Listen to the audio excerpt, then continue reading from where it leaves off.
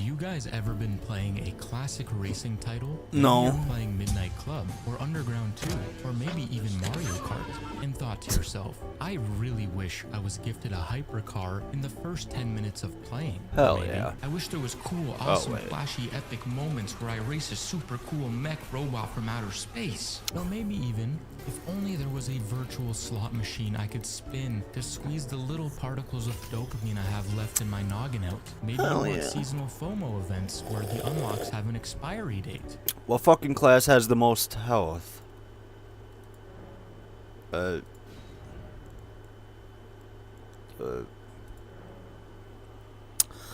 Vigor. Ooh, 15. Probably Vigor. Or, I mean, Vagabond. Oh, but I really want to do dual wielding. Oh, dual wielding sounds so sick.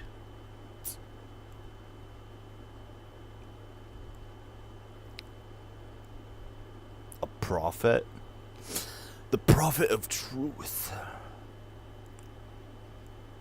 What is the prophet? Is he like a monk dude? What are those? Nunchucks? The fuck are those? Strength. Faith. Samurai. Samurai actually seems like it would go fun. Jeez, the fuck?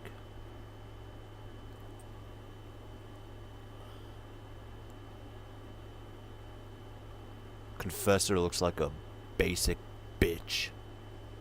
And then a wretch. Cool. A poor, purposeless sod, naked as the day they were born. A nice club is all they have. I'm a vagabond. Name. Tank Boy. Tanky Tom. Sure, why not? Tanky Tom. I don't like the way that looks. Yeah, whatever. Body type. Well, since I'm a... Oh, wait. Age, young. Wait. Can I choose my build? Like, keepsake? What's that? Medallion. Increases amber. Increases maximum health. I might do that. Well, yeah, probably that, since I'm going build. Or tank build. Shining in the eyes of the people of the land between use of gain. Golden seed wash your shores. Said to enhance sacred flasks.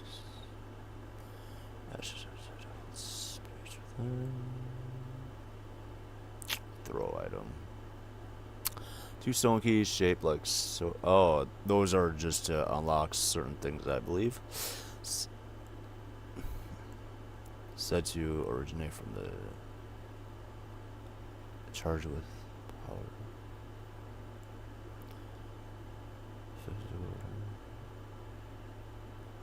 Yeah, I'm just gonna fucking yeah. All right. Choose base template. The fuck does that mean? Detailed appearance.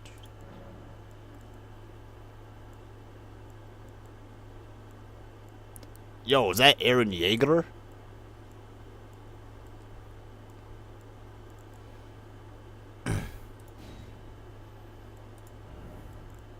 Wait, load favorites, hell yeah. Wait, this is... The fuck? I forgot. I have guts. Which one is the one that looks most like guts, though?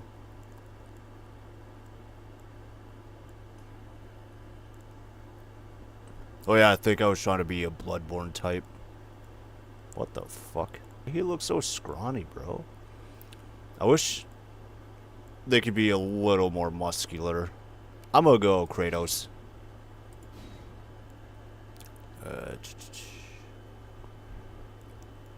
And oh wait, there we go.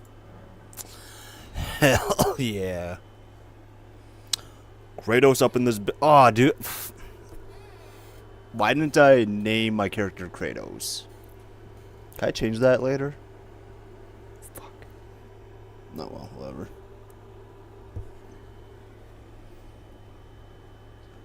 I can't hear shit, bro.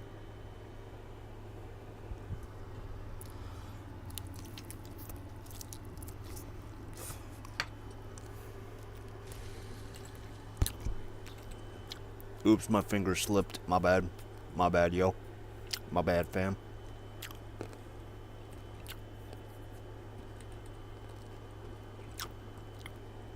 This chicken is so fucking good. I put like mango buffalo sauce on it. And it's so fucking amazing. It has a bit of a kick to it. I don't know if it's the mango sauce, because I'm pretty sure the mango sauce is like hot mango. Or if it might be the whatever salt I put on it. That's like ghost pepper salt type shit. But God, it's so fucking good.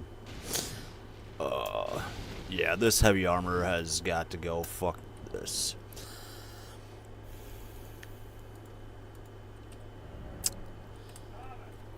What?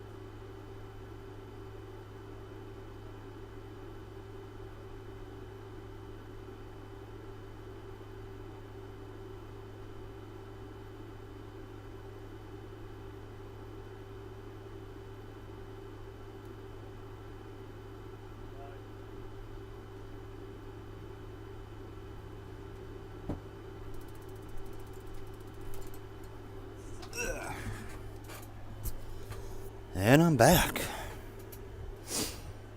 Back in black. I hit the sack. I need to know where the party at.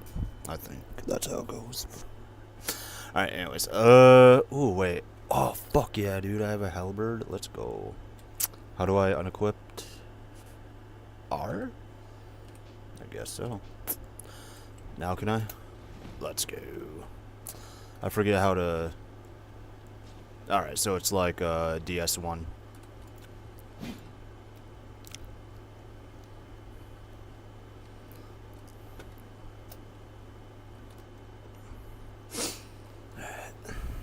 I'm gonna attempt to actually try to kill this thing. I'm most likely gonna fail, but hey, samurai, why the fuck?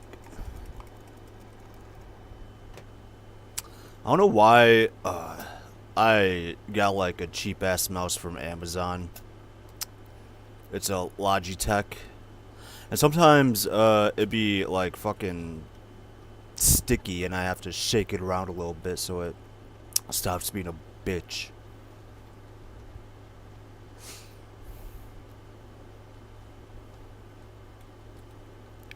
Alright, where's this motherfucker at? There he is. I want to get Dark Souls 3 so goddamn bad. I think I can do this. Dude, you suck. Okay. Okay, okay, bro. Okay. Yeah, I got this easy. Okay. Wait, oh. I wasn't, come on. I was still standing. The fuck? Bitch.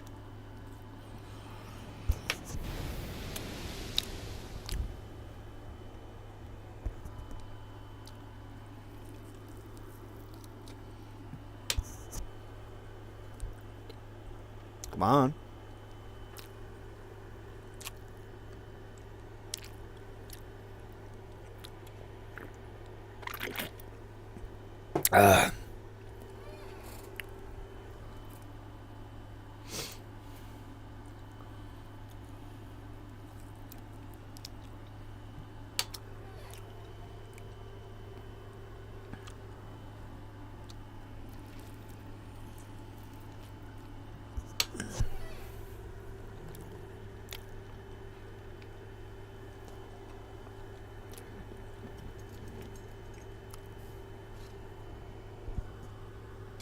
worry, Torrent.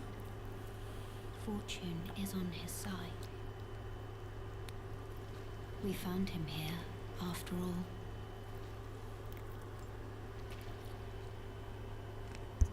My lady?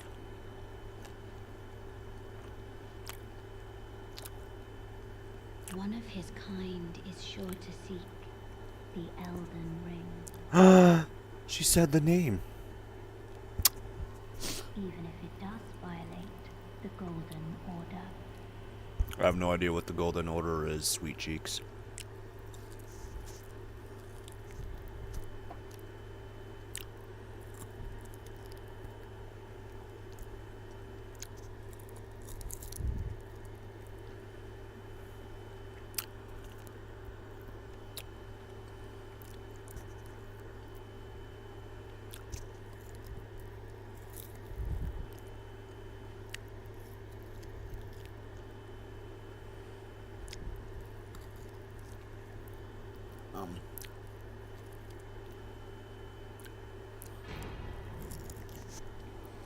Last night's Crimson Tear. Nice. Flask of, I don't need that shit. I don't want that shit. I ain't no mage. I ain't no soft boy mage boy.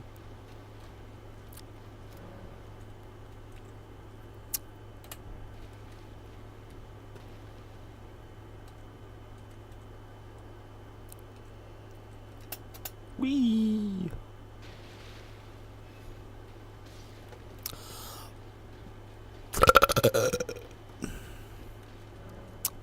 Bro, come on.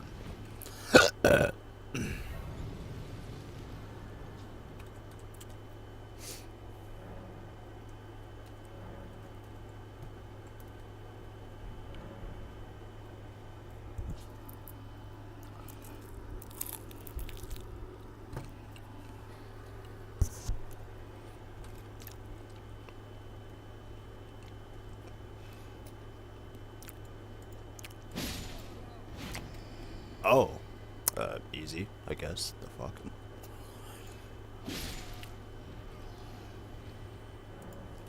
Stop it. Stop.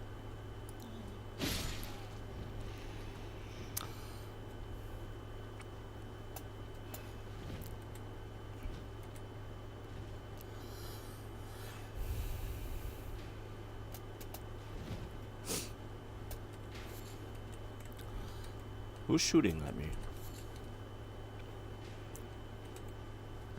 Oh. Oh. Hello, friend. That's not what I wanted. How do I kick?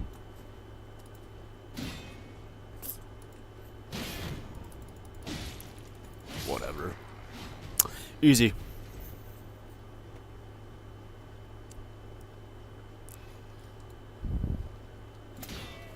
You suck. Oh god. Ooh.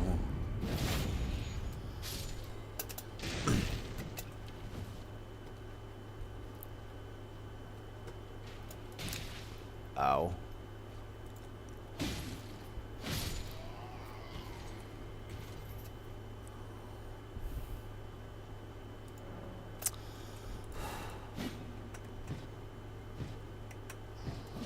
Oh! I've never really parried before. Oh god, I'm so good. Swing, bro. I'm over it.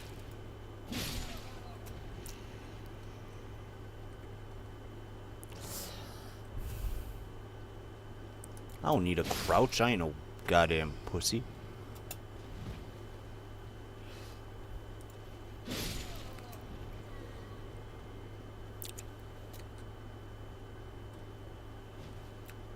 I might need a crouch. How do I crouch? C. No. Fuck. Oh no.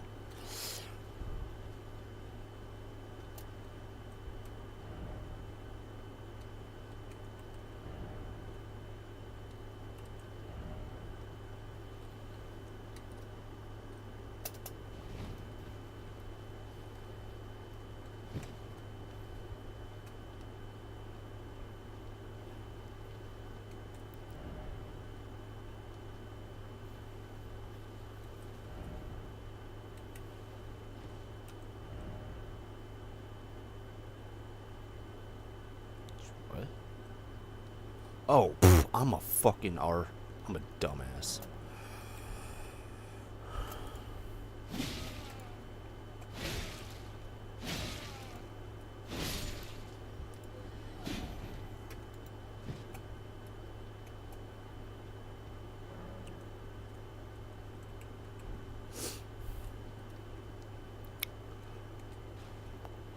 Glug glug.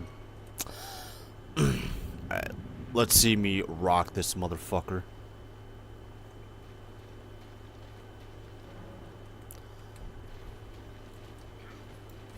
Jesus, dude. Oh, what the fuck?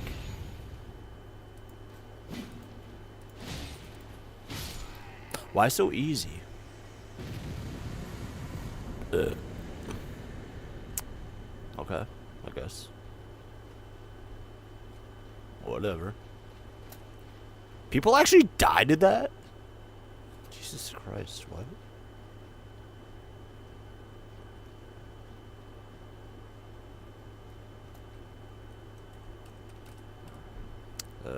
Now what? Now where? Now who? We.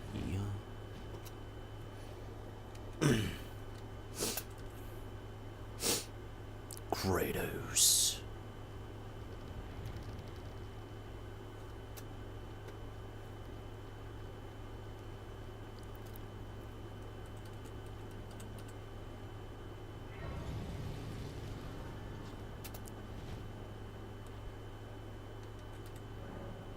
I don't have a. Yeah. Was he pulling that out his ass? Like, literally, dude? Like, what? Cooper. Use harness for line. Fingers, yeah. Okay. Poggers. Okay. Hey. They gave me a freebie. Let's go.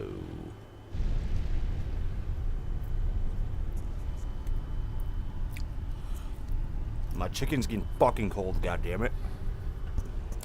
I don't know why I decided to start streaming right when my food got done, but whatever. Should have ate first, but whatever.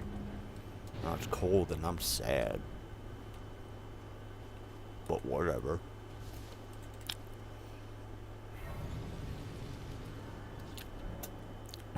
Hello, hello, friend.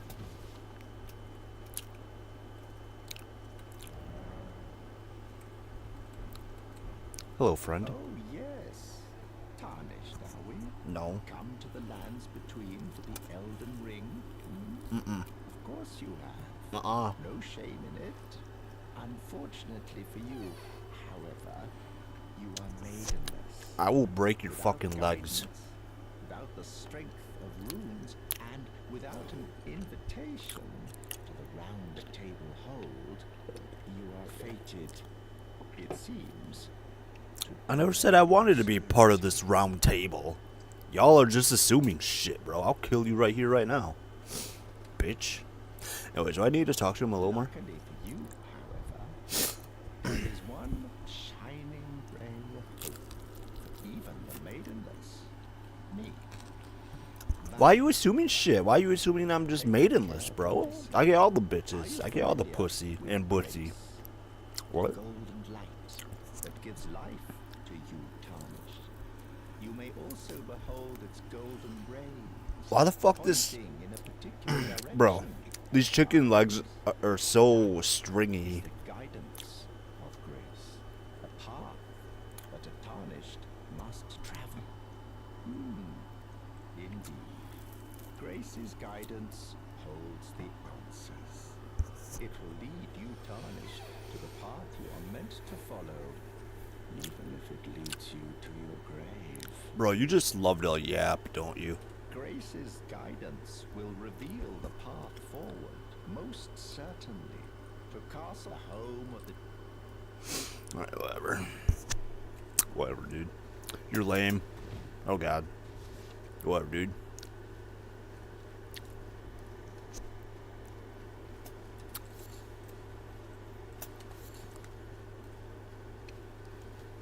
I want Torrent, whatever its name is. Or wait, oh.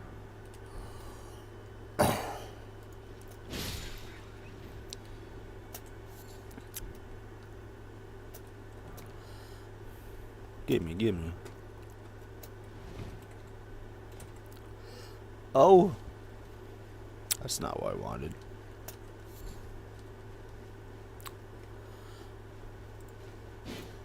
Or wait, it's glowing one. Yeah, if they're not glowing, then yeah, whatever. Ba ba ba ba bitch. Ba ba ba ba bitch.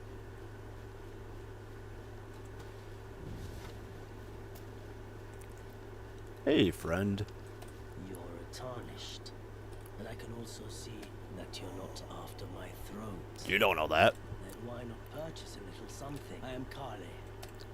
Hello, Kale, Kale. I'm just gonna call you Kale. Cause fuck you, that's why.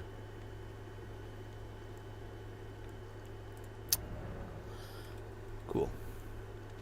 How much do these sell for? 10? No. 10, 10, 6. So, 60.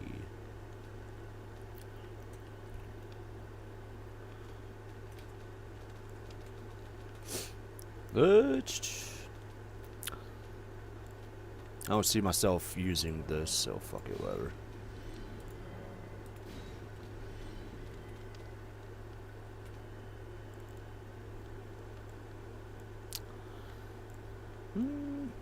Sure, I'll sell it. Why not? Cannot sell current. Oh, wait. My bad.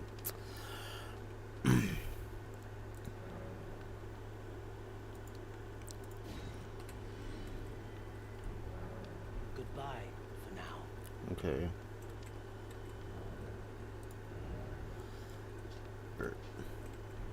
What is it?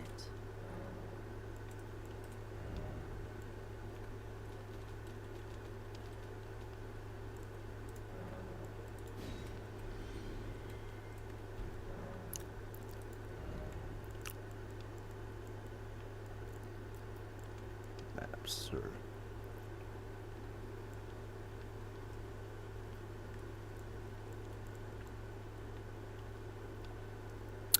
I don't know if I really need or want any.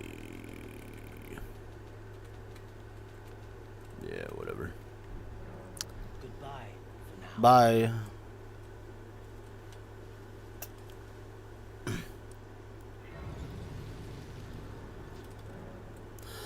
There's your map. You can instantly travel to. Cool. Epic. Hurry up. Or wait, how do I flasks?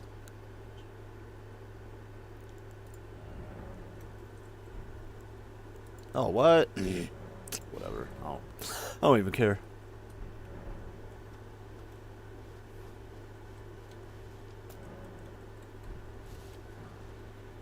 Nice.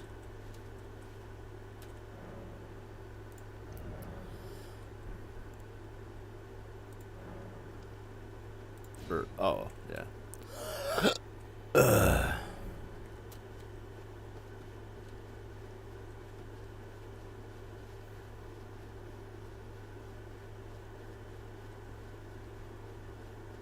Or wait. I'm a fool. I could probably level up right now.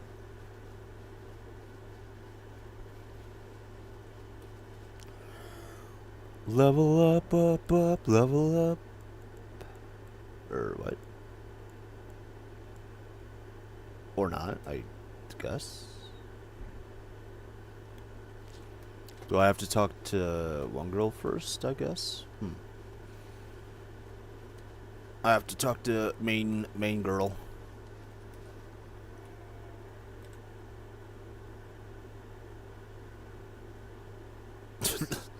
Okay.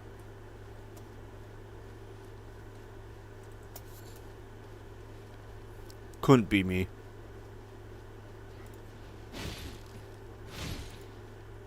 Couldn't be me.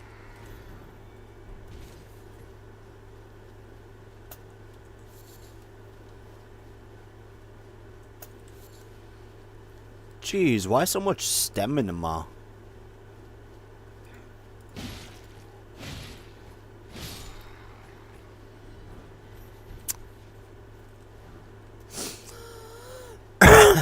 Oh shit, I guess, dude, let's go.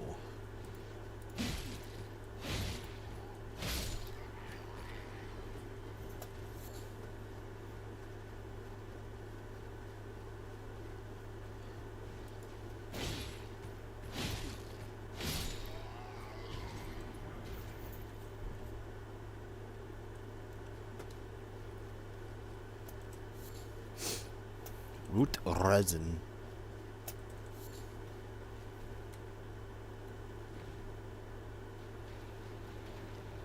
Hey, yo, why they looking like that one egg thing from Boyzerk? Can I kill them? Ew. Oh! Jesus, ew. Ow! Fucker! Get the fuck down here, bitch. Nah, you wanted the smoke. Don't fucking be a pussy now. Come on now. Stop toying with me. Stop toying with my feelings.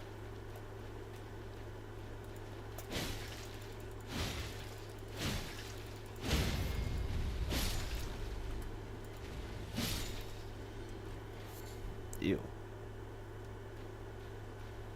Oh. Oh shit. Stupid, I can't roll them around. That'd be funny. That'd be hella funny.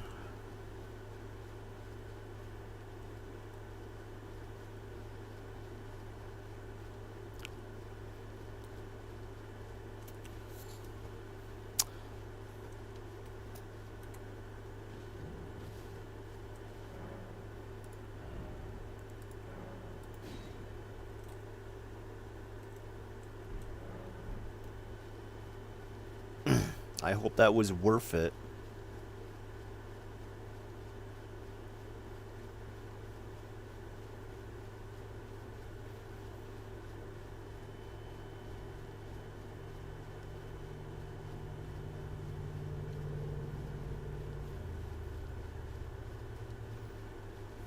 Or how about, I wish there was really...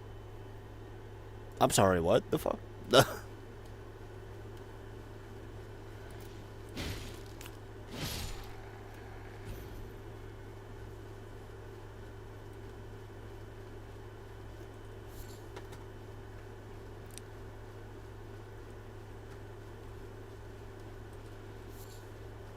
Yo, get back here.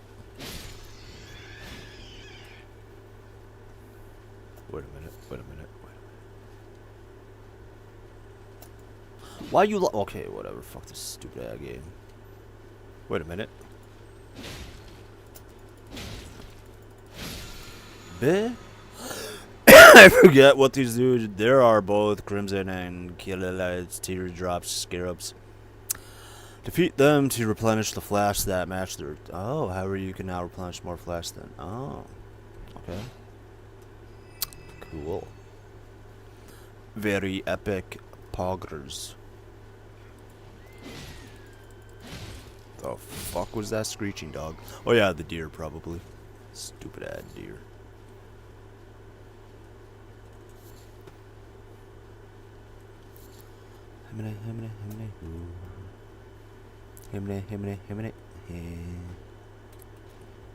Why? I didn't fucking mean to press that. God damn it.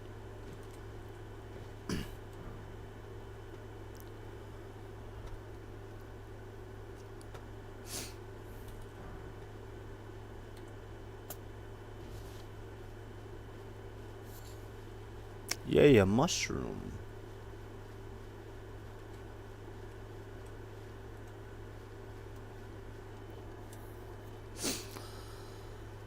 Na, na, na, na, na, na, na, na.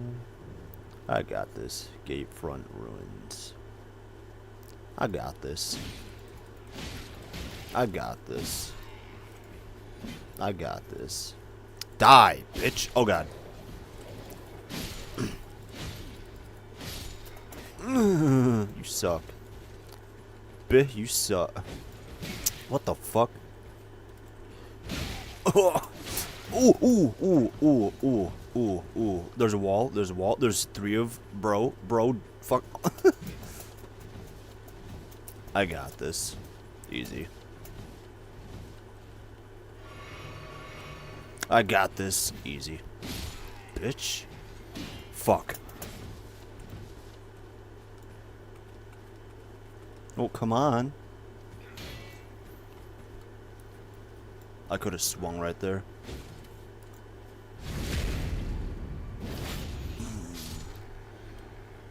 Backstabbing just feels so weird on mouse and keyboard.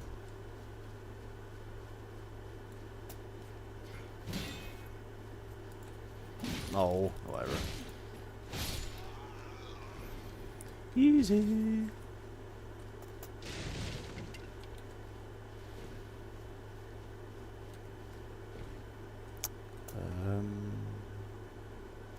It's raining. Cringe.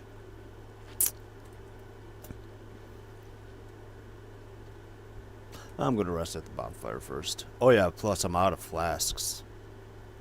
Epic.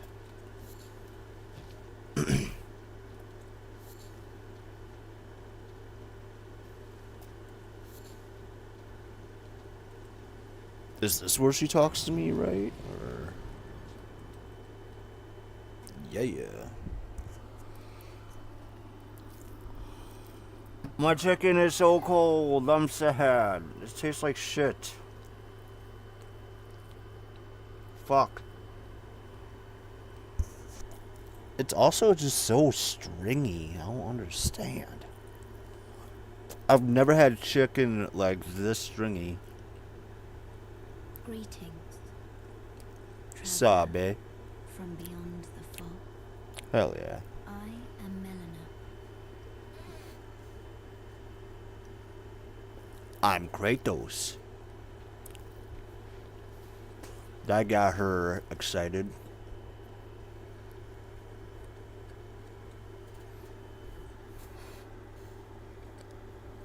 I offer you an accord. I don't know what that means. Have you heard of the finger maiden? Is that a little pump? Fingering They maidens? serve I'm down. two fingers. Two offering fingers? guidance and aid What does three to fingers the do then? tarnished. But you, I am afraid, are maidenless. Dude. I can Why place y'all you just in keep assuming shit? Oh, okay. turning runes into strength to aid you in your search for the Elden Ring. You need only take me with you Okay.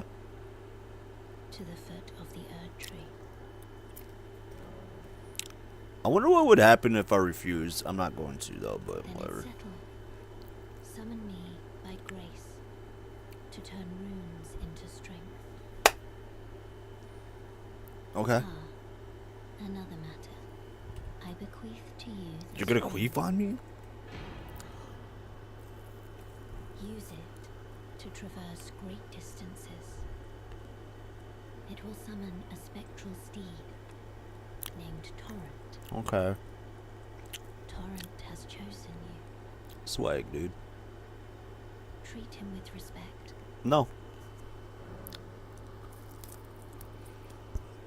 I never treat my hoes with respect.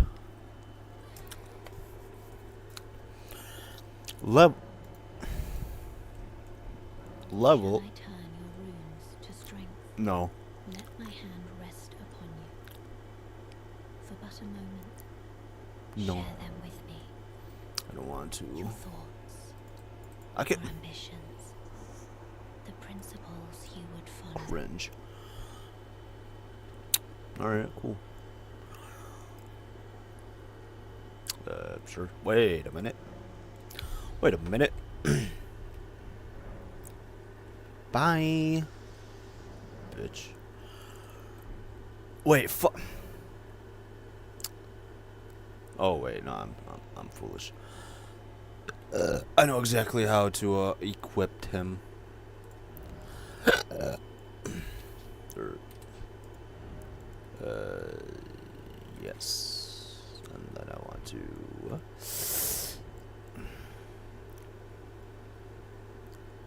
Wait. This gives me souls, right? Tarnished when used to write messages, create a summoning sign for group in multiplayer. Huh. Alright. How do I? Shit. Uh-oh. Fuck. So I can't just, wait. Oh, it's fucking arrows? I don't know if I like that. Oh. So that's not what that does. How the fuck do I thought...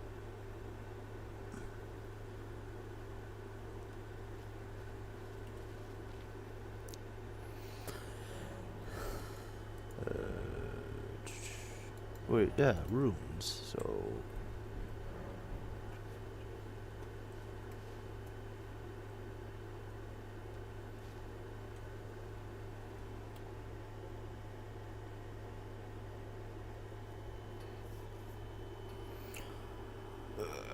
Google, here I come all over your face. Hurry up, god damn it. Elden Ring runes.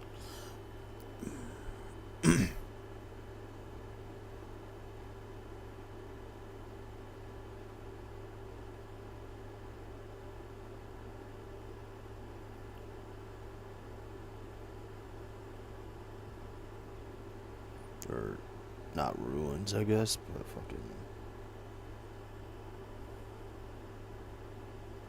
The fuck are they called again?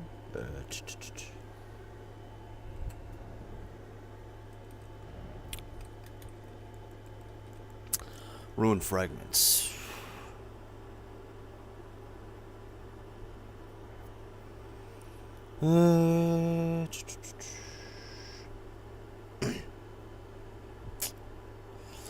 Rune fragments is a dual-purpose item categorized as both crafting material and consumable. How do I consume it? These faintly glow stone shards are chunks of the ancient temple that fell from the sky. From the crafting component, it serves as basic ingredients for essential utility like rainbow stones used to gauge full distance safety. Enemy lure, you can equip them to your quick item bar and throw them at enemies. They deal, but are highly effective at drawing single infantry. When browsing in your command slot or hotbar, they appear under tools. Because they can be thrown, however, when looking directly inside your main inventory menu, they are categorized under crafting material. Alright, so...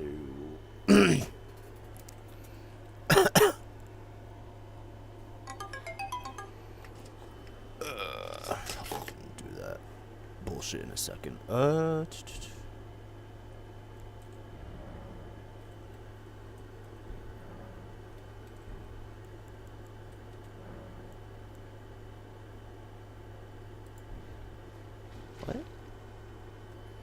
How do I fucking consume them? Okay, well now I'm just fucking wasting them.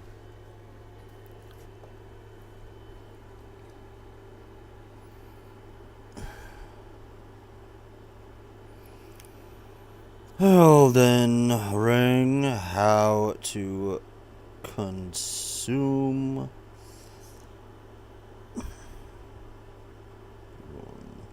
fragments. PC. You cannot to gain. Wait, what? Could have sworn it just said it. I could, as they are not a currency item. Instead, they function as.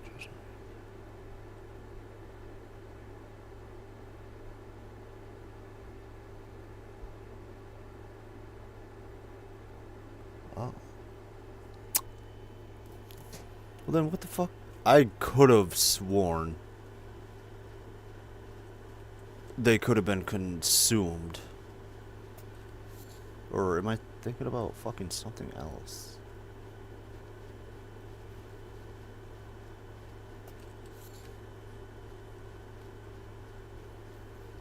Well, shit, whatever. Torrent. Alright,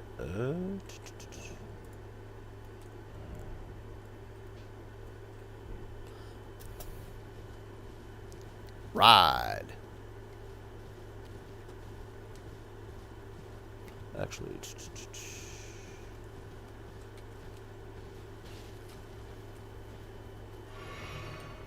wait, I could have swore F was to get off. How the fuck do I get off, bro? Wait. Fucking wrong button, holy shit.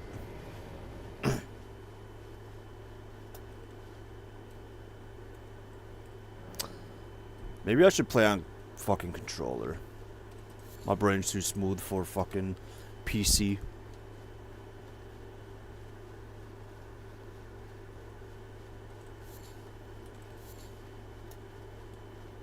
Yo, what up, fam? Okay. Okay. Okay. Okay.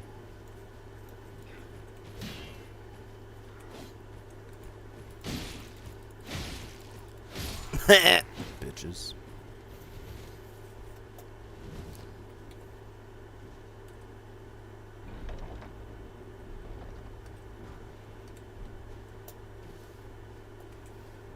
That probably does. Not even close to as much as... I can't even use it. Yeah, nah.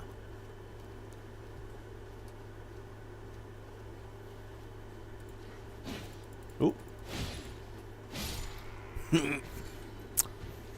Where's the dude, the trumpet dude? Where he at, yo?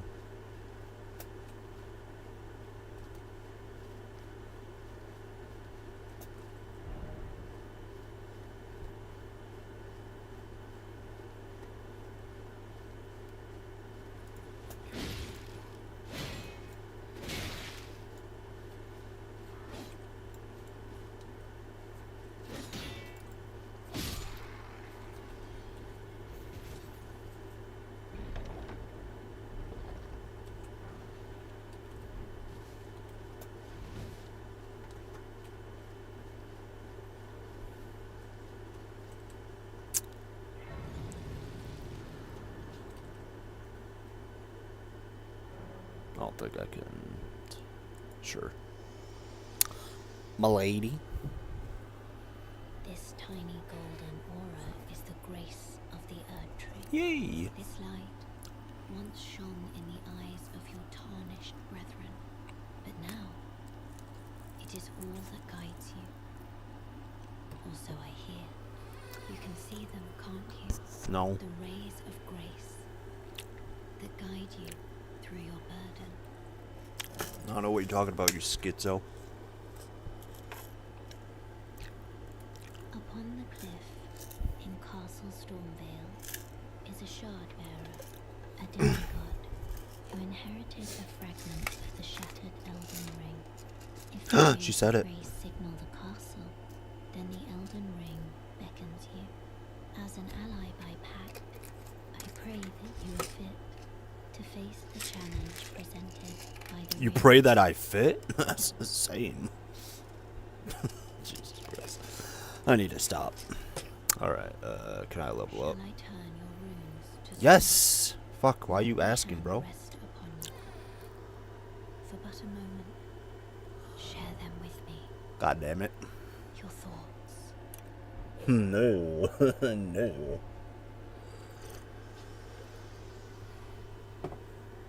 Let's not share my thoughts. How about that?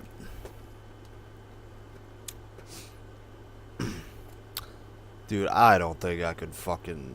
Nah. I'm gonna fuck around and just try to attempt this one mini boss over here real quick. Get my ass kicked and then rage quit. Dogs. A durr. Fucking bitch. Another durr.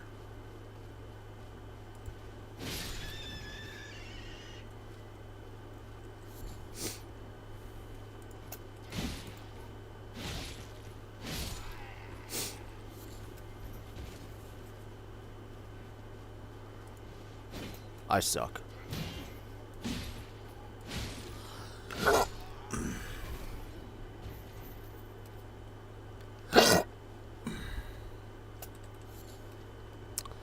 Yay, mushroom.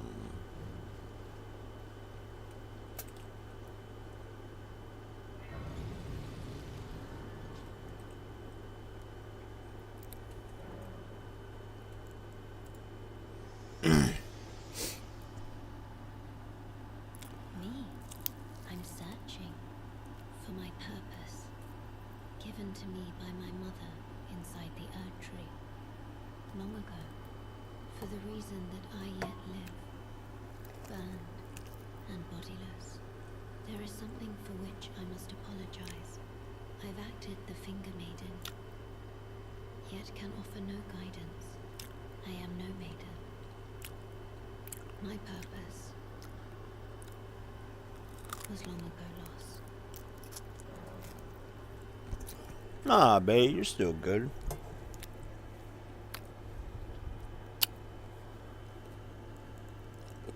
Sword chest. Nah.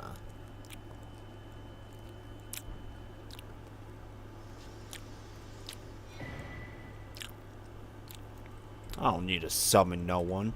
Get the fuck out of here. I ain't no bitch. I am scared though. But I ain't no bitch. Ow. Oh, okay. Bitch. Whoa, brother. Whoa, brother. Sit down, boy. Cracked pot.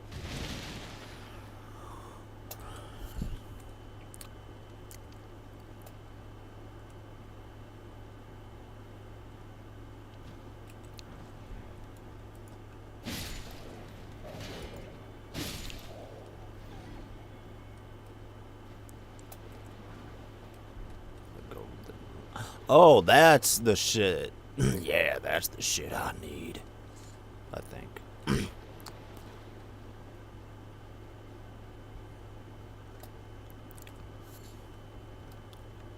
Wait, where am I going? Hello. Okay, didn't actually try to do that, but okay. What? Oh. I forgot what butterflies are for. I didn't pat the head and then... You're a fucking liar. Why are you lying? Look at all these dumbasses. Didn't expect a hidden path, or could this be a dead end? It's a fucking dead end. Fuck off. Retards. Let there be dog. Stomach? I don't get it.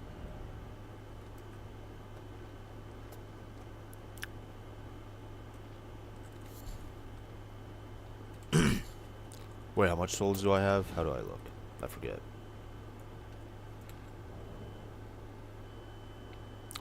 Yeah, I'm gonna fuck it. I'm just gonna level up real quick.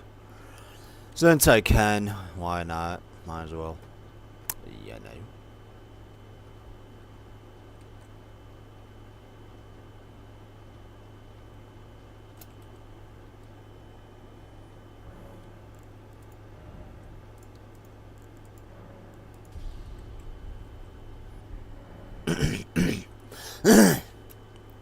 Let's go, Kratos.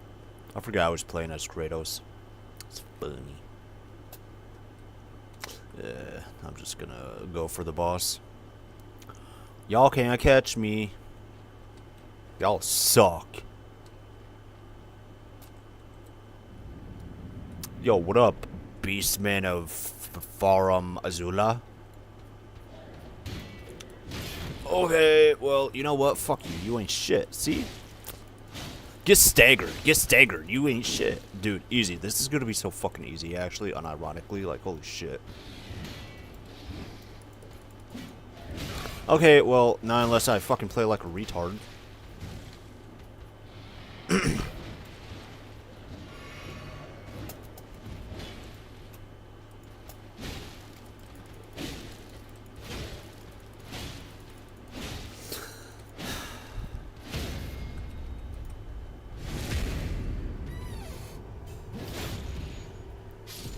I just do it. I just do it. I don't know how I do it. I just do it. I just be doing it, you know? I just be doing it. What the fuck did I just get? Or no. Fucking wrong button. What did I just get? Oh, nah.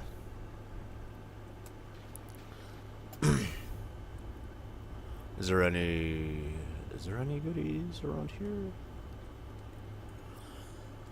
I'm gonna go the long way, kill a bunch of them wolves, and then get a little more souls, and then I should be good. Give me the boss. I want the boss. Yummy. Fuck you. Hi! Did you see that? Did you like that? Why is my mouse is being cringe. God damn it. Get the fuck out of here, dude. Don't whine, please. You're making me feel bad. Ow. Ow. Ow.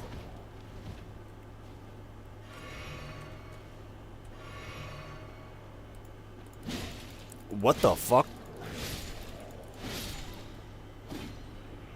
Ugh. Don't. Fucker.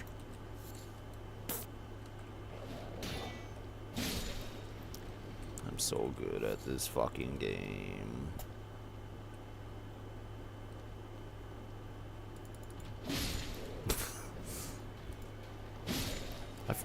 Something about this just feels so wrong. But it's okay, though. They're gonna be back. They'll come back. They always do.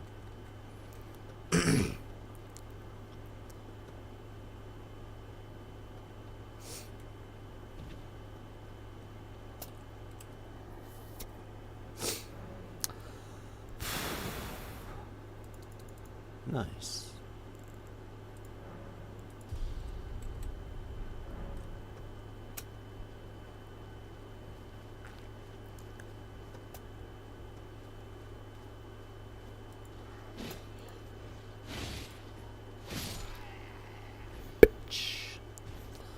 Alright.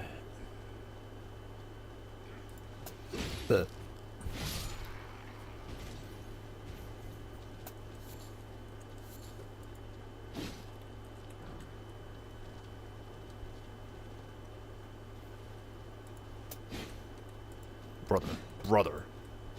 Yay. Fuck you.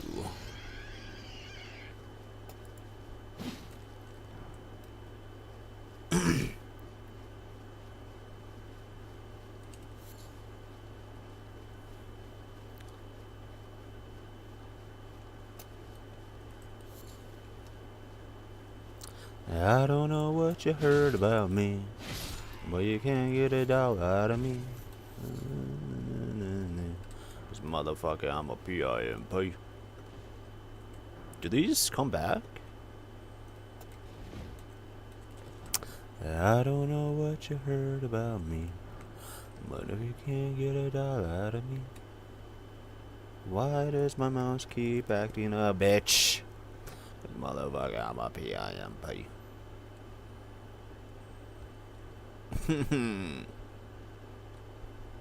Kill the infantils.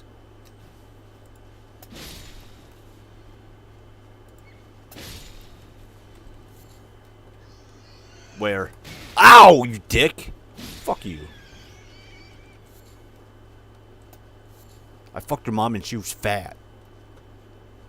Bitch. Isn't there a dragon like down here? Should I kill it? I'm not even gonna say it. Should I try? Should I just kill it? Nah, I'm good. Huh? Birds! You lucky son of a bitch. Well, yeah, if I get the foot and then make a golden foot, I think that gets me more golden runes or whatever the fuck. Okay.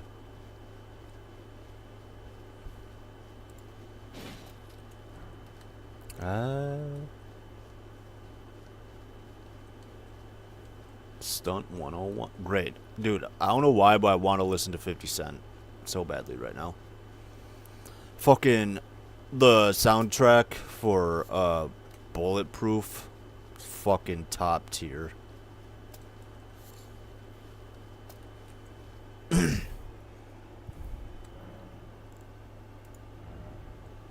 Jesus Christ, I'm not even close to being able to level up. If I were to,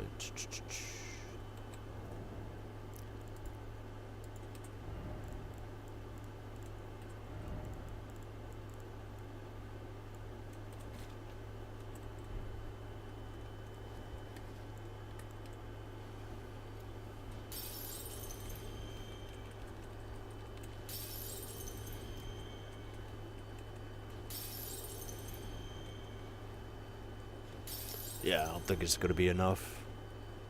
But wait.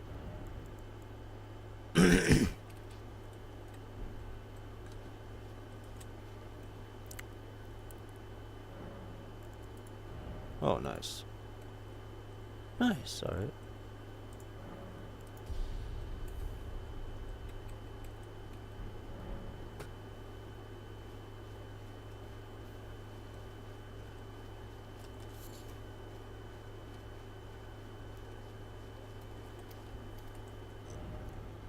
Oh, it's right there. Fuck, it's in the middle of... Okay, well...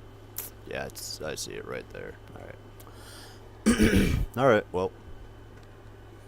Guess I'm doing this. Yo, what up, dog? Get the fuck over here, pussy. Yeah, what? What? You think you're hard? Get the fuck over here. Nah, get away from your boys. Okay.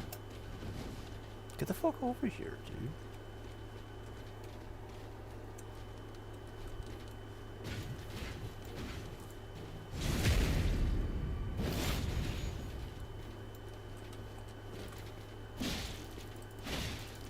Get fucking staggered on. Okay, okay. Get fucking staggered on. Ho. Yeah, jeez, so much blood. God damn. Fucking Christ. I don't remember this game being this bloody. I like it, though. Yo, dog. What up?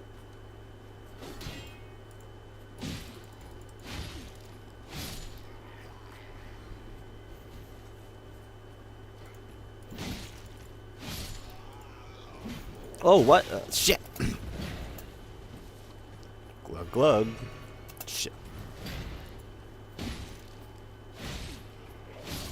Oh. Okay.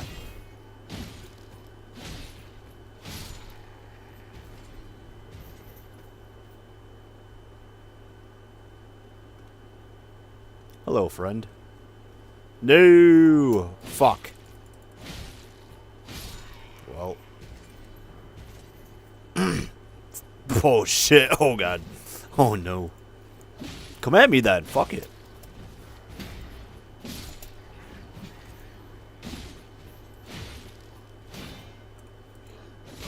Okay. Okay. Why there's so many of them?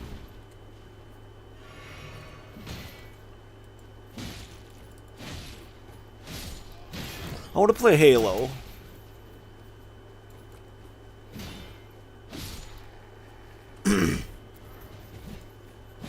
Oh god. I've recently been watching a lot of Halo modded content, and it's gotten me really feeding for some Halo mods. Oh, fuck. Dude, I am just a force of nature. Just penetrating these mofos. All day, every day. Jesus Christ, the fuck is... I need that weapon. What the hell? Yay. Do I have to actively use it to, I forget how it works. I know there was more. More people. Let's go. Come on.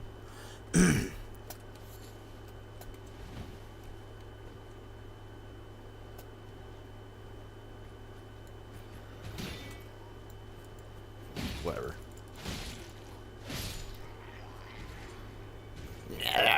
Shut up.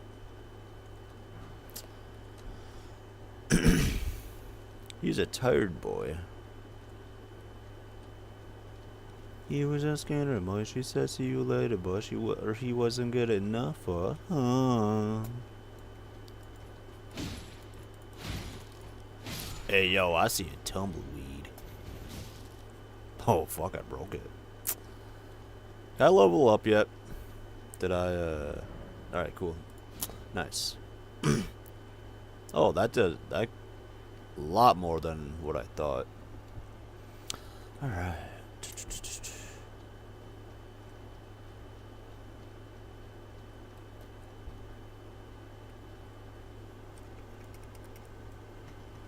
Isn't there, like stairs I can go down? Vanquish enemy groups. An enemy group will replenish your nice. I think I knew about that, but forgot. The number and type of flask to be replenished varies depending on your enemy group. You cannot replenish. Okay. Well, that's fine. That's cool. So I killed everything here. Oh, nice. Let's go. Oh, okay, nice. Be something good. Be something good. What the fuck was that? With Wystone knife you can use ashes of war to grant your armaments new skills outside of grace. An armament can only have one skill. Any skill it previously had will be removed. An armament's type determines what skills it can have. Some special have unique skills that cannot be granted new ones. Poggers, bro. Adding infinities. With the Whetstone knife, you can use Ashes of War to grant infinities to your armament at sites of grace. This way you can alter an armament attack infinity boost or an armament type determines what infinities can have some types amount per blah blah.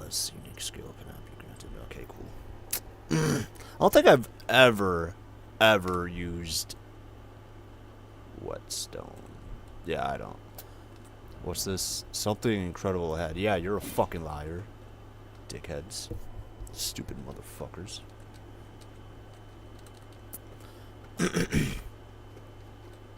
Alright. How much?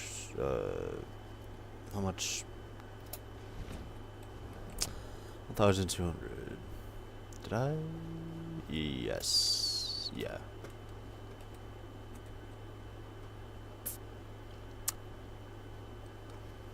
I kind of want to fuck around and get the great sword, but yeah, maybe not right now. Actually, fuck that. I might actually just stick with my oh shit. I forgot. Excuse me. A lump of flesh. We love that. We love to see it. Why am I not using my horse? Why am I not riding Torrent? Oh, God. Oh!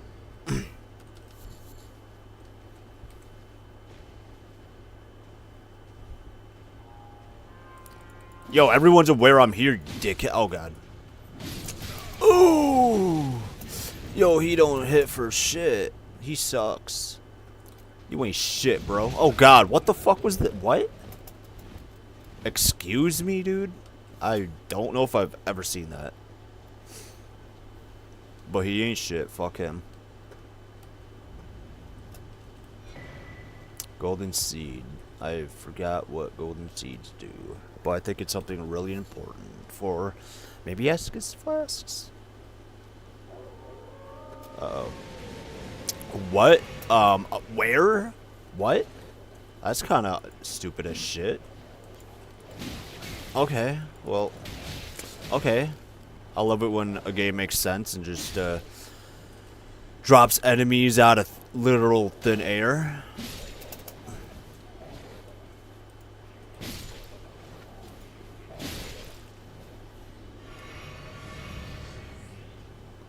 Like, what? Okay. They're just jealous they made endless.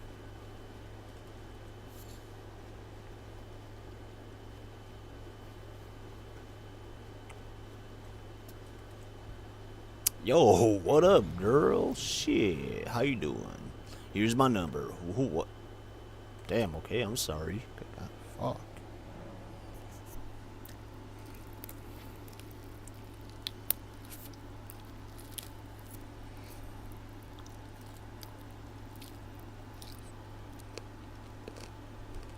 The fuck is up with this chicken, dude?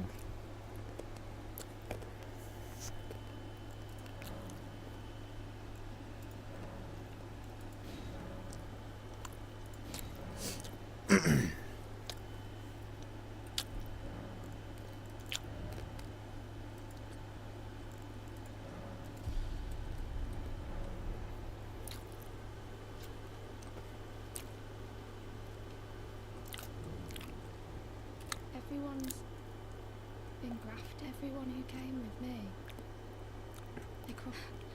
only to have their arms taken, Oh. their legs taken. Even their heads taken If and stuck to you spiders. you're grafted by a spider, you become a chrysalid. I have no idea what that is, dude. When you think about it, I don't know what a lark is. Sitting side. Hey, that's a song.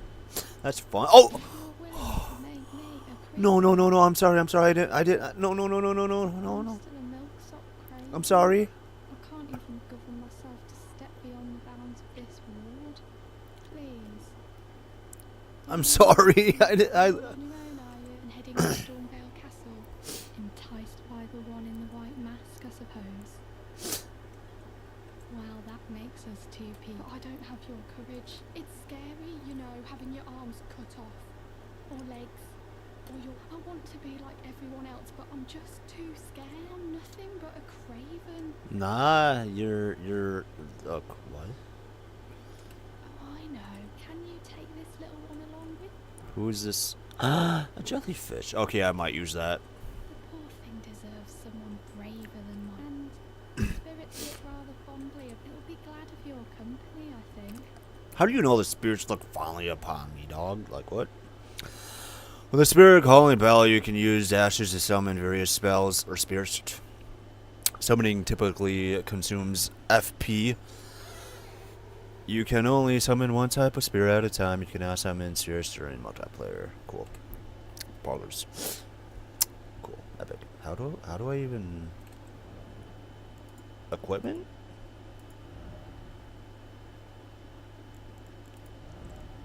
Oh.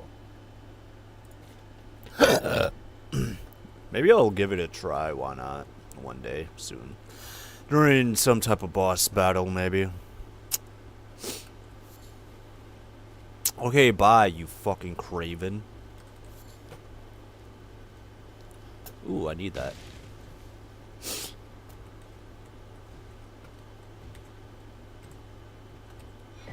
Oh, nice.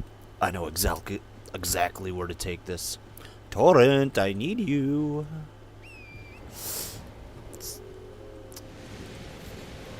Yo, fuck off. Why don't I just teleport? Yeah, fuck that. God damn it. Where are they still chasing me?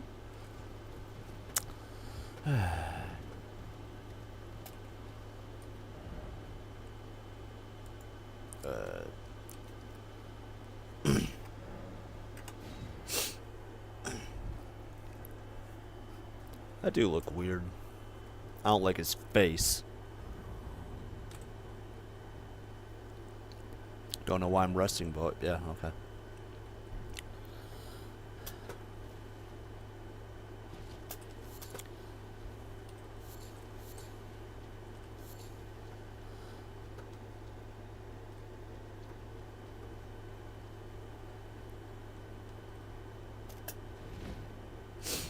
I was thinking DS1 and I tried jumping with the spacebar.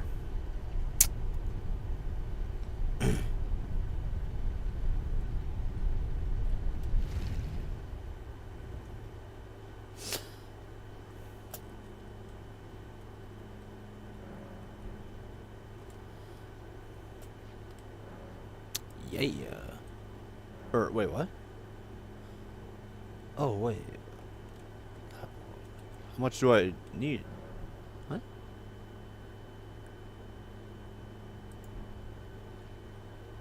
Do I need to equip it? I grabbed one, right? I'm so confused. What the fuck?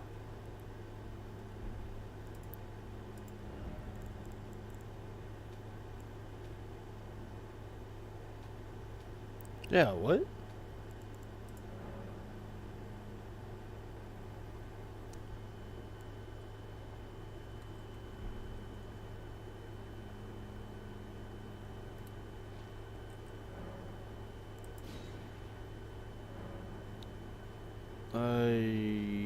Okay, I fucking guess. Wait, stone sword. Yeah, that isn't that what? Stone sword.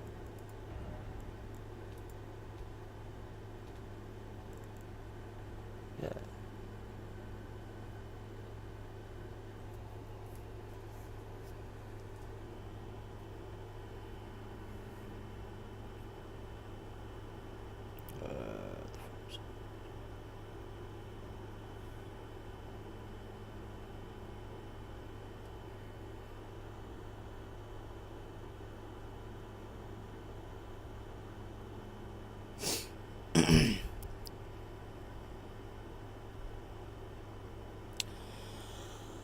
Limited consumable item used to break the fog seals on imp statues. These statues block off optional dungeons, rare equipment rooms, shortcuts, and ever goals. Lands between. There is no need to hoard them too strictly. The game contains roughly 81 keys, but requires only 47 to unlock every single seal in the playthrough. Meaning you can easily find more than you will ever need. If you need keys right away at the start of the game, you can find 3 highly regenerable runes found on a corpse inside a small ruin tower guarded by rats. Stonehill Shack found on corpse resting. I think that's the one I got. Bridge of Sacrifice located on the corpse, resting just beyond the large ballista on the bridge leading south to the Weeping. I don't know what the fuck any of that is. I don't know, whatever. To be what it be. Can I teleport from here?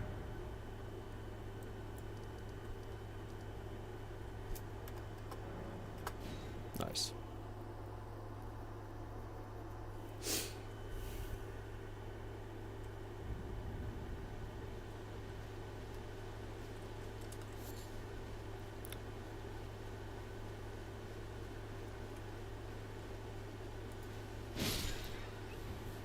Not sure why I'm doing this, but okay, what the fuck?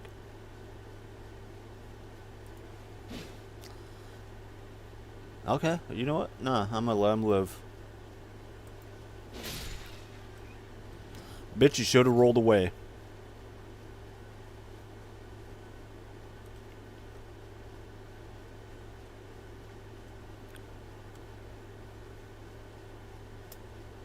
Hello. Let's be friends.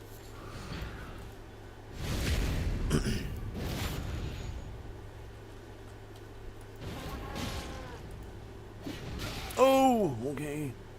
Stop.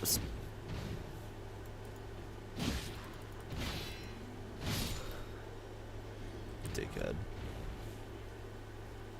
Ba-ba-ba-ba, bitch. Ba-ba-booey. Oh, another one. Another one.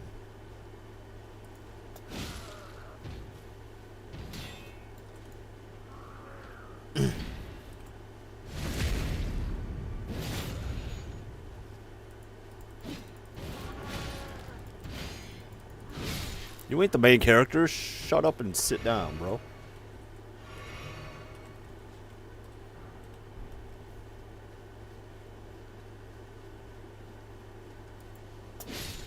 Jesus.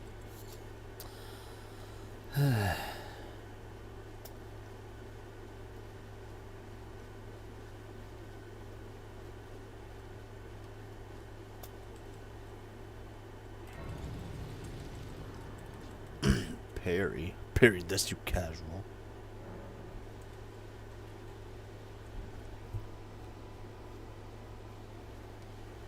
Hello. whoever you are. Seen you before. Nope. Name's Bernard. Tarnish, let me ask you something. Are you here in the lands between to take up the... Does your faith in the guidance of grace hold despite the collapse of the god? No. My faith holds firm. Yes, you're a tarnished through. Takes me back.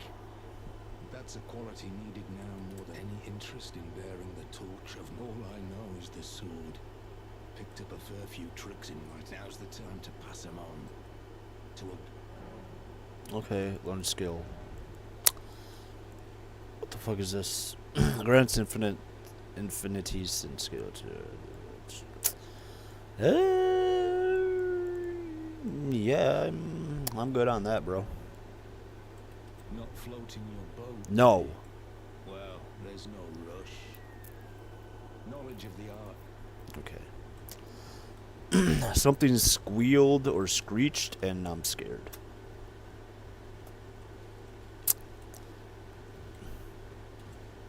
What's this?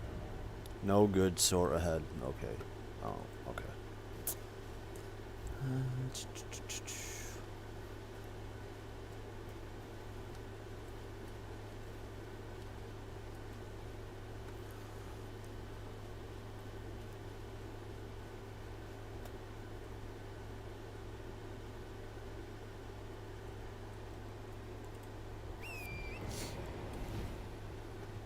Oh shit. Yo, what up, dog? I'm a YOLO. Why are there so many, bro? Goddamn. I don't know if I want a YOLO.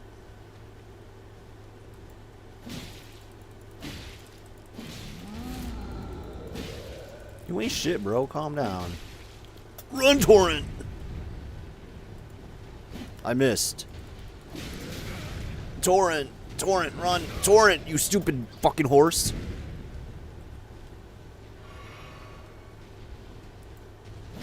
I hear another one after me. That's cool. I'm out. Bye. Run, Torrent. Damn it. Damn it. Damn it. There we go. If I can't kill the giant, at least I get to kill that. Alright. Oh, fucking... Torrent? Bro, what? Really? Okay, whatever. Fucking dickheads. Yo, what up, dog? I'm so mean.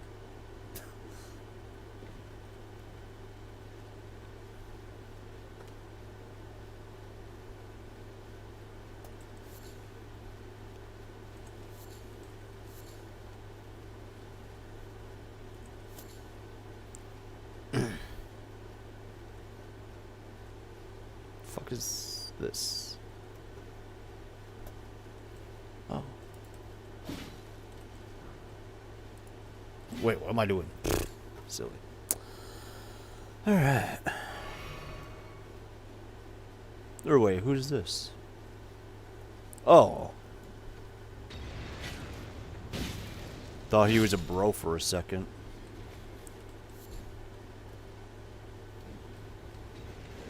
Oh god.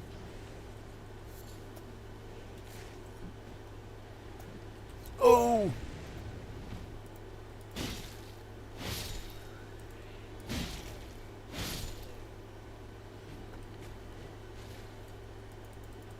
What the fuck is this thing?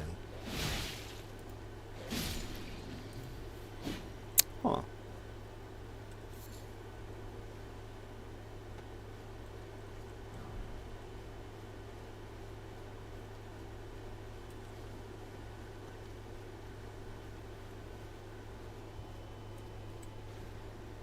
Wrong button.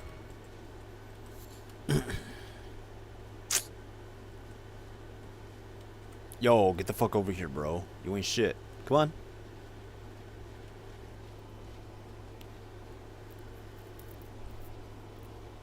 Oh shit. Oh shit. Oh shit. Where am I?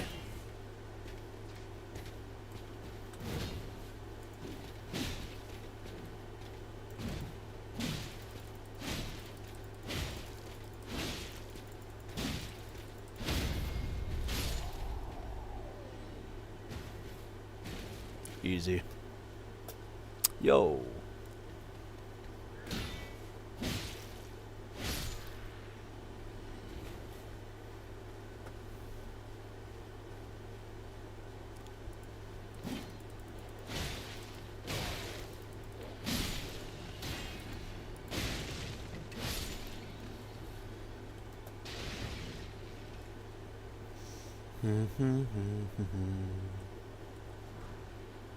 Nice.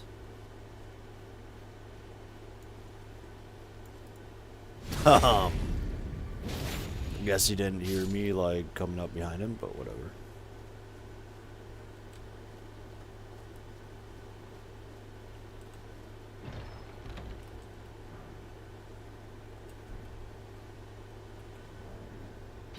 Oh shit. Oh shit. Oh shit. What the fuck? God damn it.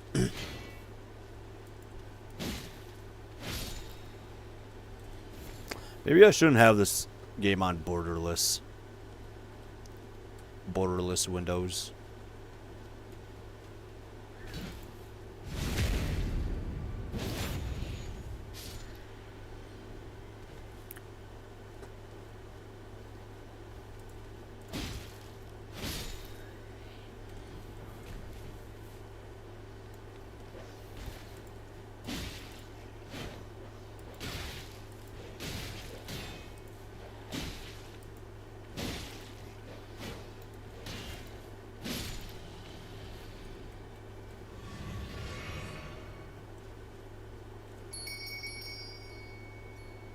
The fuck was that? The fuck was that?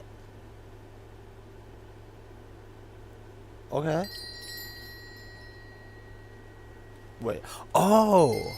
Oh. Alright. Alright. I was hella confused for a second.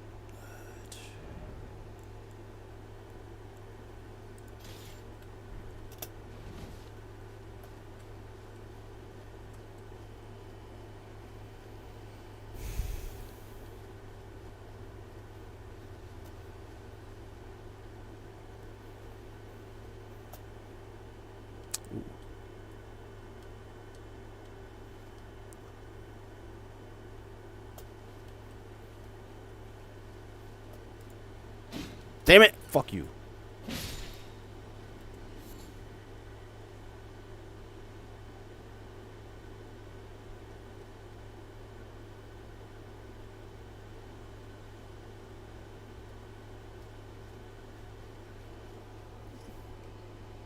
Huh? The fuck is that? Kill it. Whatever. What's over yonder? Jesus?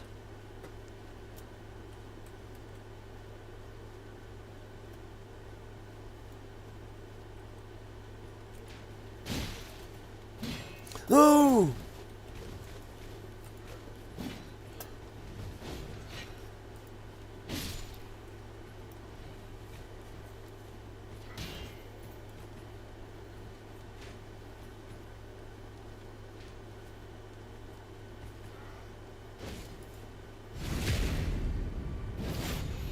Y'all see that? Okay, well.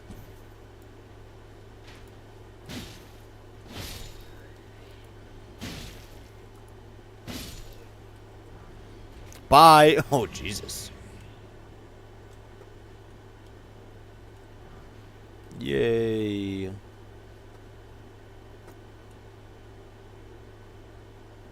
Alright. Oh, torrent.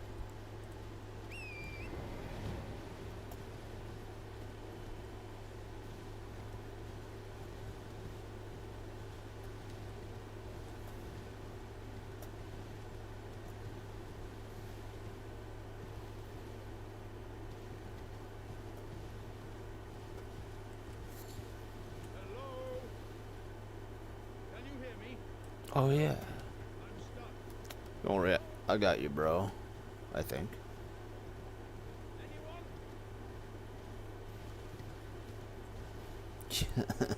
What's up, dude? Like, shit. Oh, my stars. I am an as you can see, I'm stuck here. Please, can you help me out of this? Probably fucking not, dude. I don't wanna. But I will. My thanks. 1,000 thanks. Just give me a good smack from the rear. Something nice and big. And I'll pop clean out, I'm sure. Don't dally. There's no need to fret. I'm very well trained. Give it your all. Oh. So I ain't gotta be. So I can just be rough with it? You want me to smack you in the back with something big? Okay. Take it. Take it, you fucking bitch. Fuck. That was hot. Are you satisfied? Well played, good sir. Though that mighty wallop of yours almost spelled the end of me. Well, I'm out now. That's what counts. You're so gangster. Thank you. And as a token of my appreciation, I'd like you to have this.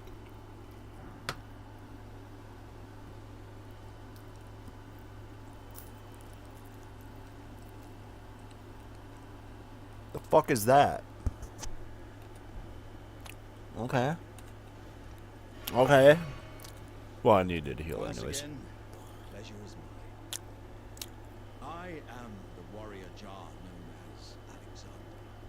I and I journey to the east, where I intend to further my education in the ways of war. And beyond these lands lie the scarlet, rot-blighted Caelid, and upon their southern edge is Redmane Castle, in which a festival of combat is being held.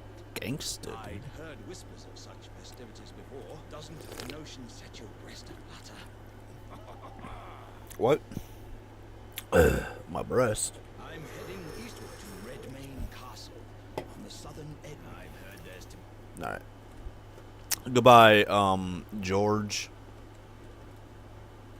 Whee! No fall damage? Let's go. I remember you. You're fucking terrifying, yo. Isn't there a merchant? Maybe not. Alright, I'm gonna level up, then I'm gonna beat the shit out of this dude. I'm gonna just fuck him up.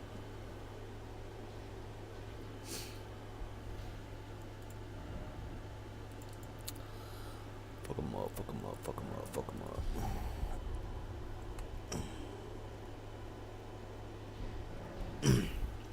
Alright. Time to go do some killing again. Yo, what up, bitch? You ain't shit, ho.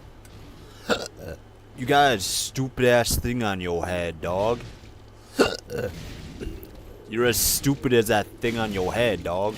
Oh shit. Okay, well. Yeah, see, you don't even know where I'm at, ho. 117, let's go. Yeah. Fucking like that, don't you, bitch.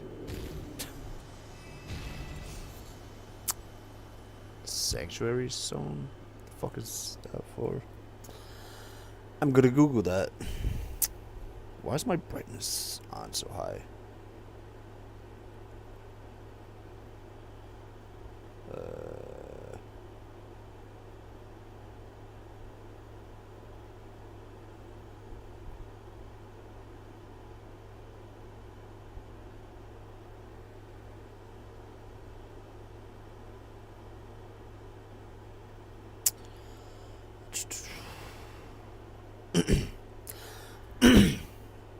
Sanctuary stones are primarily used as a crafting material in Elden. They're required as warming stones, generate warmth and fucking okay, whatever. I don't care. Okay.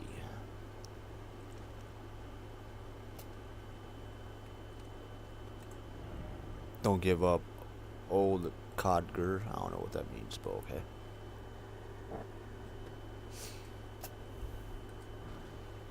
Nice. Gangster gang. Limgrave. Oh yeah, he's right here. Hello, friend. I love you. Oh, gee. I'm sorry. You might, terribly sorry. Are you here as a customer? Sure. Or, you know, a lover. Oh, shit, mate.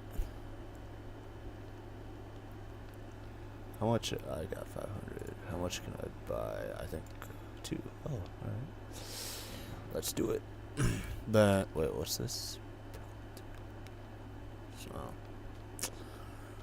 and then, sell shit. I'll fucking. No, I'm gonna keep that. And it's a faint light from the location of. I'm gonna keep that.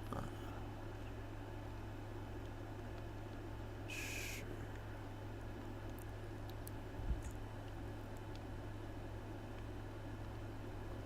So I can just. All right.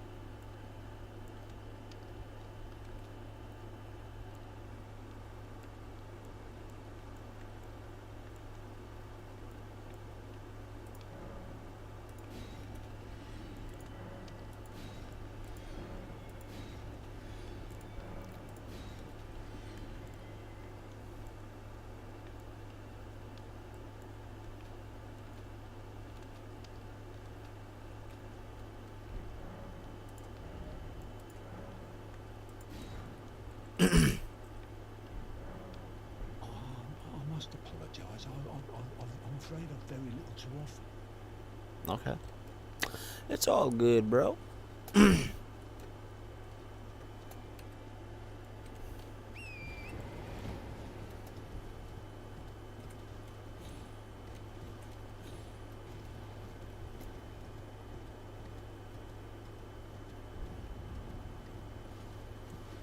Fuck you.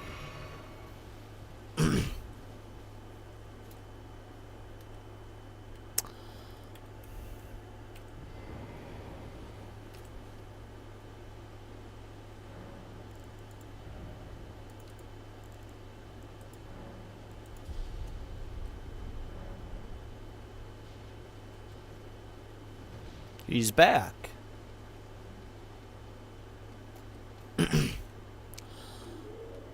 Hello, dumbass.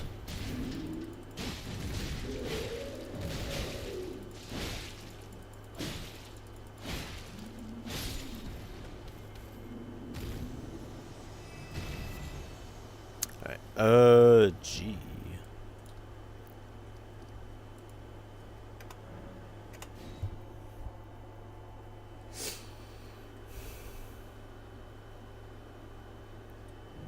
This is not where I fucking want to be. What the shit? Silly me.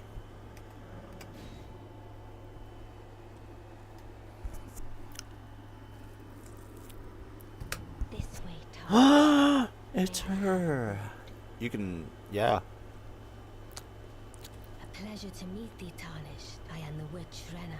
I'd heard tell of a Tarnished hurtling about atop a spectral steed, and upon looking into the matter, the talk, I surmise, is that thou art possessed of the power to call forth the spectral steed.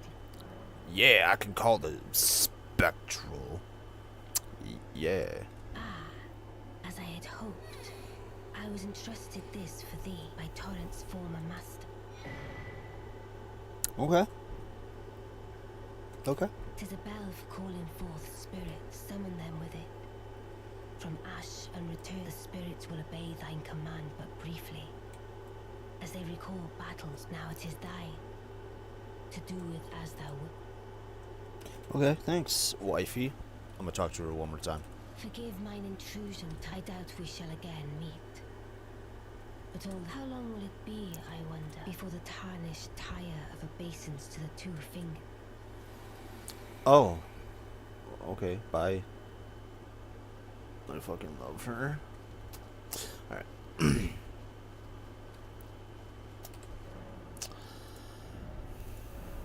Yeah. How much more? 6. Epic, dude.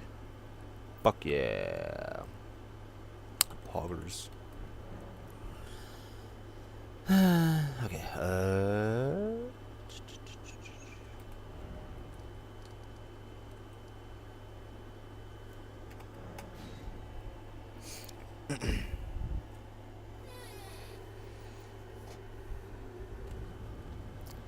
I'm just gonna run past, bro.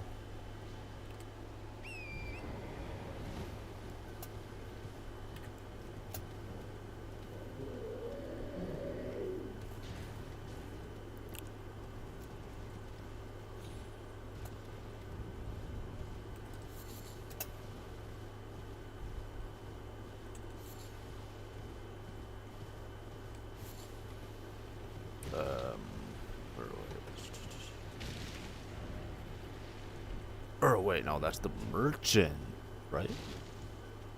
Yeah, I'm pretty sure that's just the merchant.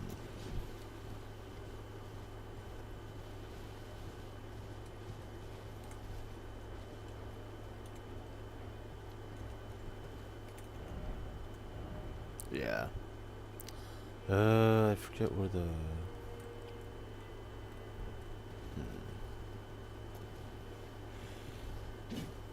Don't fucking touch me.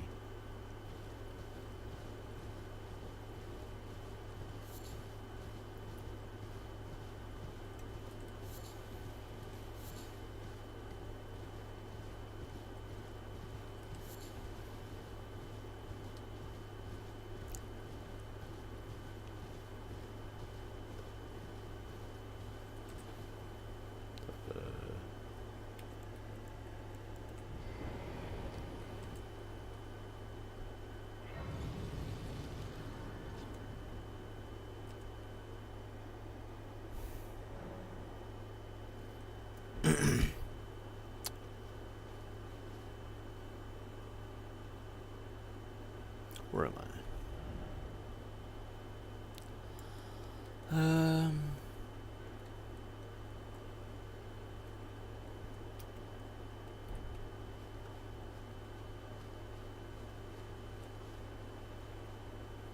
I think I could kill that thing.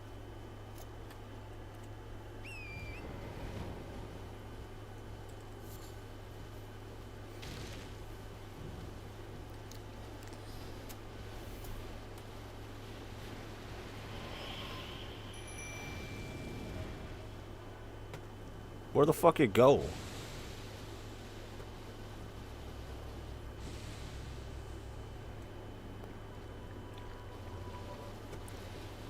What? Dude, where the fuck is it? Oh. Why way over here?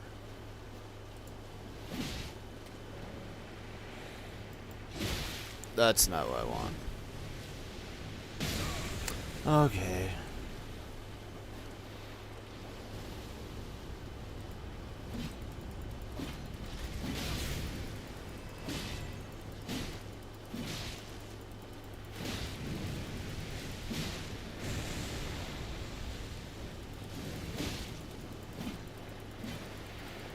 Where's my jellyfish? It's right there. Is it even fucking doing anything, dude? Like...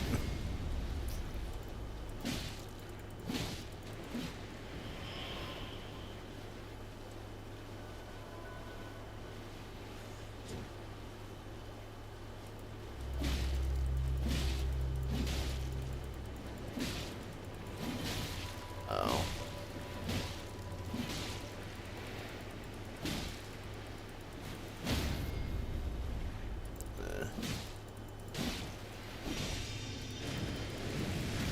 Oh shit. Oh shit. Oh shit. Can I fucking... Okay, well.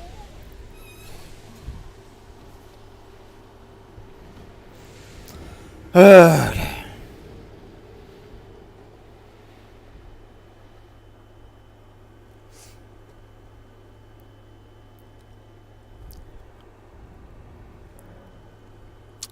Yep. I wish my fucking controller wasn't broken. Whatever. Also, why can't... I don't understand why I can't use the mouse wheel to cycle through shit.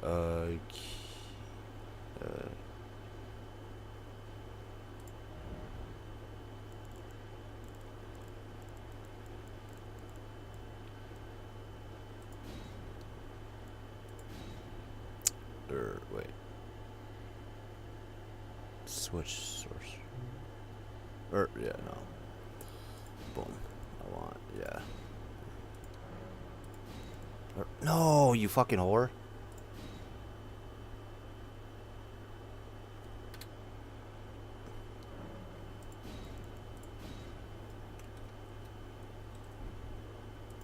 How do I... Can't I just get rid of this? There, alright.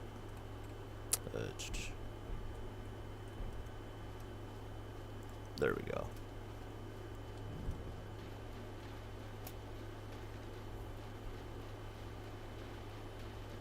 Fuck it, I'll use torrent real quick. Okay, cool.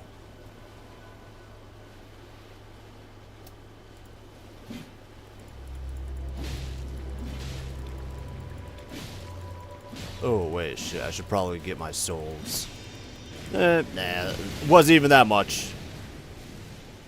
Right? Maybe? I don't know. The fuck is the jellyfish? Jellyfish?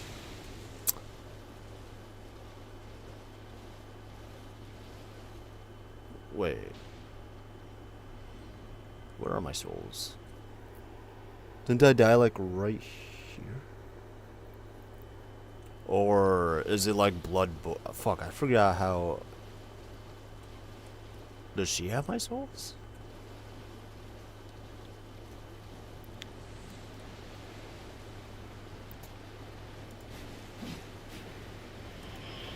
God damn it.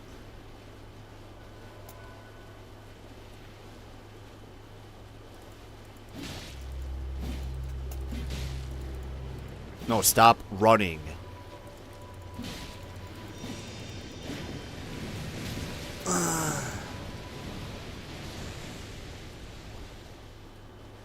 Stop fucking running, bro. God damn it.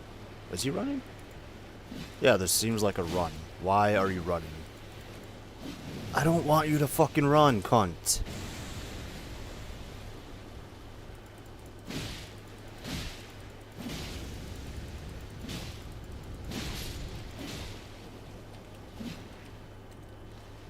Whatever. I'm just gonna...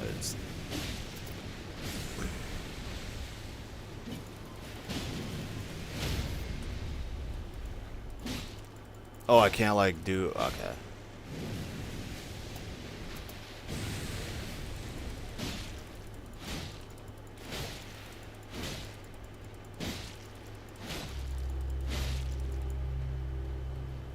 Get the fuck away from me, bros. Bros and hoes.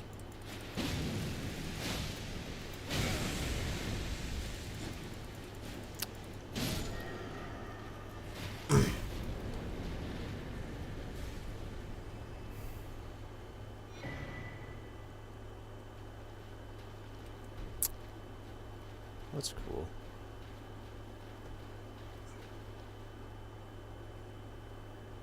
So, did I get my souls back from her then? Or what the fuck? Maybe I should have read the death thingy. Oh well, whatever. Be what it be. Oh, wait. There's an underground thingy around here somewhere, right? I can explore and get loot. Nice smithing stone.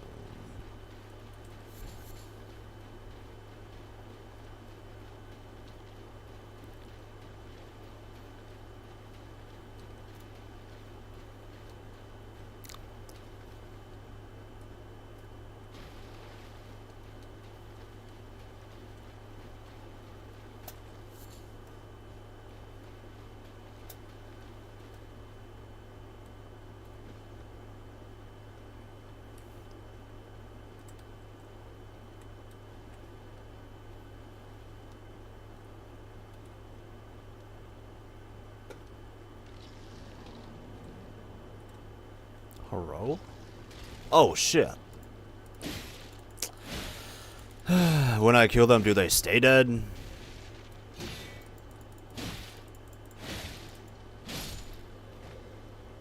Nope. Epic. Fucking swag, bro.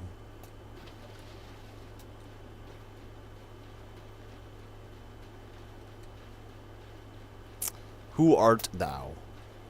Ah, a tarnished with a prowess for weeding. I'm known as D.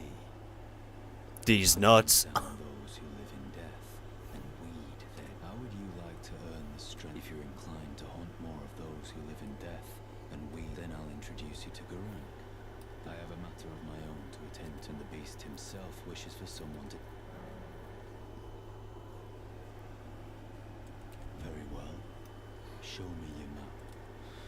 I've marked the location for you. Of a hit, it will lead you to Gurranq, the beast clergyman. I have a matter. I spotted them an ill-old someone and must. Okay, whatever. Bitch.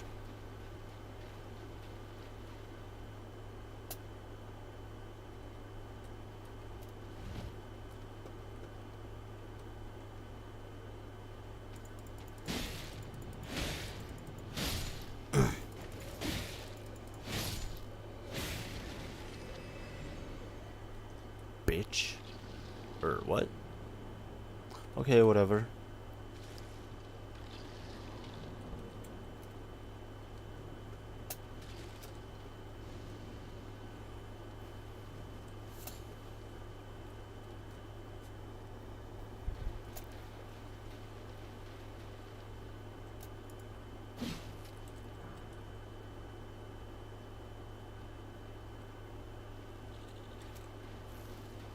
Stop.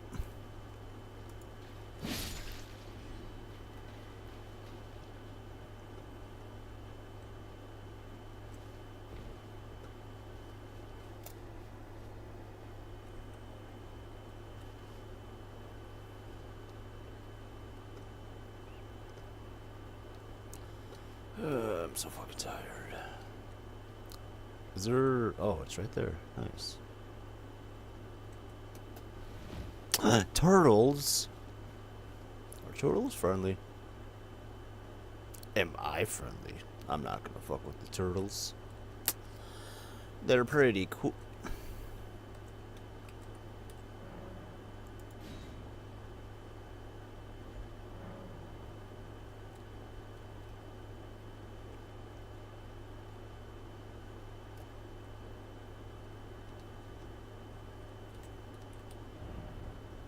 If only I had a dog. Okay. What does that mean?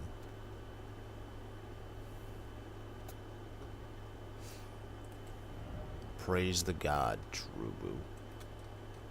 Are they talking about the turtles? Cause then True Boo. Alright.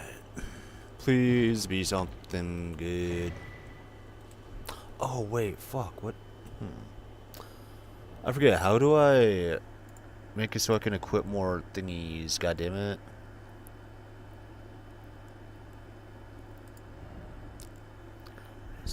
How to equip more talismans.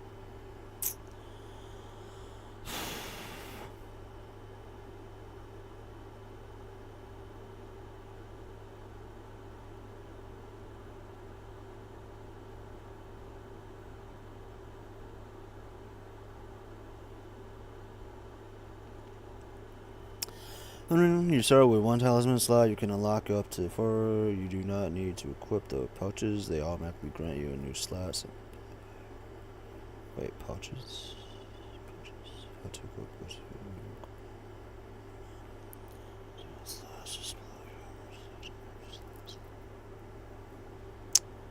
Defeat Margaret the Fall Omen at the entrance. Finger reader.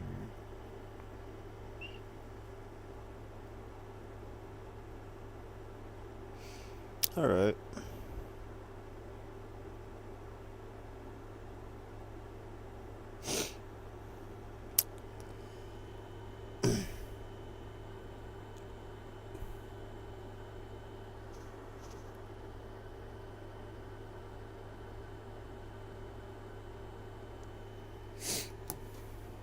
Alright.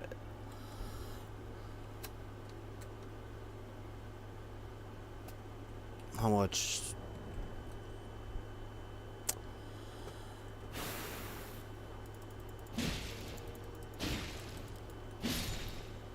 Only 4. I've created a gray sin for literally nothing.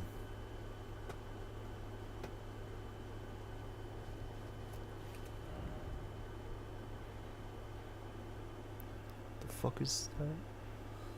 Where? What the fuck is that? Sending gate? How do I marker? Wait, no, not marker. God damn it.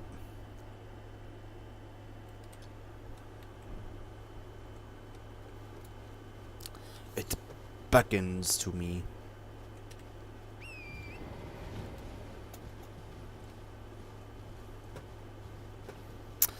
Let's see what's in here. Fuck it.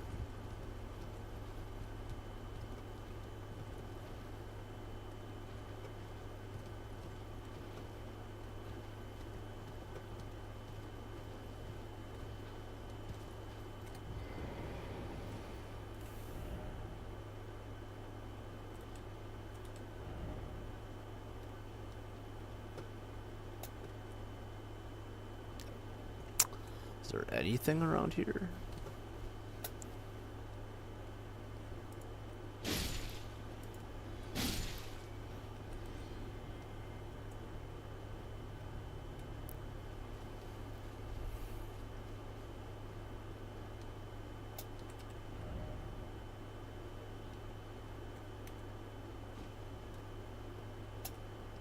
Alright, I don't think there's fucking anything.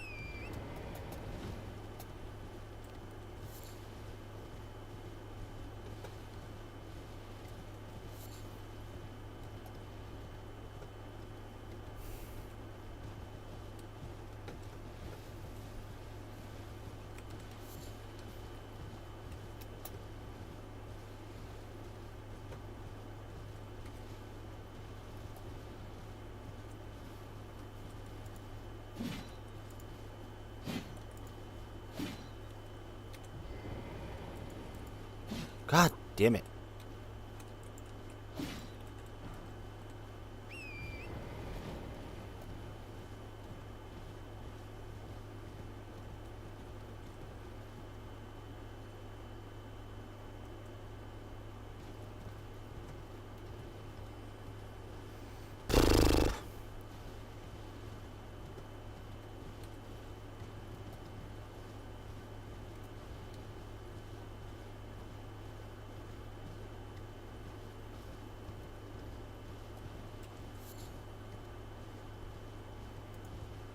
Sick prank. Bitch.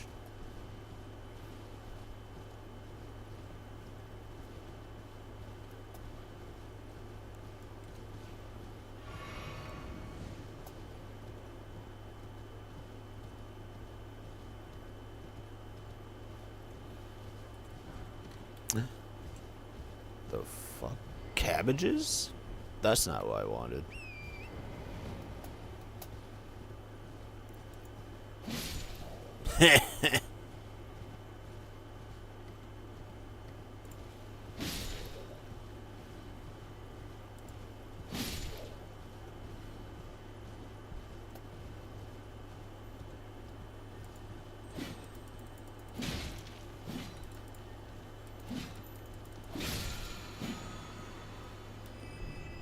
Cool.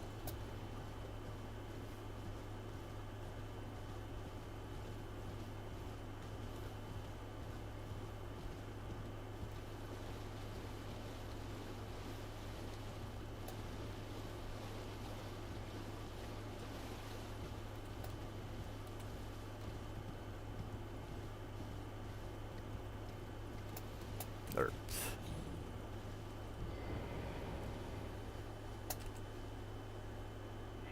Oh.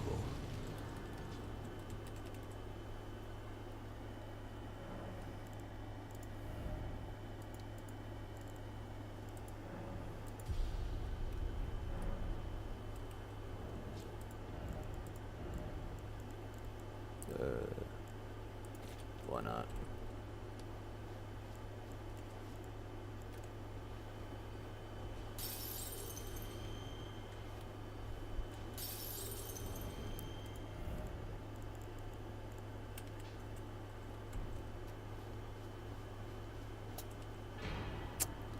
Flocks of find crystal tears at the base of minor entries and elsewhere throughout the sites of grace. You can mix 2 crystal tears in the flask of creative. Oh yeah, nice, cool. Was there something else I could grab real quick? I don't think so. Maybe. A beach. Hell yeah.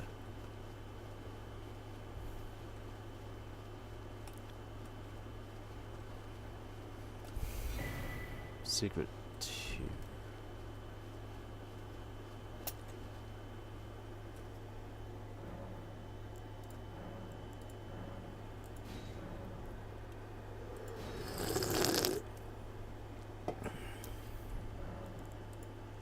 Melina.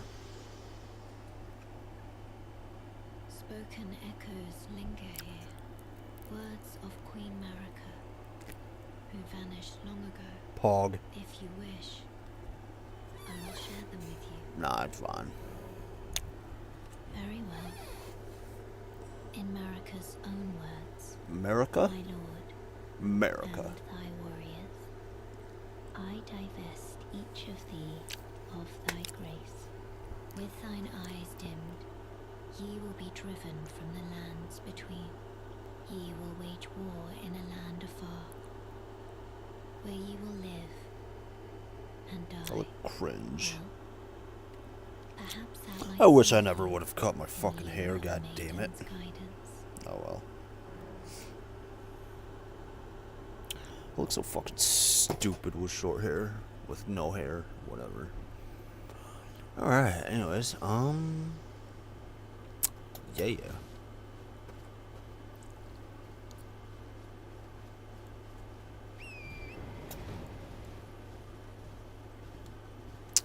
Why do I have that equipped? I never wanted that equipped. Equipment. Get the fuck out of here.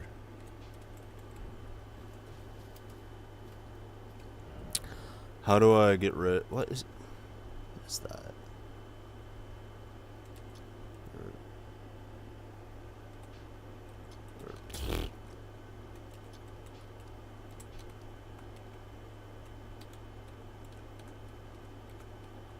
Oh my god, why? Okay, now it's like. Wait, are there? No, no,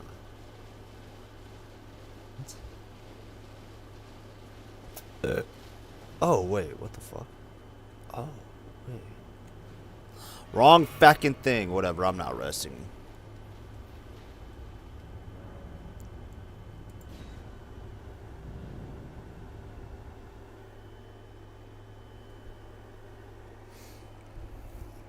I don't know what this is and I'm scared. Where am I?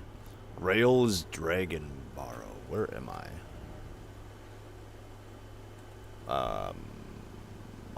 What? Bitch, what? Bitch, where?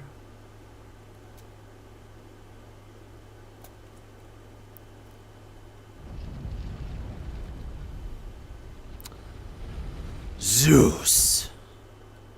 Hey, they're nice. I can rest. Worth it.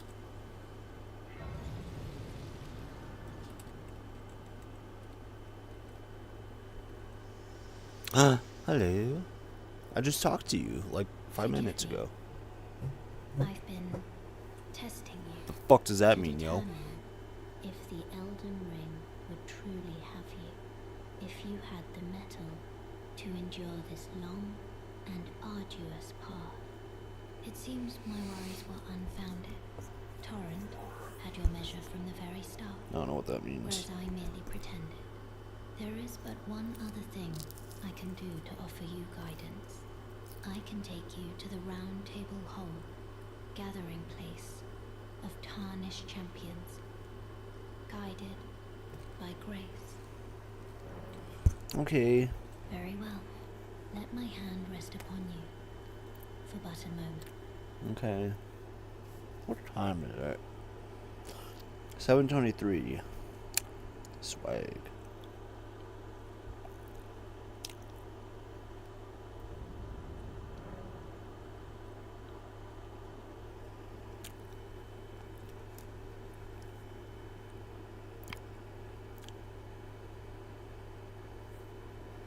Cool. Can I just... Oh, I can't attack in here. Whatever. I didn't want to anyways. I wasn't going to anyways. Hey, it's you. I don't know who you are, but it's you. You're a new face. No matter. Lay out your arms. You're gonna smith my arms? Fuck.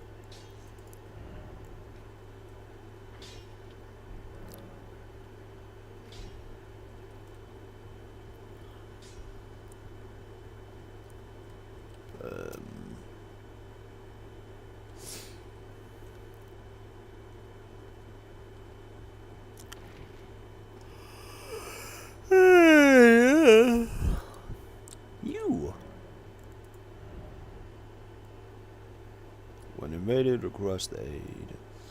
Last not answer request for summoning from hunters. Increase memory slots. Where are memory slots? I don't even have enough. Oh, I could buy these thingies from her. Can't I buy her? Oh, not yet. Fuck you. Fuck you. What's this? Oh.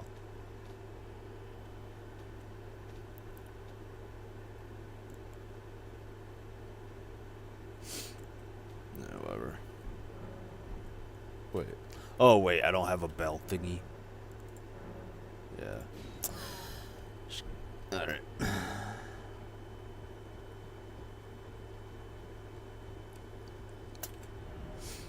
Jesus Christ.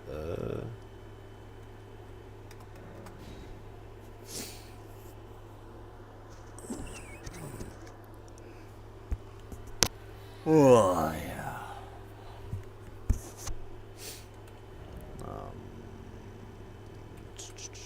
E.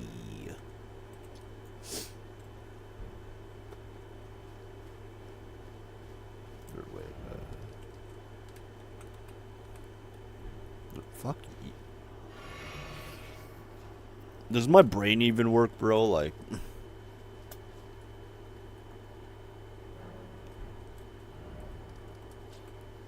Fucking E. Isn't that what I pressed? Whatever. Torrent. I'm hella tired. God damn it. Fucking annoying. Only got like maybe 5 hours of sleep. Maybe. Yeah.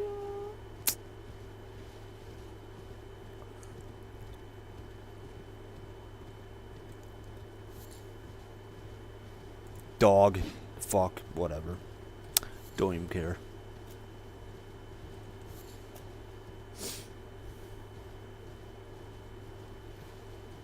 What is that?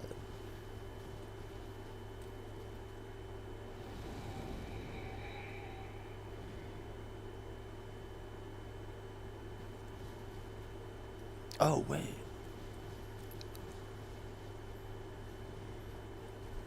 Not now, you fucking peasant.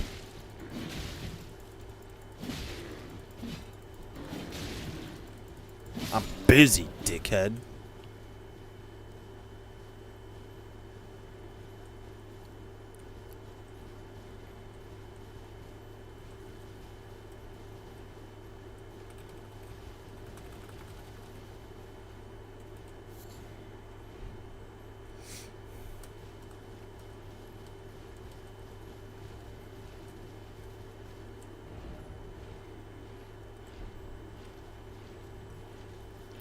That's a big ass dog.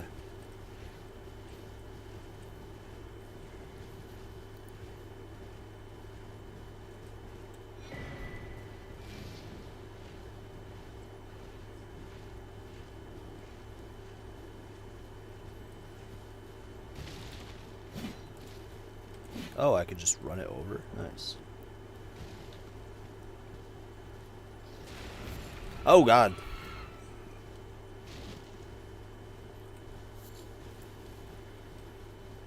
Leave me be. Oh, there's more. Cool.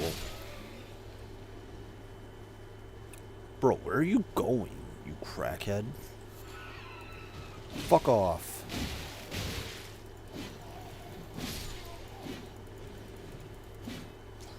Whatever. I don't have time on you, y'all.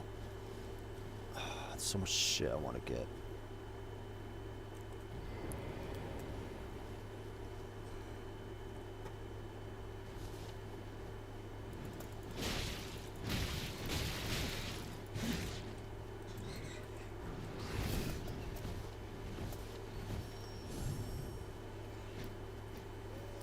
Greed is gonna be the death of me. I lost. Fucking. God damn it. What? Fucking epic, dude. Fucking. Just come here, dude. Come here. Fuck this stupid ass game. Die, dickhead. What the fuck? Do I have to go all the way back and fucking... Yeah, fuck it. I'm gonna go all the way back and see if I can activate it. And if I can't, well then, fuck it. Whatever. Fuck you, dickhead.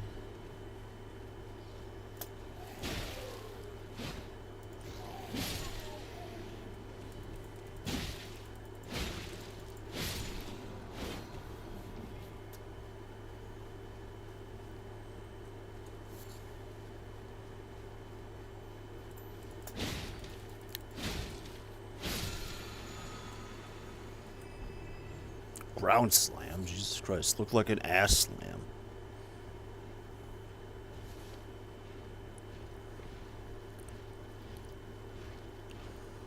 Hello. I'm just gonna grab this. Thanks.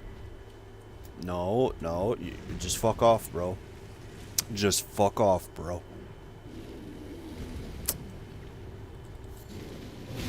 It doesn't have to be this way, man.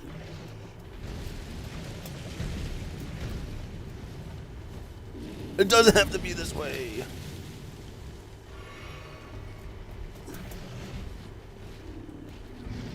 I got a feeling I might not even do that. A whole lot of damage to it, maybe. Okay, well, no, fuck you. Can I hit? Okay. I didn't even want to hit him anyways. I don't even want to survive this anyways. Torrent. My steed!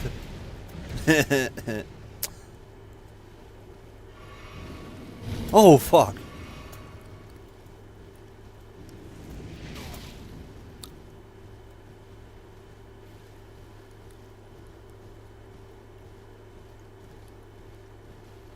Is he gone?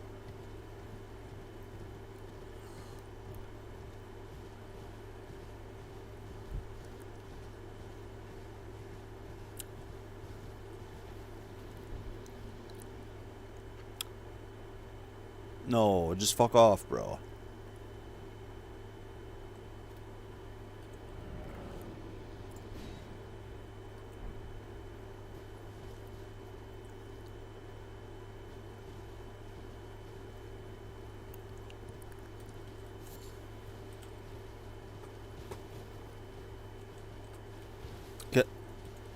What?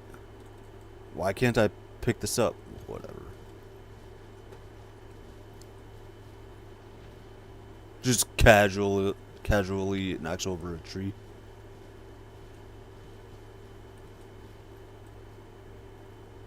Why can't I activate anything? What? The fuck's going on?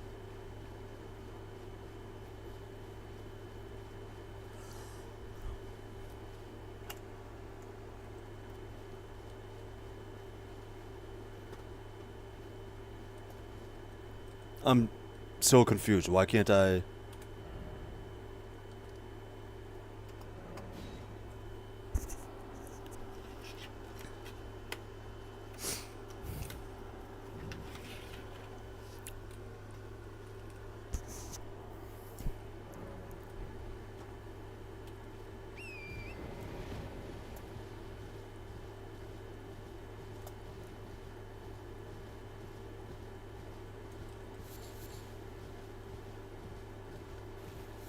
Okay.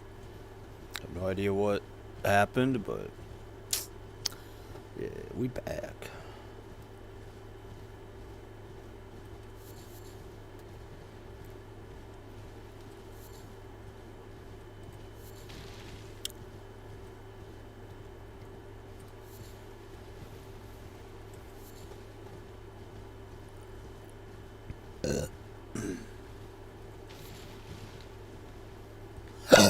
Before I do this part, I need to go to the bathroom. Fuck. I'll fucking do this part first. Whatever. Hurry up.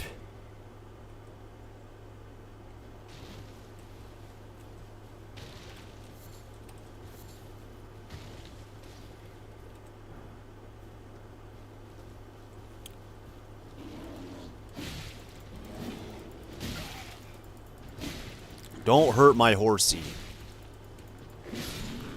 Bitch.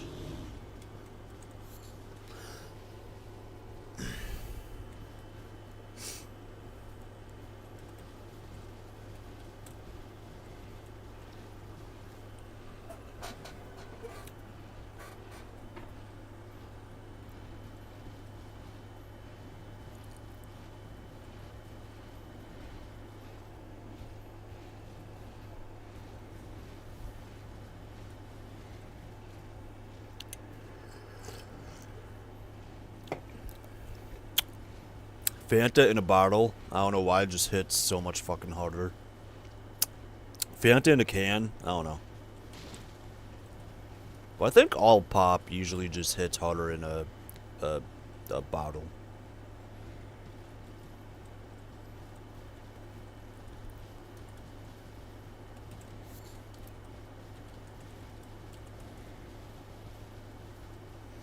Hurry up, you bitch.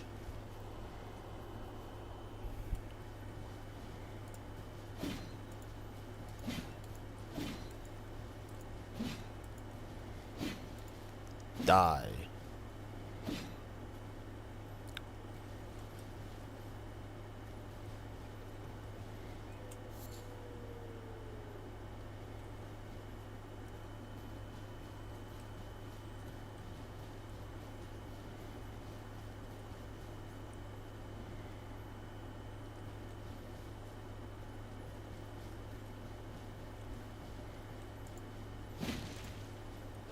Damn it.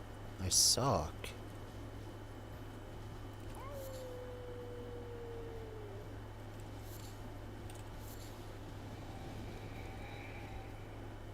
Is that it? Bitch, what?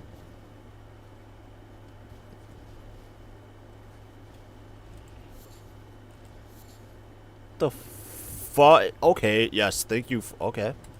Yes, awesome, epic. What does this read? That's so cool, bro. Love it. I'm so fucking glad I followed that. Holy shit, dude. Yep. Who and what the fuck? Stop it. Stop.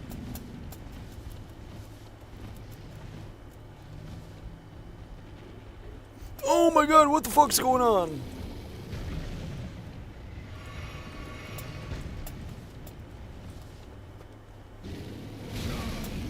Don't die. No, seriously, fucking stop. Like, goddamn. Fucking bitch. Nice. Who the fuck? Who is that and how do I get to them? Fuck off. Ugh.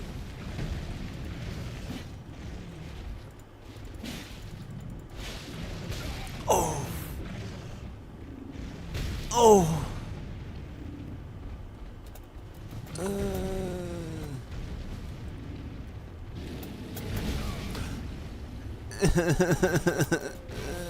Oh my god. Girl, go.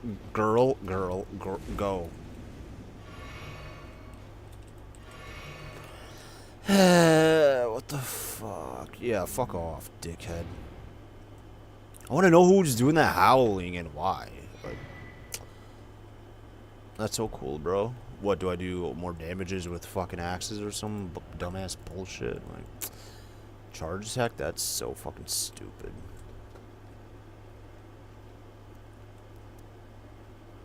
I'm a petty bitch, and that right there is stupid.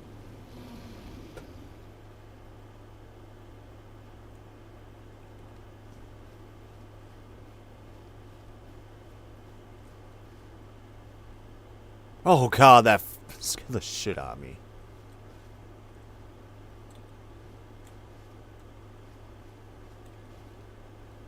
Well, now they're not Halloween. Yeah, fucking. What?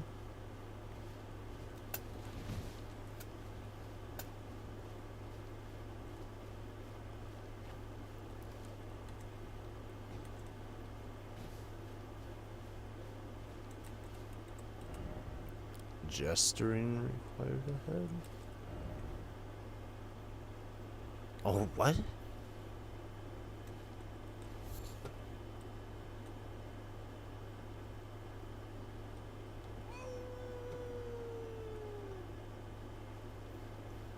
Do I have to... Bro, I don't even know where I'm at. Okay, Google. Elden Ring, Howling, I guess. I don't fucking know. Elden Ring.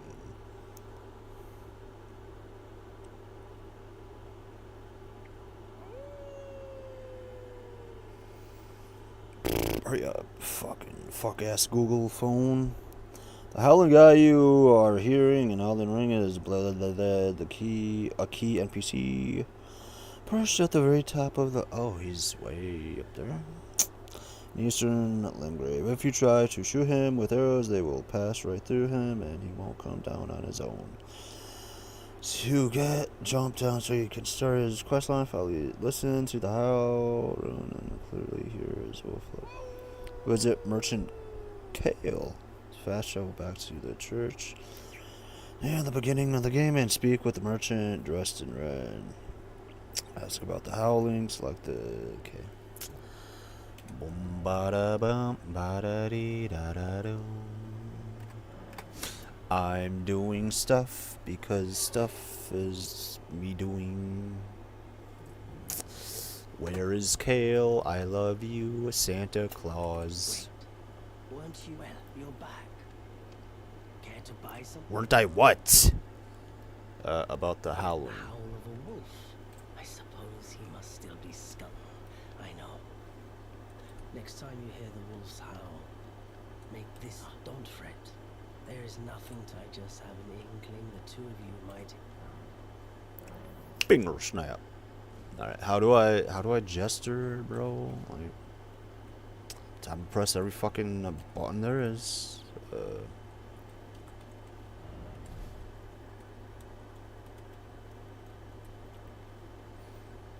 Okay, so X is to teabag. All right, settings.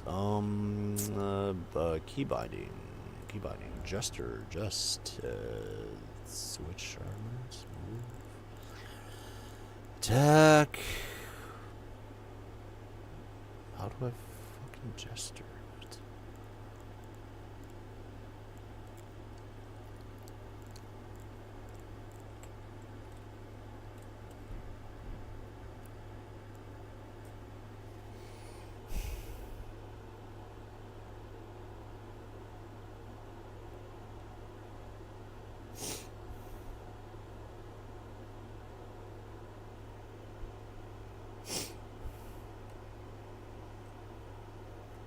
Wait. Oh. Okay. Cool. Alright, fuck was that?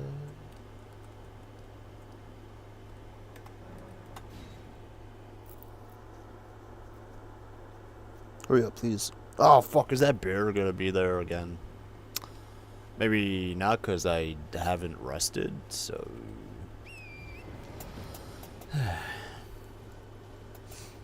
La-da-dee, la-da-doo, lot of dumb bitches.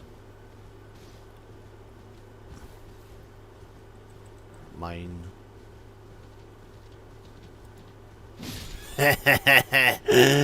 Funny.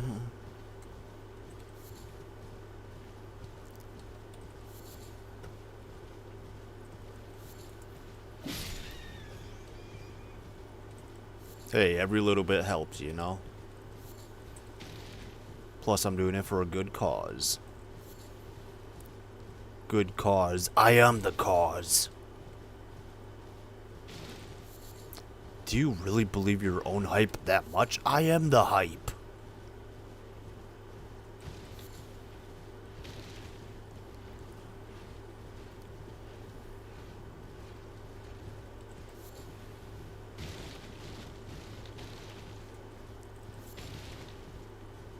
Am I going the right way? Yeah, yep. Shut up. Wrong fucking... whatever. I don't care. It be what it be, yo. Alright, and then... do I just do it right here, then?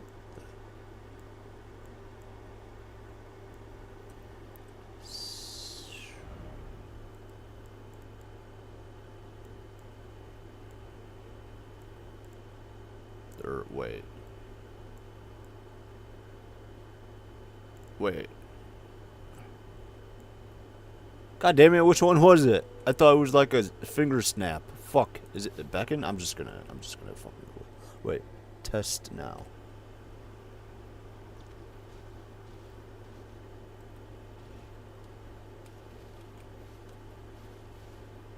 What? Did I do it? Oh, wait. It is finger snap. Okay. Oh, hi, dude. Carly sent you, did he? Yeah. Bloody busybody. Maybe to him you don't seem so strict. The name's Blythe. I'm looking for a man who goes by Darrow. I hate that He name. fled somewhere nearby. Come tell me if you find him before I do. Okay, Daddy. I mean, can what? offer you ample reward. Oh. Like what? Darrowell is nothing but a and in need of a fitting end to his. Is this it? Darrowell is in Whatever. need of Alright, I'll keep on the lookout for a Darwell, I guess. Whatever. You're so fucking cool.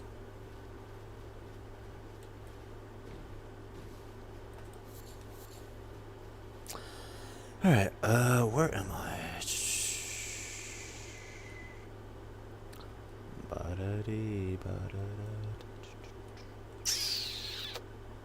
I think I'm gonna teleport way back over here.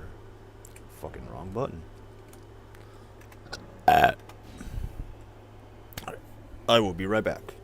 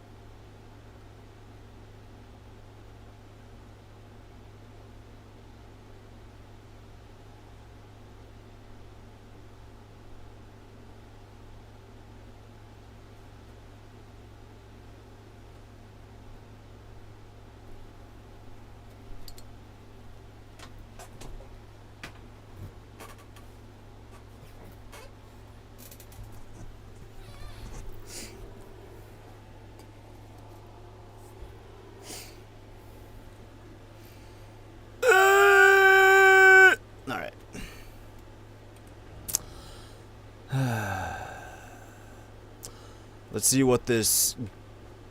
What's his name? Godfrey? Godric? I don't fucking remember his stupid bitch ass name. Little hoe. What the fuck? Give me that shit. Lickety split. Give me that shit. Lickety split. Jump torrent.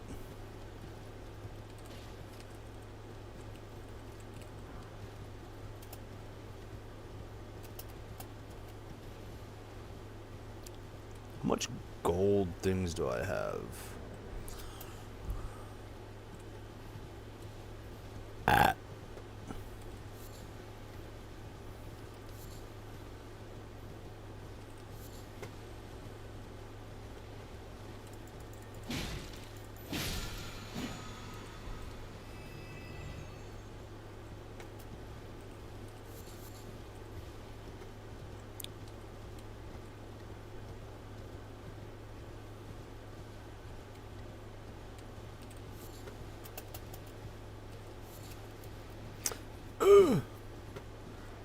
Oh, run, Torrent. Torrent, come on.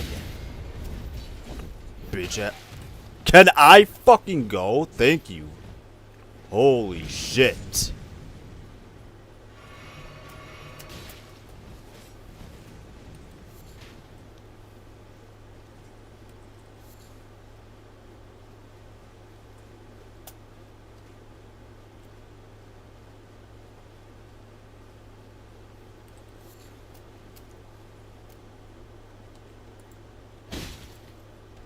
I hate you. Don't touch me. Don't touch me, you freak.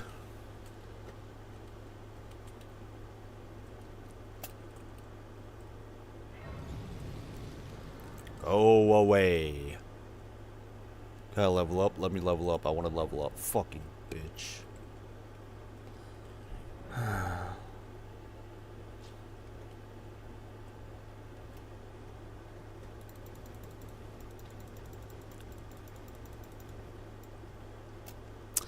You spin my cock right round, baby. Can I break this? I don't think I can.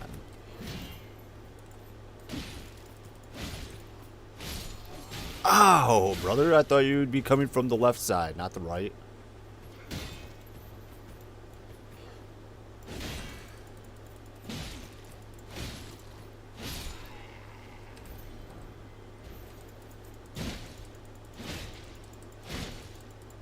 Yeah, I don't think I can fucking... Wait a minute. Inventory.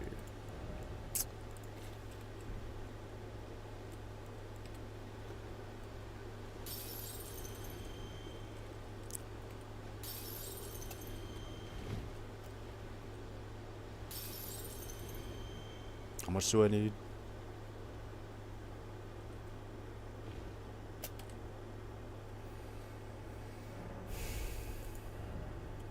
Just one more.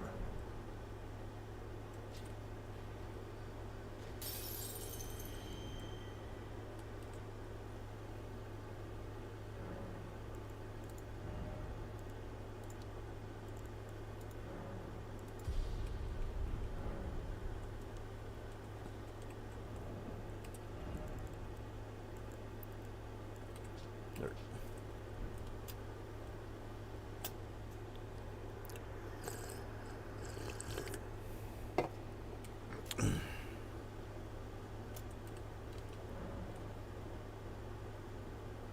Yay! I want to try it by myself first. Okay, skip. Thank you. Oh wait, you're not Godfrey or whatever. You're Margit.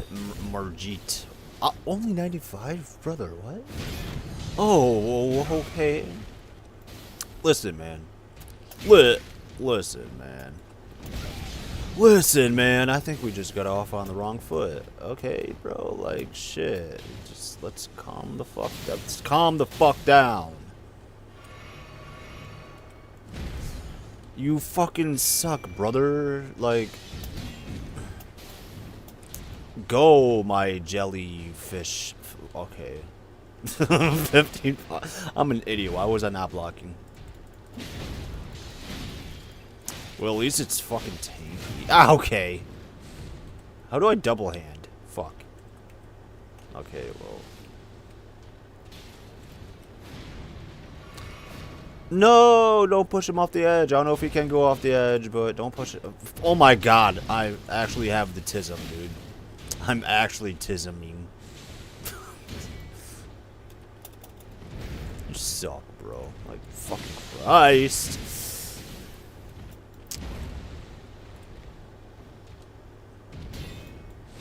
You suck! You ain't shit! You ain't built like... Okay.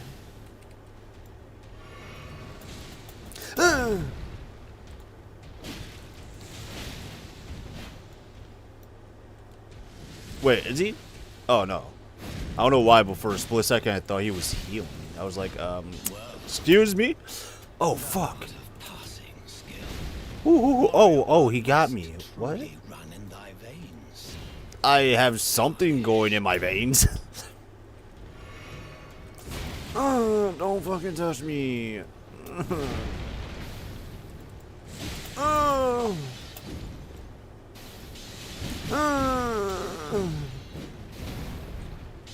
Oh. I have no more healies. Oh no. Yeah, go after my fucking jellyfish, you dick. Why are you just bullying me, you moron? I hate you. Fuck! How about you shut your fucking face, dickhead? Put those foolish dreams to rest. No need to be distressed. But what you leave behind, who couldn't see the signs? Everything feels fine in the echo. Why am I resting? Everything kills time, or everything feels fine. What the fuck are you? What the f... Okay.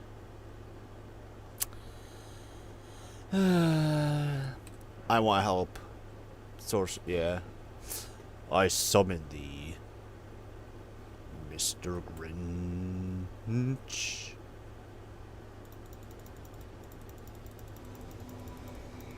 Rogier? Hello, friend. She's an M. Okay. Jellyfish, away! Where's the sorcerer dude? Is he in here? Is he in this bitch? He is. Oh! Oh! Oh! Oh! Oh!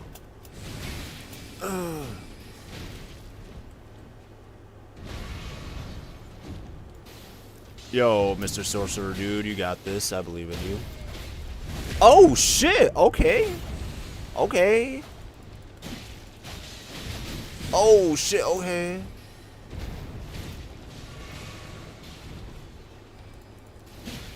Yo, he has a tail. Can I cut his tail off and get a weapon? Like, leave my bro alone, Hope. Get fucking bullied on, man. Thou art of passing skill. Oh. Must truly run in thy veins. Tarnished. I suppose, dog. Man, Sorcerer dude is getting just fucking bullied. 2000 and holy shit. I fucked up. No, I didn't. I'm good. He fucked up, though. My Sorcerer man's dead. Okay.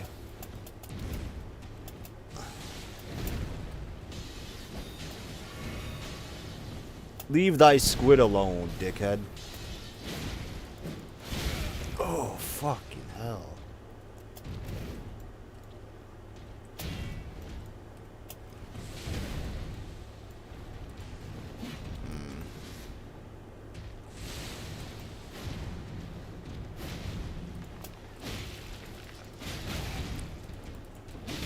Oh, brother. Heal up. What's that? what? Oh wait, my souls, my stuff, yeah. My jellyfish died. Fucking loser. Fucking worthless.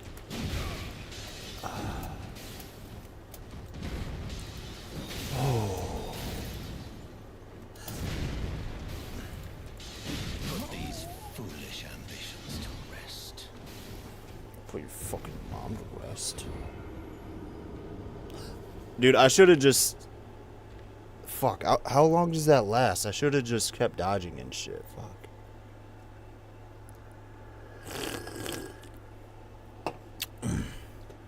I want to try something.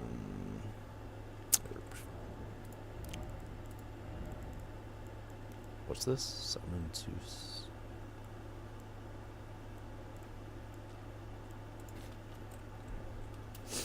I wonder if the woes might be any better. Wait. Oh no, I forget I can only summon one thing at a time. Hurry up, hurry up, hurry up, hurry up. Wee.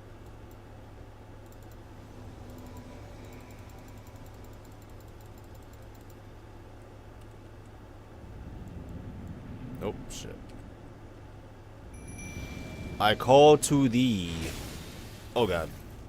I'm stuck.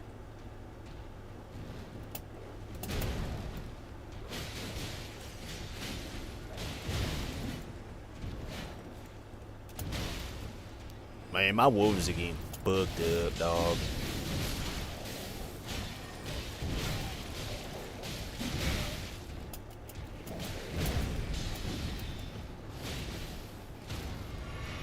Oh wait, shit. Come on, come on, come on. No. My wolf got on my way, I think. Fucking dickhead.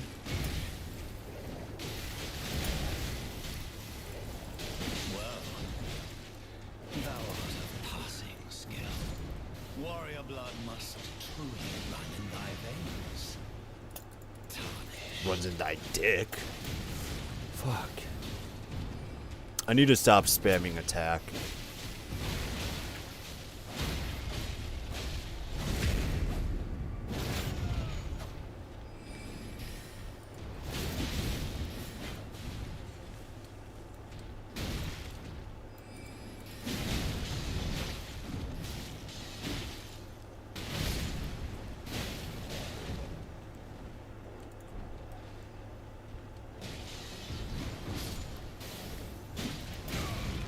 Oh shit.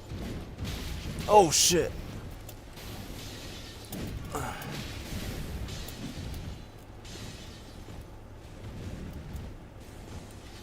Oh, come on.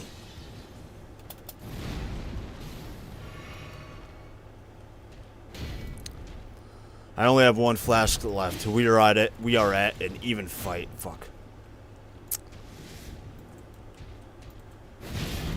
We're at an even fight.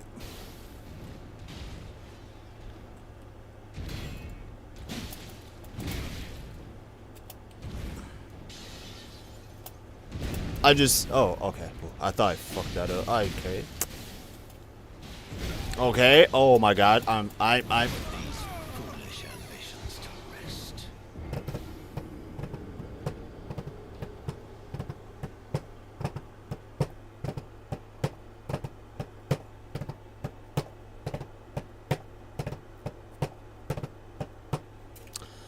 Okay.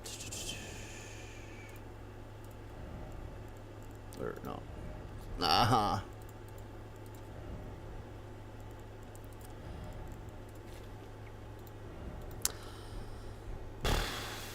I'm too Elden or fucking Dark Souls 1 brained.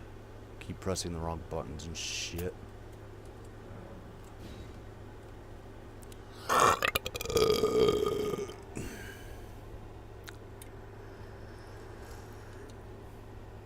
Dude, even with all this extra help, I still suck. Oh my god.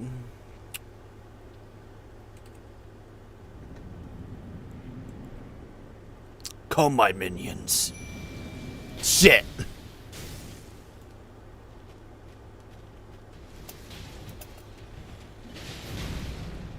God damn. I think I should just stick with the fucking jellyfish.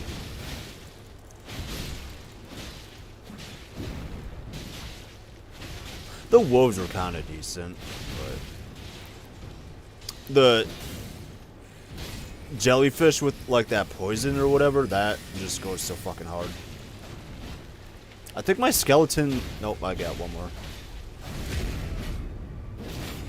Oh, there's both still alive. Nice. Can I lock on? Can you lock on? Thanks. Fucking god damn it. God damn, I'm so bad. Well, thou art of passing skill. Warrior blood must truly run in thy veins. I guess. Tarnished. Let's go, team. You suck.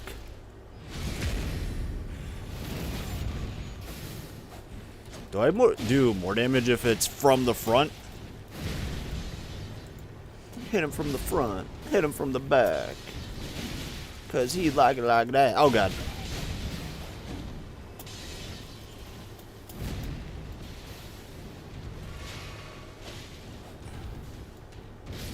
No, not my sorcerer. Now I'm scared.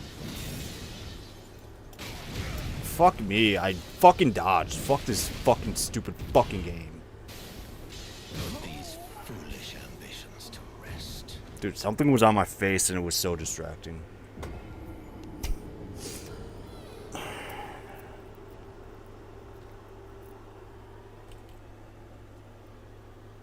Hurry up.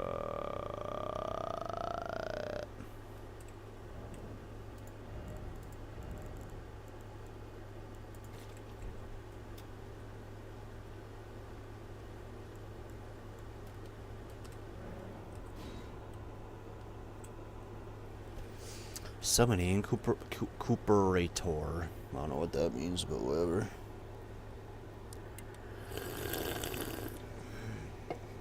I didn't pick up my souls. Poggers. I don't even think I really had all that much anyways. God fucking damn. Whatever. Dodge, bro.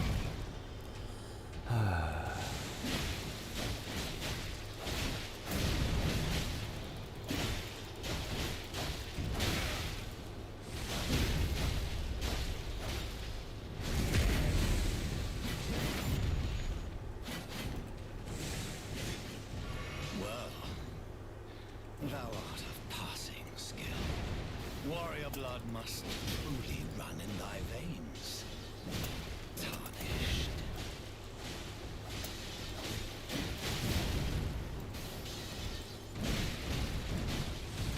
I'm fucking slow brain.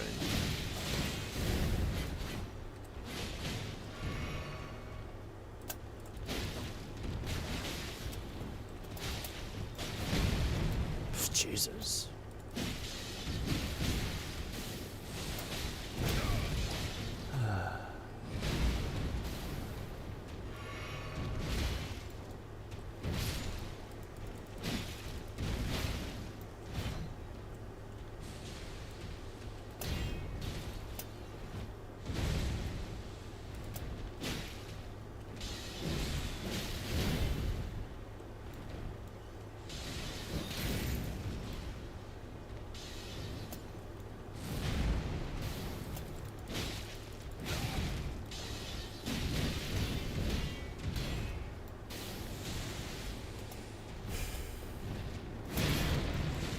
Put these foolish ambitions to rest.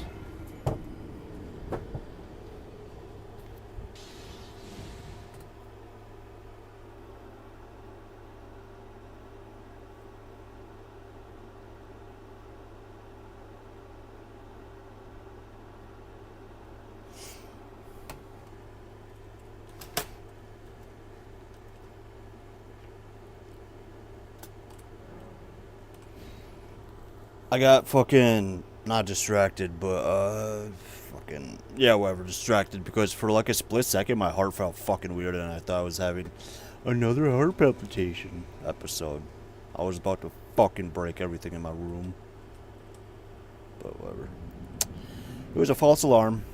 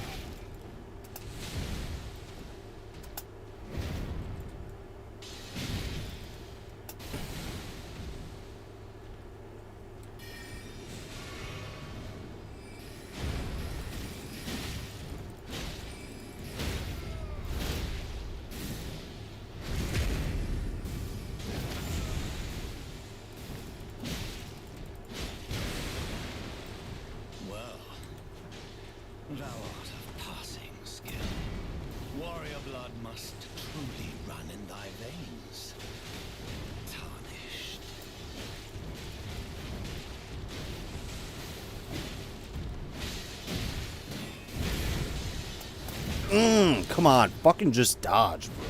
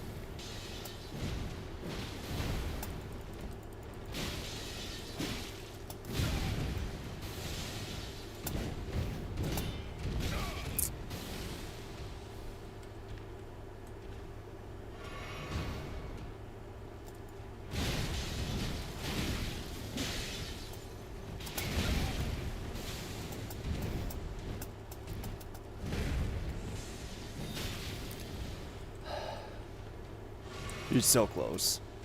And so am I. Fuck. Dude, I suck so much. I don't know how it took me that long. God damn.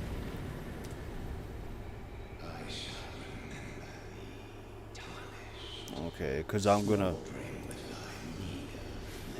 Okay, well, I'm gonna forget all about you. Stop yapping, bro. You're dead. You're dead. You're dead. You're dead. You're dead. Stop yapping. Shut the fuck up. You're dead. You're dead. You're dead. Bitch.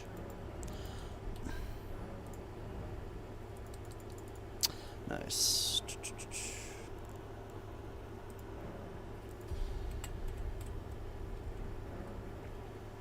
420. Let's go. I hate this place.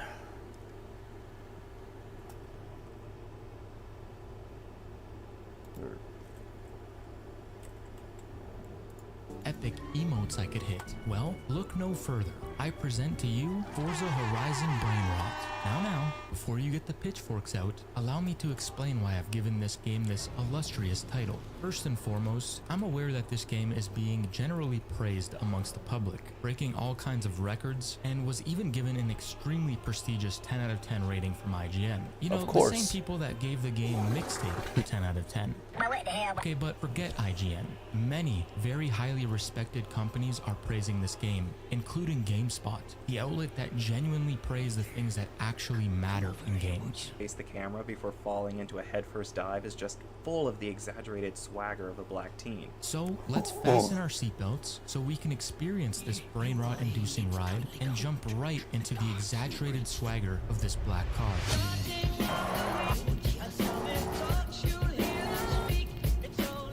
One of the main gripes I've always had with the Forza Horizon games is that the progression is horrible. In fact, there's no progression. 2 races in and you're in a hypercar. If you're going to give me a BMW M4, can you at least do it in real life?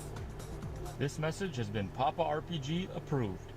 And so I remember after I bought Forza Horizon 5, I told myself, I will not fall for this trap again. No way, Jose. The Forza trap equals you pay full price for the game, maybe you even buy the early access edition, you boot it up, you're eager to grind, you're gifted supercars and millions of dollars right off the bat, you change the color of a car, you drive it for 2 minutes, you choose another car, change the color or maybe a rim or two, drive it for 2 minutes, and then turn off the game and never touch it again. So I said, hell no, I'm not falling for this shit again. But then I started seeing pre-release info, car meets, underground car culture, and most importantly, progression was back. And then they showed Japan. Here we go.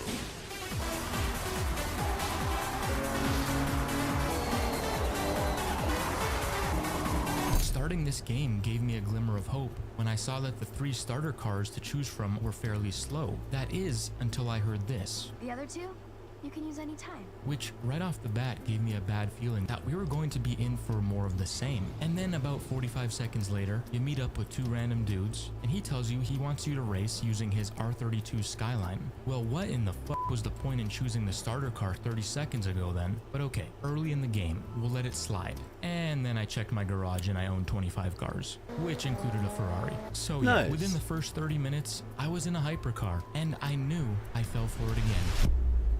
The reason I call this game brain rot is because nothing you do matters at all, and that's established from the very moment you boot up. You looking at the most expensive, most shiny looking car that you want to be able to purchase one day? Well, you get a free car voucher, so it's yours for free. How about some dope ass clothes? Get your character all dripped out, yo. Well, you get free clothing vouchers too. Really, nigga? Ooh, look at this. We found a house near Tokyo City. It costs $3 million. We're gonna have to grind to be able to afford that one day. And it's free with VIP. Because of all the pre-release hype about how progression was quote-unquote back, design a campaign that really focuses on your journey. You don't start as a superstar of a festival or a racing champion or even a rookie. paired alongside the fact that a Horizon game finally takes place in Tokyo, this was the ultimate opportunity for redemption. The launch was kind of a disaster right off the bat because the entire game got leaked like a week and a half earlier than it was supposed to, but you know me, I'm a good little sheep that follows orders, and I bought the early access edition for this price that should be illegal. That's Canadian dollars because yes, I am from Canada. So yeah, there was no backing out now. In the beginning of the game, you have a choice of a bunch of ugly pre-made characters. Okay, no, I'm kidding. They're all beautiful in their own right. Like this handsome fellow. For the first bit of the game, you're working towards your first Horizon Festival. Once you do the races required to unlock it, you go to it, you start it up, and they give you another car for free. And also this event that they've been hyping up, it doesn't even track who's in first, who's in last. Everyone is just having fun. Ooh, yay, free wheel spin.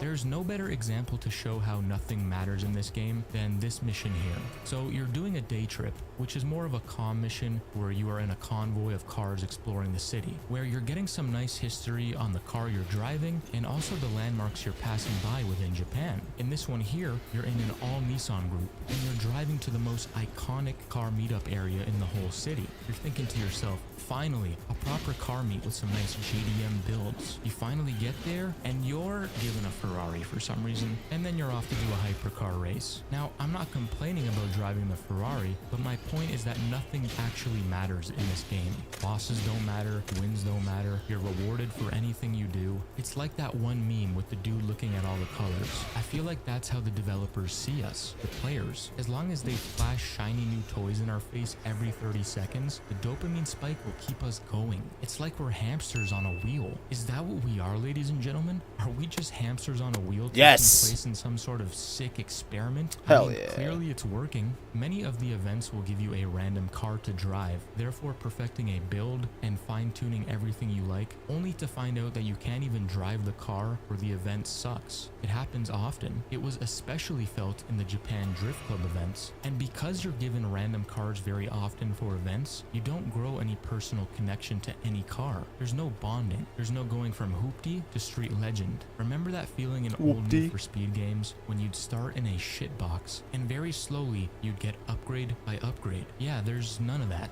which goes back to the fact that this is brain rot. The developers know that the rotted minds of the casual fan would probably quit before grinding brick by brick, and so you get new shiny toys to keep our monkey brains happy. Look, I'm not saying they have to reinvent the wheel, but all I want is some actual progression in racing games. Do you remember looking at that pearly, sexy Skyline R34 in Underground 2, knowing that one day, just maybe, that could be ours? Or salivating at the thought of winning your BMW back in Need for Speed Most Wanted? We knew there was a progressive ladder to climb. The brain rotification of the Horizon games can be visualized best when you compare how cutscenes and how characters used to be presented. I went out and I purchased Horizon 1, just so I could show you guys how astounding the difference is.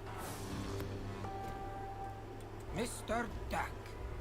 Yeah, the trouble with you kids these days is you try bending the rules before you learn the game. Hey, hey, hey. 95 VW Carrera. Ooh. Used to own one myself. Of course, I looked after mine. Turn her over. I'm not even. Yeah, just I don't fucking give shit. Fucking retarded ass fucking game. This fine automobile shouldn't get you killed. Considering I've signed this up for the qualifiers. Mate, this is amazing, thank you. In that case, next time we meet, I'll expect you'll have your wristbands. So, go qualify. Call me biased, but I don't know, man. Horizon 6 just feels lifeless. Brother, It I feels just corporate. got The here. original feels full of soul. The characters have life to them, which is why I really think if Forza did some sort of story redesign where instead of festival wristbands, it's instead more of a rivals kind of system where there's like a top 50 racers in the country and you climb your way up the ranks with various boss fights for significant racers. Kind of like Need for Speed Most Can Wanted's y'all, like, Blacklist just get system, down only here? a bit No? more Okay, modernized. whatever. One thing I will forever praise I hate this Forza game. and Playground Games for is how wonderful their action cutscenes are. The sound design, the color grading, the editing, it's all really well done, and that's the case in Horizon 6 as well. But that doesn't change the fact that it's the same shit every time. Everyone is happy and jolly all the time. No Fucking one can be rock, offended. Everything is so bright and quirky, and you're all winners, guys. Racing is about expressing our feelings. We're terrorizing the citizens of Japan by street racing and destroying their country, but we're all just quirky young people trying to hashtag lock in. And ooh, looky here, guys, pronouns. Although I was quite disappointed at the lack of options. Nowhere to be found is he/she/they/it/apache/hella/copter/subscribe/2/RPG. The second main issue I have, and I know I'm not alone here, is customization. So how is customization this year? We're finally in Tokyo, and there's car meets. Look at all this pre-release stuff, totally giving the impression they improved customization tremendously in Horizon 6, right?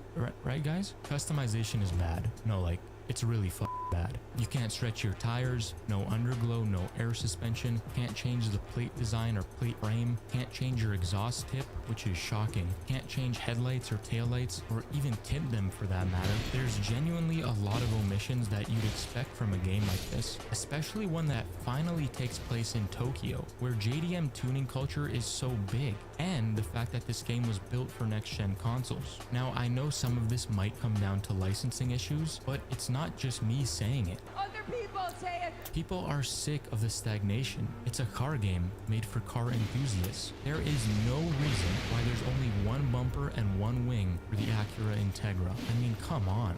I'm not exaggerating. It's genuinely surprising when there's actual customization options for a car. Now, I know what some of you will say. Horizon is not about customization, bro. Go play Need for Speed. Customization isn't important in the Horizon games. Which I never really understood, because in the Xbox 360 era of Horizon games, customization was one of the pillars of the franchise. The lack of customization directly correlates to not bonding with your car and your build. When you purchase a car in hopes that there's some nice options, and see that all you can do is paint the car, lower it just a tiny bit, and change the wheels, you get this feeling like the car you're driving isn't truly yours. It doesn't feel like your personal build. Sure, you can make a custom livery, but a custom livery on an otherwise cosmetically stock car looks rice as hell. Obviously, I know these games aren't supposed to have Need for Speed level of customization, but f***ing hell, the options available for most cars is insulting. Bruh. This has been my main gripe of the series for so many years now, even more so than the lack of progression. This year, it especially hurts us players that wanted more because of the setting of the game. Japan is an absolutely beautifully crafted world. It truly does feel like the map was made with purpose. There's tons of variety in locations and terrain. There's even a soccer stadium. There's even a beautiful football pitch. And the city of Tokyo's vibe completely changes when nightfall hits.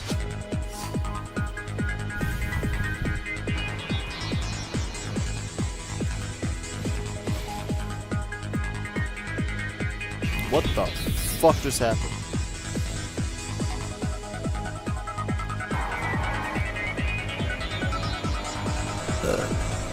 It's literally Fast and Furious Tokyo Drift the game. You just know I had to try and recreate this scene.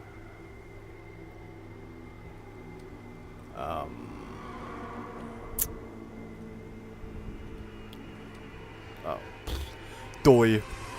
And so with that being said, it makes you want to customize the out of some of these vehicles, but usually you can't do much. It's insane to see how lacking the feature is and how disconnected from the world it feels when they slapped "feel immersed God damn in it, Japanese Patches. car culture" right in the description. There's street racing too. It all would have fit so well in the world. They don't even have one. God damn it, Patches! Come on. That was Patches, Now, right? Of course, I know expecting deep customization for every car, especially Or wait, maybe it was that one. is Fuck. highly unrealistic. But the marketing of this game heavily gave us the impression that customization and car culture was one of the focal points of Horizon 6. If they at least improved the options for all the JDM cars, that would have been acceptable. It would have made the most sense due to the setting of the game, but we didn't get that either. People have pointed out that certain cars have had the same options Well, to choose GG. from as they had in Forza Motorsport 4. That game came out in 2011. The S2000 has only gained one body kit, but the rest of the parts the exact same since For Forza you, 2. bitch. That game came out in 2007.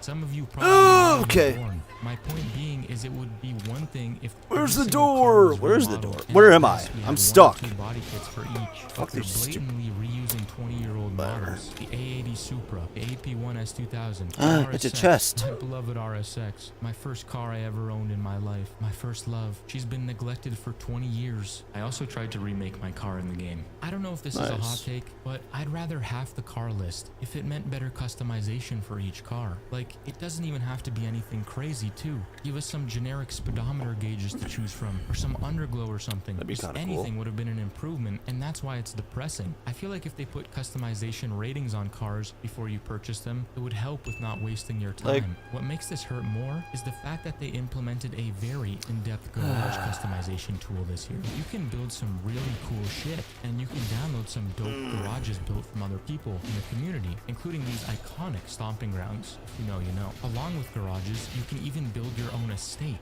and place props and even entire skyscrapers on the land you bought. You can also put a wrestling ring. But because this feature is so in-depth, and let's be honest, Oh, a no. lot less important than car customization, it Oh, almost no. feels like they Oh, blatantly no. ignored improving the car parts. What would you rather in your Brother racing game? thought he was Multiple him. different models of dinosaurs to place around your house, or multiple different bumper options to choose from on your Integra? The custom garage feature is incredible, no doubt about that. But what are you doing 85% of your time in this game? You're seeing this, you're driving, you're racing. That's why I can't help but feel like they've prioritized the wrong feature, or they just blatantly disregarded car customization because there was just too much work to be done. I really don't quite know. Even with the character creator and customization, yes, it is appreciated being there. There's a decent amount of options. You get the choice of 3 body types, which I believe represents male, female, and body type 3. I believe that's when you have both a banana and peanuts, along with a pussycat. But Nice. don't quote me on that. Again, it just feels like an aspect of the game that might have taken away dev time from things that were more important, like more options for the cars that you're staring at most of the time that you're playing. Don't get it twisted, ladies and gentlemen. Forza Horizon 6 is by no means a bad game. As much as I rag on it, I will say the Horizon games always have this very cozy feeling to them. Especially this one, like just booting it up, getting into your 1991 Honda Beat, and cruising into Tokyo City as the sun is slowly rising is very calming. It's what I like to call a comfort game. There's tons of environment variety, for example a rocket station. Most of the environment is destructible, including trees. You can even see some pedestrians outside of their house working on their cars on their driveway, which is a nice touch. And it does seem like you're constantly being rewarded for exploring, finding collectibles, completing challenges, all that jazz. Especially when you're racing planes in the sky and there's bright colors and boom, dopamine explosions everywhere. Ooh, free wheel spin. The sound design is top notch. I mean, just listen to this rotary engine purr.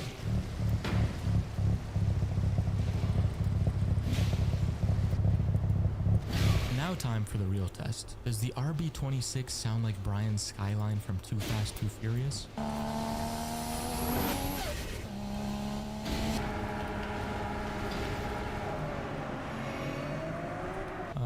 No. Nothing will ever beat this.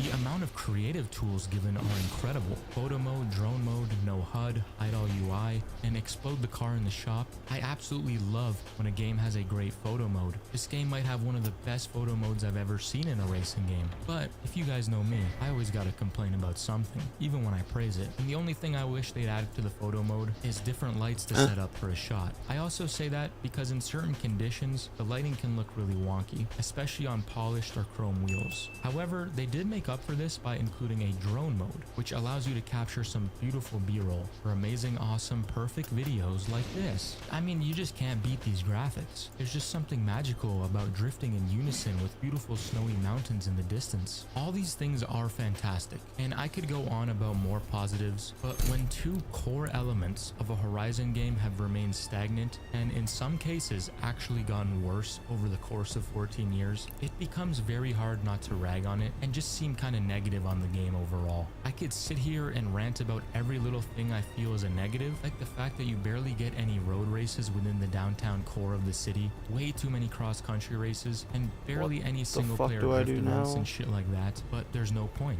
That stuff is small in the grand scheme of things. The two things that actually deserve attention is the progression and the terrible car customization. And you'll have people like this who say MFs think Forza should be an MMO where you have to grind for 40 hours before you're allowed to have fun, when that's not the case at all. It just needs a little bit more life injected into it. Now, I'm not saying the villains have to be domestic terrorists like Ronnie from Need for Speed Most Wanted, but just a little better of a progression system where you climb ranks, actual human feeling characters with cutscenes that have soul, just like Horizon 1. It would feel like a major step up from this. I've signed us up for the qualifiers. Mate, this is amazing. Thank you. In that case, next time we meet, I'll expect you'll have your wristbands. So, go qualify. Bye. Dickhead. Then again, anything would be an improvement over that. And with the customization system, shit, I don't even know. At this point, I'm convinced it'll never have a significant improvement. If Japan, no, I of all fucked up. places, couldn't make that happen, Yeah, I don't think fucked up. Forza God Horizon 7's confirmed map will stand a chance. So yeah, with all that being said, I'm not gonna sit here and pretend it isn't fun at times, but I just can't help but feel like it's that type of cheap fun. You know, that cheap dopamine hit you get when you doom scroll your preferred social media? Maybe it's not to that extent, but Forza Horizon 6 feels like a brain rot game. And that's how I truly feel in my heart. Like a brain However, rot I do game. realize that Horizon 6, many people like it, and its player counts have been astronomical, which is why some of the comments I made in this video might make you think, Wait, now I'm just wow, confused. and that's okay. I like pitching the points I feel passionate about. I enjoy a good old-fashioned cowboy standoff, point versus counterpoint in the comments section. So subscribe to your boy Papa RPG as we are on the long country road to 100k subscribers. And click the video on the screen now if you'd like to see why Need for Speed 2015 is goated. Yes, I said what I said.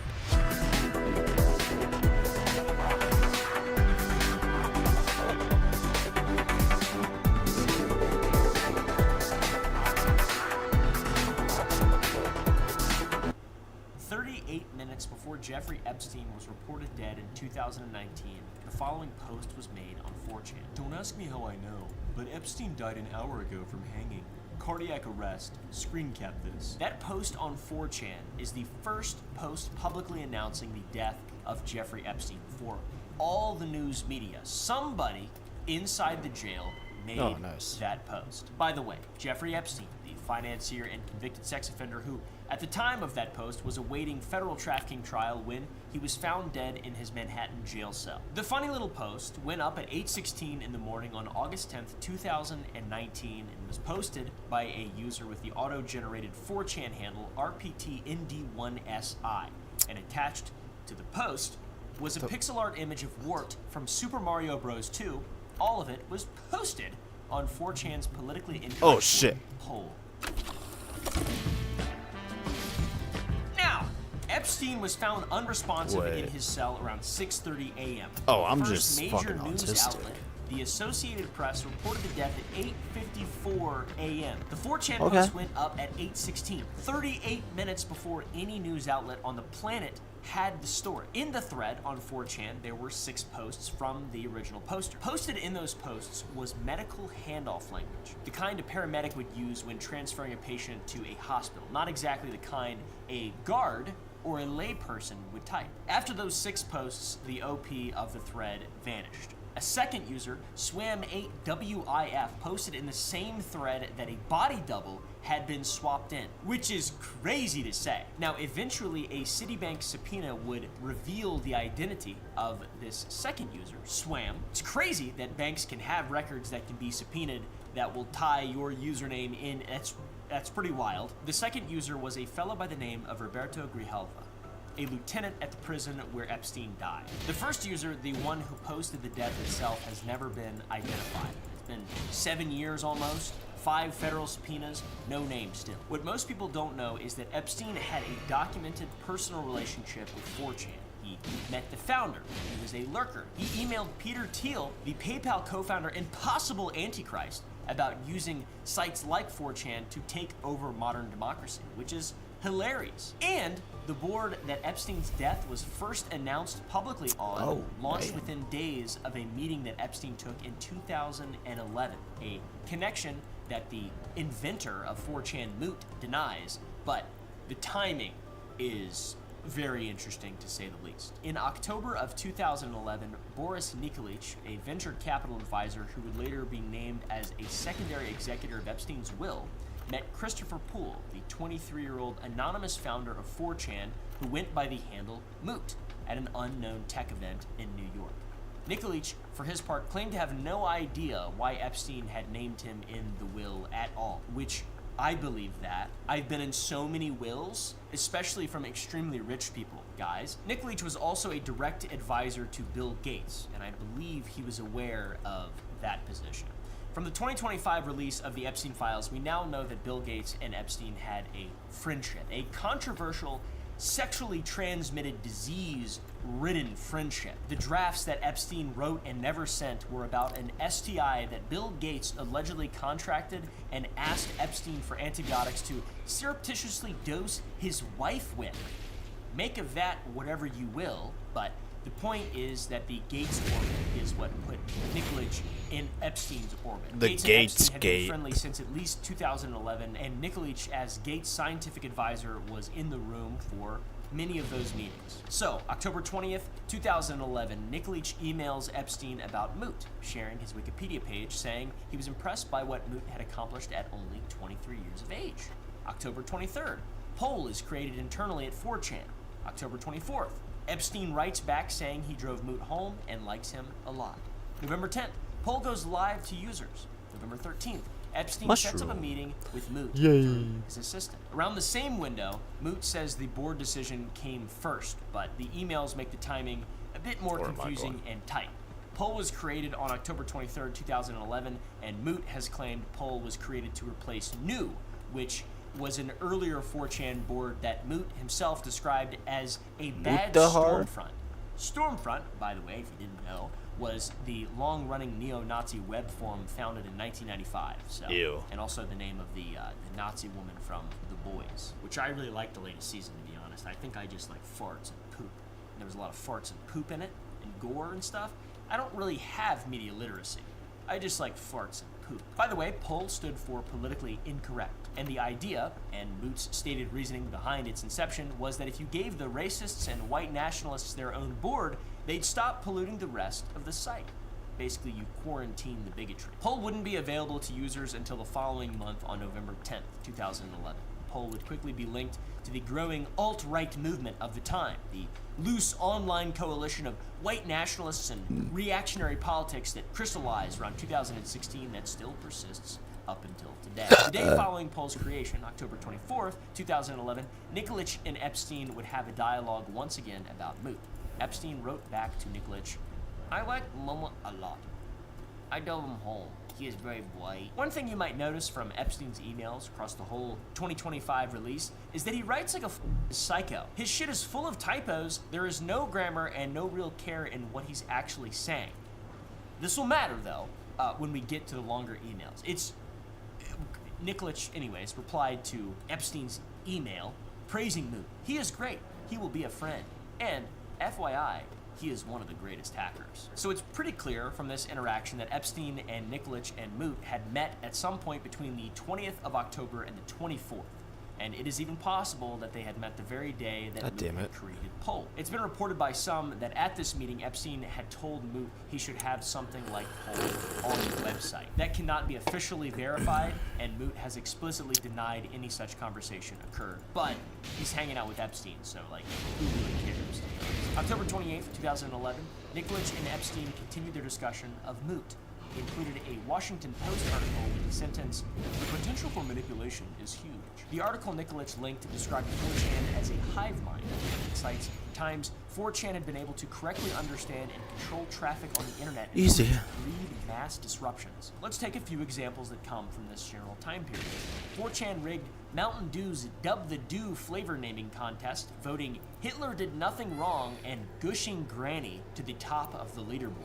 Very impressive. Or the time users manipulated a fan poll deciding which country Justin Bieber would tour in 2010, sending North Korea to the top of the leaderboard. Or probably most famously in 2009 when they manipulated Can we just get rid of Times 4chan? Person of the Like- Year using scripts and bots in a mass effort to name Moot, the founder of 4chan, as the winner, Times Person of the Year. That's crazy. To be clear, this wasn't the only part of the voting that they manipulated. The users were also able to manipulate the following 20 spots to spell out a message to list viewers. The first letter of every name in the list spelled out marble cake, and also the If I were to ever become president, I'm fucking nuking 4chan.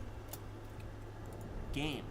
The game being the long-running internet joke where if you think about the game, you lose. And marble cake being an old B in-joke from 4chan's most chaotic board. I apologize for anyone who hadn't lost the game in years.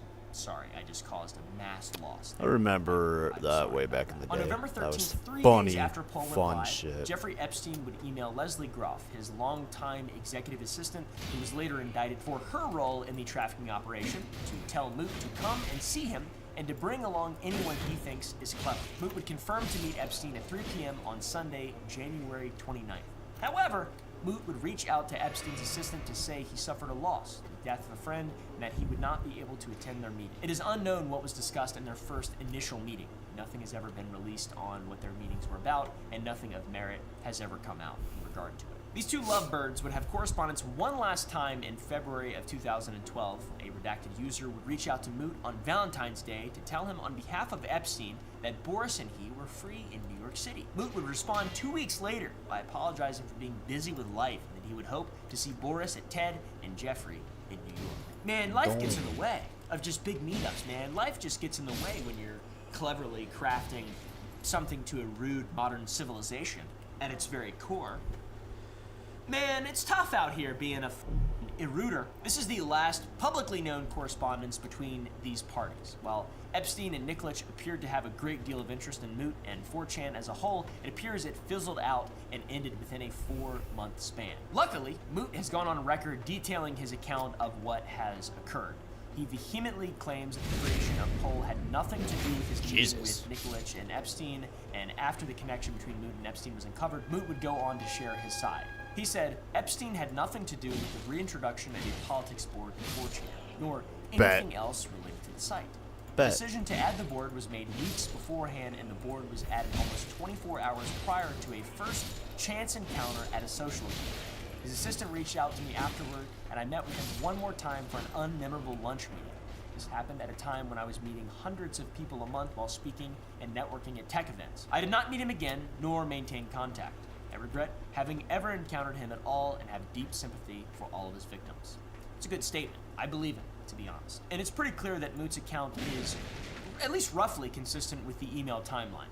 Poll board edition does predate his meeting with Epstein by about a day, but his account leaves out the second invitation Epstein extended through Leslie Groff just 3 days after Poll went live, and the third one in February. Moot, by the way, has worked at Google since 2016. So he's got my blood, 23andMe. He's probably looking me up right now. He probably said, how'd this Italian guy get so many subscribers on YouTube? Italian guys aren't supposed to get subscribers on YouTube. Look at this. My genetics. Fun fact. I'm 27% English, which is incredibly embarrassing. 11% Scottish, which is sick as the Scottish energy shall never die. 11.5% Scottish, actually. And 7% Irish, which I did not realize. I thought my family was Scottish. 0.2% Welsh. I'm more Italian than I am English, which is an epic win. I'm 31% Italian and 18% Northern German, 5% Swiss, and 0.2% Greek, and then 7% Levantine. I'm a Lebanoid. A part of my family's from Lebanon, guys. My dad is almost 22% Lebanese. How crazy is that? It just seems so crazy. I'm just a white guy. You know, I'm just like a white guy And like my dad's Lebanese. I have an incredible deal of Nice. respect for Lebanese culture, by the way. I love Lebanon and Greece as Raptor. well. We grew up more Lebanese than Italian. I didn't even know I was Italian until I got 23andMe. Also, all that's bullshit. I'm American. I was born in America, and specifically Virginia, and now I live in Texas. And I'm more of a Virginian, I feel like, than a Texan, unfortunately. And I love Texas. Don't get me wrong. The people here are incredible, but I won't be here forever. I won't be here forever. I'm gonna move back home to Sicily. I'm gonna move back home to Gloucestershire. Gloucestershire. I love Gloucestershire. No, you don't. By now, we all know about Ghislaine Maxwell, the woman who helped Epstein build the sex trafficking network and who is currently serving 20 years in federal prison for it. Federal prison? Or like women's summer camp in Texas. What some people may not know is the belief that she ran one of the earliest large Reddit accounts on the platform. A quick primer if you're not really a Reddit person, which I don't blame you. I like Reddit a lot. I've been getting lambasted on there since the very beginning. I went on r/bodybuilding when I was like 15 years old or some shit, or something about building muscle or whatever. And I was like, what's the best way to build muscle? And then they were just like, No, I'm a fucking moron, dude. You're so fucking stupid. And that's been my experience with Reddit ever since. Asking about my toads, get shit on. Anything, just get shit on, dude. You get shit on Reddit. I don't fit in on Reddit, okay? I'm the most alien on there. But anyways, usernames on Reddit are prefixed with a U/, and topic communities are called subreddits prefixed with an R/.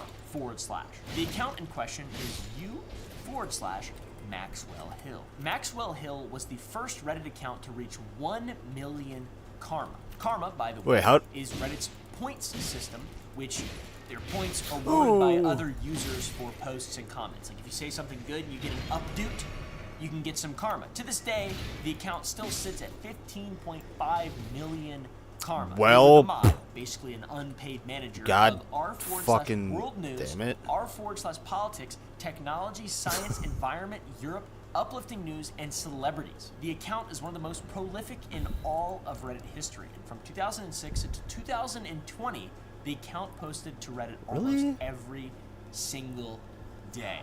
The timeline is very suspicious. On a platform with hundreds of millions of users, user Maxwell Hill was ranked the 8th most active account ever.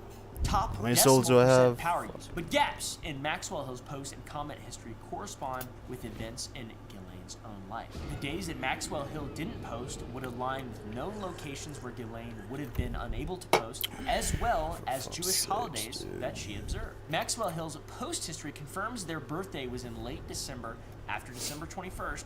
Ghislaine's own birthday is Christmas, December 25th. In 2011, Maxwell Hill would hit 1 million karma, the first account in Reddit history to do so, and Matt Honan, then a senior writer at Gizmodo and now an editor of the MIT Technology Review, would write an article on the most viral people on the internet and place Maxwell Hill at the top. After this article was published, the team at Gizmodo would receive an email from Maxwell Hill themselves. One of the most interesting aspects of the article is that the author hints that Maxwell Hill could be any gender, any identity, and that we shouldn't just assume Maxwell Hill is a man. Going forward, I'm going to call Maxwell Hill Hill for short, because I don't want to say Maxwell Hill anymore. Across their entire dialogue, an interview done over email revealed virtually no personal details about Hill. They emphasized that Hill could be absolutely anyone. And in this case, could this individual actually be Ghislaine Maxwell with a pretty obvious username? Hill is described as purposely working to ascend to the upper echelon of Reddit users, and history. It was an endeavor. It was actually Why the fuck did they go on the Hill themselves wall? went on to detail the connections and how they relate to news, and that providers of the news were always going to do better. During this era of Reddit, it was still run by its co-founders with 10 key Redditors consistently on the front page. And also at this time, companies would hire from the top Redditors to build new platforms, treating their knowledge of how information traveled as currency. After many would leave, Hill would work consistently to become #1 on Reddit. Eventually, as subreddits began to God damn, bro. Fuck. time on Reddit. They were instrumental in bringing r/world news to one of the top 5 subreddits. At the time of this article, Hill spent roughly 3 to 4 hours a day on Reddit. but are planning on spending less time as they began to start their own business. Now, if this was Ghislaine, then there are some interesting parallels just from here, the way she viewed the news and the dissemination of it. Knowledge is a weapon. Her own father, a media magnate and potential Mossad agent, Robert Maxwell, would have taught her this view, as it's a very important one. Robert Maxwell deserves his own specific deep dive, by the way. I might get killed for it. I don't know why he We'll didn't see. swing when I don't was actually wanna spamming die, it, but by the way. I just want to talk about stuff. And It some be of the what it stuff be. probably should be talked about on more normal channels like mine. Maybe not normal. I don't really know, guys. Anyways, got a little some of this, a little some of that right there. How about them apples? What is that, crack? That's that crystal. That's that rock. Come on now. Charlie Sheen said, "You smoke the rock, you turn gay." That's what Charlie Sheen said. I'm trying to find out. Is Charlie Sheen full of shit? Comment down below, my crack rock smokers. I'm wondering what the rest of the day leads for me. Anyways, there is a clear distinction in the view of media providers and those who consume. Hill wanted to be a provider. Not to mention, in 2012, Ghislaine would start the Terramar Project, her ocean conservation nonprofit, which critics later argued was a reputation laundering vehicle and a public-facing identity built right when she needed one. She made it to launder reputation. What a concept. Doing something just for your reputation. What the I should consider something like that. Now, this is where it gets really insane. Hill's last post went up on July 1st, 2020, and Ghislaine Maxwell was arrested less than 24 hours later on July 2nd, 2020. An anonymous Reddit user posting under the handle UBGNY compiled what's still the canonical version of this theory, a long sourced post laying out the connections between Hill's account and Ghislaine's life. One really good example from the post is there is a distinct lack in posting lining up with the death of Ghislaine's mother. The post is pretty extensive in all the claims that are made. There are hyperlinks throughout the entire thing with screen caps and a follow-up post as well. The post makes a strong case that they are the same person, but potentially the strongest claim is that there is another account that also stopped posting the day before Hill did. This account was called An Utensil. An Utensil was a mod of most of the subs Hill was a moderator of and has a similar writing style. On May 27, 2015, 2 accounts were made on Well, GG. Vote. Oh, I don't even have Reddit fucking style website flasks. became a refuge for users banned from Reddit under the names Maxwell Hill and An Utensil. Now, of course, haters are going to try to debunk, as they always do. I'm just There gonna are try two running prominent past sources that everything. have I don't attempted to fucking. debunk I this hate this claim. area so First fucking is much. a Vice article penned by Jason Kabler, a longtime tech reporter at Vice, titled "Incoherent Conspiracies Suggest Ghislaine Maxwell is a Powerful Redditor." Honestly, good title. Right to the point. One of the first debunking tactics the article attempts to do is to reduce the karma Wrong way, achievements fuck down me. to fake internet points when it was observed, and we do have on record examples of the early days of I have Reddit in which these sunburn kinds and of my back is achievements fucking. resulting in Oh my god, high-profile it's tech in jobs. so much For pain example, right now. like when I worked Epic. at EchoStar Epic. in Mount Jackson, Virginia, as a Wait. compression technician.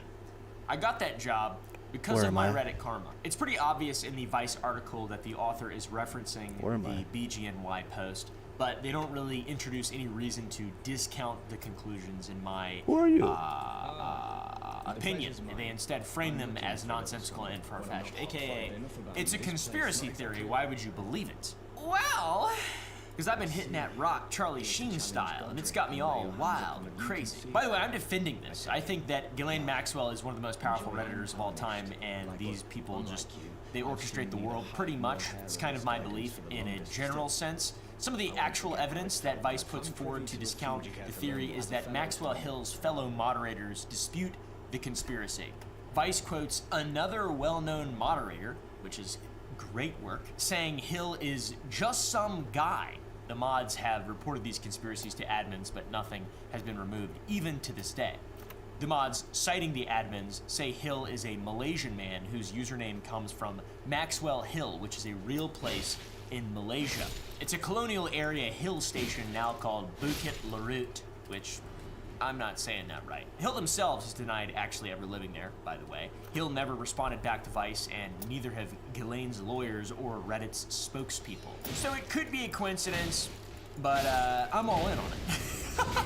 The other debunker is Ben Sheffield, the writer behind the independent blog Coagulopath, which is a really cool name, to be honest with you, but his article ultimately makes the same or similar argument as the Vice article. Sheffield notes that Hill called themselves a married 40-year-old man in a 2010 Redditor of the Day profile, and that fellow mods say Hill lives in Malaysia. But Hill themselves has elsewhere denied living in Malaysia, meaning either the mods are wrong, the 2010 information profile was disinformation, or Hill is just whoever they need to be on any given day.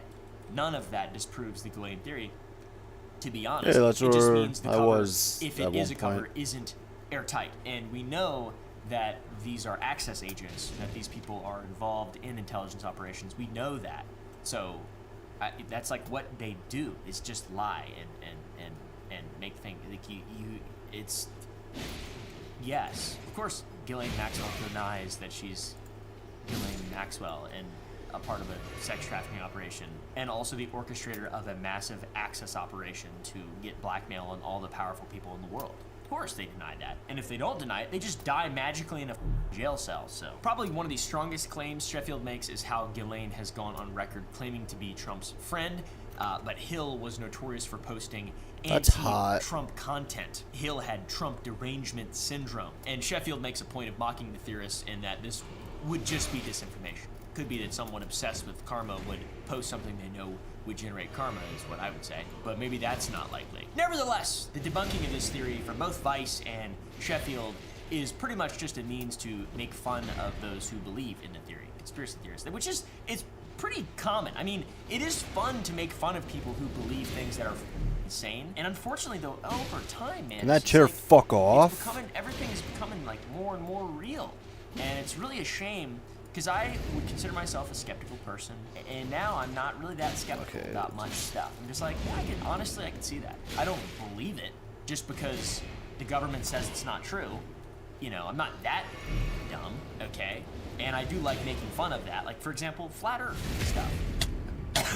If you study ballistics in any way, you will find that the earth is round.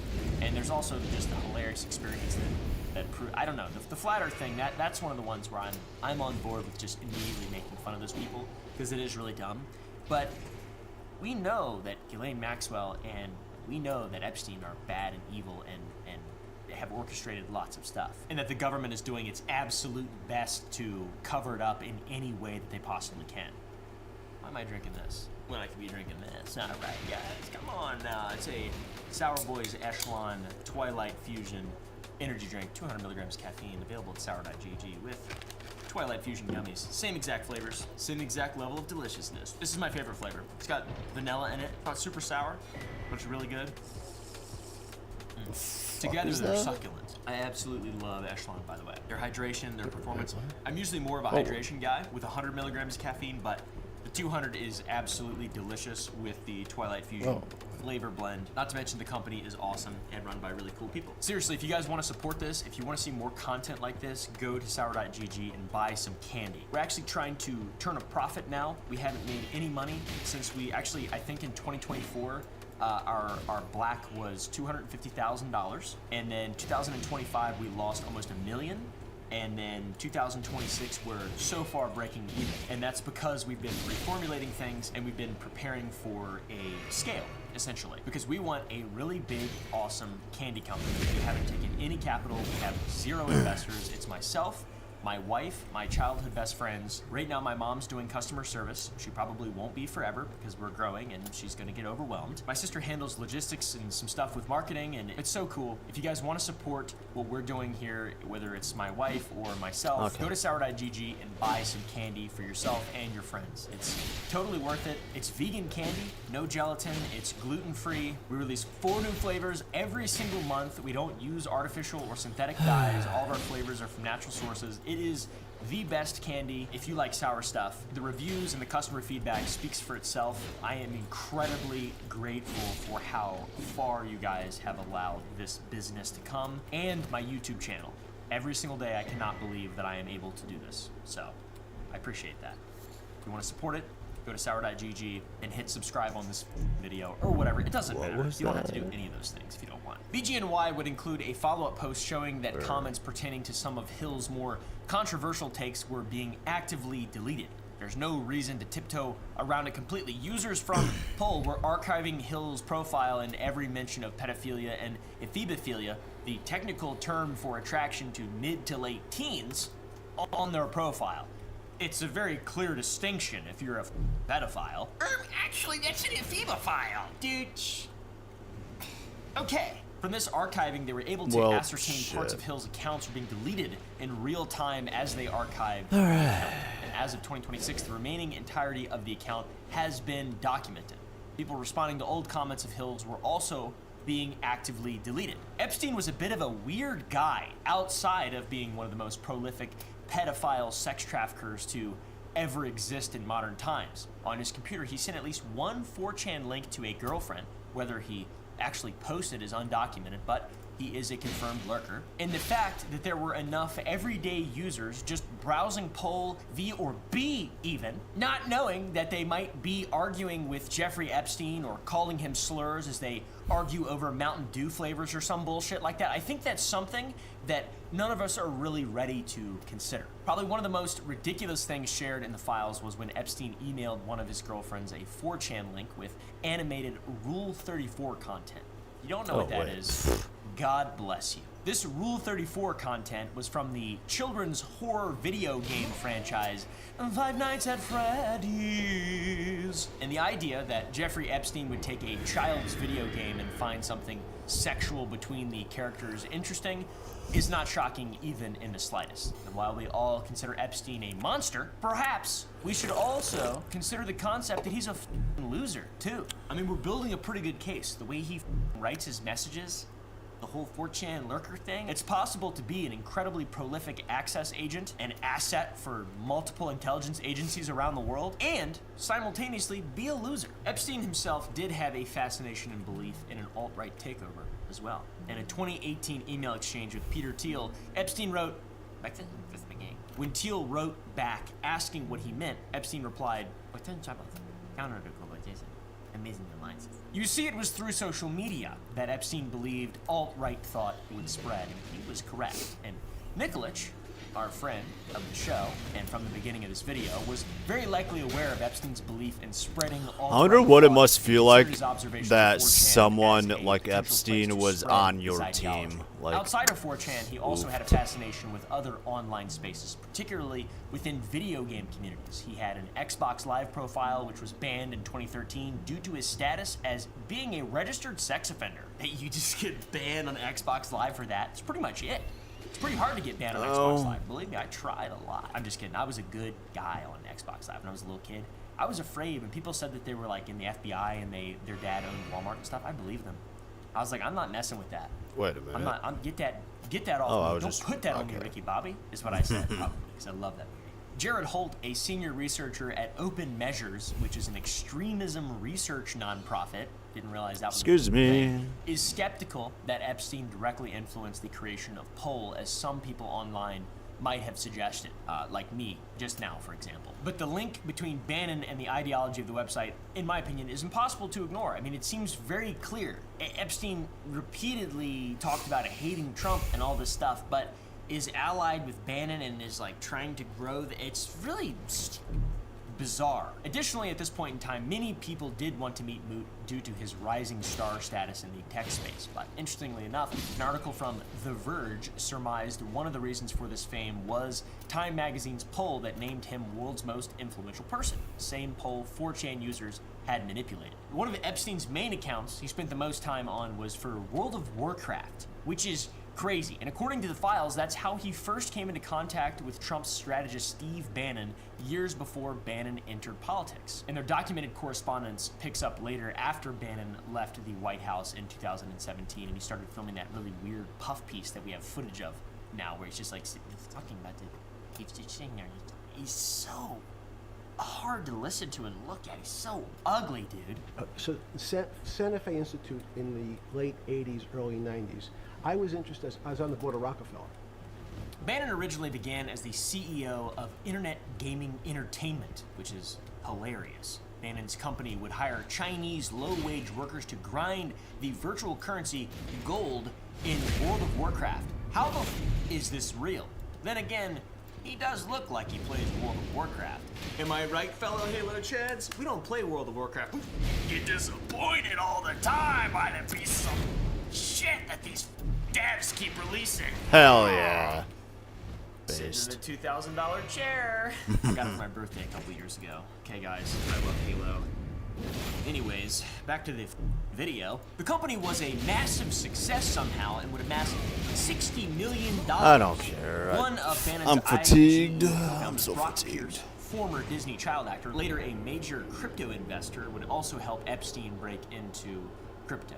Bannon himself said most famously in a 2017 BuzzFeed interview that IGE is where he realized anonymous online communities were full of young, disaffected men he could organize for right-wing causes, which we've definitely witnessed happen, for sure. I mean, that's been a thing. Regardless of right-wing or left-wing, it's happened on both sides. The disaffected are dangerous. Bannon's next endeavor was Breitbart, the conservative news site he turned into the mouthpiece of the alt-right during the first bigly Trump administration campaign. I'm not really sure what the Trump train.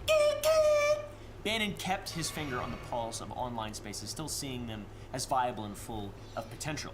He wanted to forge a connection between the kind of disaffected men who browsed a board like Poll and right-wing politics. In his attempt to bridge the gap, he hired Milo Yiannopoulos, a flamboyant Charlie Sheen-style gay man, British provocateur who built a following baiting feminists and progressives online. He hired him to be his main correspondent in the tech online space, which is, that guy is a provocateur. The likes of which, I mean, is he still around? I really don't know. I haven't seen him in a long time. He was like 2017, 2016, 18 era. That shit was crazy. That was a different time. Milo's initial focus was Gamergate, and Gamergate needs some explaining. In 2014, an ex-boyfriend wrote a long blog post about his indie developer ex, Zoe Quinn, alleging that she'd traded sexual favors for positive reviews of her games from games journalists. Nice. The post detonated into a months-long harassment campaign aimed at Quinn and the women who defended her, doxing them, swatting them, and so on. And worse, most of it was organized out of 4chan. Also Twitter, by the way. Twitter as well. But Milo found that energy and learned how to sort of point it and galvanize it into something very useful. Milo would later resign from Breitbart in 2017 after a 2016 podcast clip from Drunken Peasants in which he defended sexual relationships between 13-year-old boys and adult men. You are advocating for cross-generational relationships here. Can we be honest about that? Yeah, I don't mind admitting that. Framing it as a personal experience defense based on his own abuse as a 13-year-old boy by a priest. This arbitrary and oppressive idea of consent, some of those relationships between younger boys and older men, the sort of coming-of-age relationships, the relationships in which those older men help those young boys to discover who they are. It sounds like... like... you know what? It sounds like Catholic priest molestation to me. And you know what? I'm grateful for Father Michael. I wouldn't give nearly such good head if it wasn't for him. By the way, I think Milo Yiannopoulos is no longer gay, and he's Catholic instead. So you can choose. You can either be gay or you can be Catholic. I'm neither. It was very bad, very odd, very strange, creepy, weird, stupid thing to say, and just disgusting and degenerate type behavior, really, in all honesty. But Bannon sort of created the pipeline that Nicholas told Epstein was there. And from Poll to Breitbart, the 2016 Trump presidency, and now to Israel. It was after the Trump presidency that Epstein and Bannon began a correspondence, and this correspondence would continue leading up to the very day that Epstein was arrested. From the DOJ files, we know that Epstein and Bannon primarily discussed cryptocurrency and how to weaponize Epstein's wealth to fund right-wing ideology. They would often brainstorm on ways to fund right-leaning coalitions through cryptocurrency, and through this they funded far-right European political movements outside of America, some in Germany, some in France, some in Hungary. It was the new continental hard right, all right, guys? And they had the explicit goal with this venture to stave off Time's Up for the next decade plus. Time's Up being the post-Weinstein anti-sexual harassment movement that took down tons of powerful men in 2017 and 2018. Bannon was one of Epstein's last planned meetings he had to cancel before being detained. Epstein also was helping Bannon portray Trump issues on the world stage as someone who was his friend for so long. Somehow, Epstein and Bannon shared some white supremacist views as well. Epstein was trying to meet with Charles Murray, a debunked racist scientist, for his work on the race science book. the bell curve. Epstein was even drawn to concepts of climate-driven population calling. Epstein was into breeding. I fucking help you? There's the whole conspiracy at Zora Ranch. I have an entire video on that. It's really dark, and especially bizarre coming from a Jewish person. It's strange. I'm not Jewish. He's Jewish. I'm Italian. And while Epstein's official link to 4chan explicitly ends at the meetings with Moot, there is still an undercurrent of fascination for him in the forums. He lurked, he probably posted, let's be real, and he would link with people like Bannon who saw the potential of these spaces and held the ideas to potentially weaponize them. So a basic chain. Poll gave most of Gamergate its organizing space in 2014. Gamergate gave the alt-right its first taste of mass online harassment as political action. That energy fed Pizzagate, which is a way more compelling sort of gate incident. If you don't know, it's the 2016 conspiracy theory that a DC pizza shop fronted a child sex trafficking ring run by Democrats only. That's kind of where it trails off for me, which in turn seeded QAnon, which is the widespread, sprawling, if you will, conspiracy movement starting in 2017 that claimed Donald Trump was secretly fighting a cabal of elite pedophiles. By the way, they are the cabal of elite. I guess you write what you know. I don't really know. It's really interesting though. There isn't a good or bad guy. It's just they're just the bad guys. It's just the bad guys. Those people are they're just the bad guys. Unfortunately, I love America. I love my countrymen. Fuck my government, to be honest. And smash like on this video and hit subscribe for the next one. I'm in Tel Aviv and I'm Oopaville's greatest fan. The QAnon part, very interesting to me because a lot of the people that I grew up around, not really the people that I grew up with, they're a little quicker to catch on, but a lot of the people that I grew up around were very much into QAnon, and their intentions were not, I don't like minorities, or I'm a bigot. It's like, there's an evil cabal, and they're hurting children, and you know, they're trying to ruin our cities and culture or whatever, and they're doing this all to enrich a very small group of people. That's what it seemed like they believed to me, but it's very ironic because QAnon, the believers, who some of which were just terrified of what harm was being done to children, which is a noble cause in my opinion, they didn't realize the space that they were congregating on may have been deceived by the man who exemplified their fears the most. And, you know, it's kind of the representation of that now. That is, unfortunately, the MAGA movement and Trump. Now there's aliens. Who cares about Epstein, dude? And if you care about Epstein, guess what? You're gonna get your congressional seat bought. Literally bought. Don't get me even started, self, about that. Can't talk about politics. You can buy a congressional seat in the United States of America. Did you know that? Did you know that? That makes me so angry, dude. I feel a literal, I have goosebumps right now. I am so angry. Genuinely angry. Not at anything political necessarily, but at the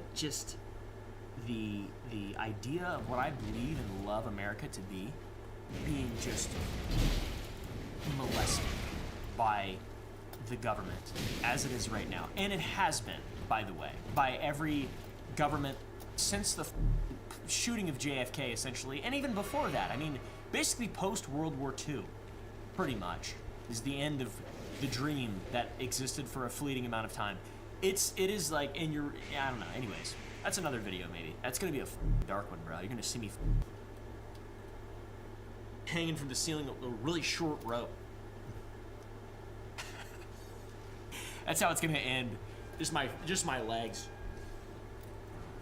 Sorry, I shouldn't do that. 4chan and Reddit, on the other hand, are two spaces where the user bases essentially hate one another. And if you don't know this, good. Stay that way. Just watch this video and move on. Two less internet savvy people, they may look very similar, but their ideologies I have no idea where the very fuck different. I'm All right, 4chan strives Wait, I'm for alive? anonymity while Reddit I allows thought I died. history and I thought that noise was me. around a username. Things on 4chan are only archived when someone seeks out to do so. There's virtually no moderation on 4chan, and moderation is very heavy on Reddit. And while Reddit has its darkness, okay guys, there's some dark shit on Reddit. There's some Chungus type shit on Reddit. Reddit is not defined by the darkness. 4chan is defined by the darkness. 4chan is Epstein. Reddit is Ghislaine.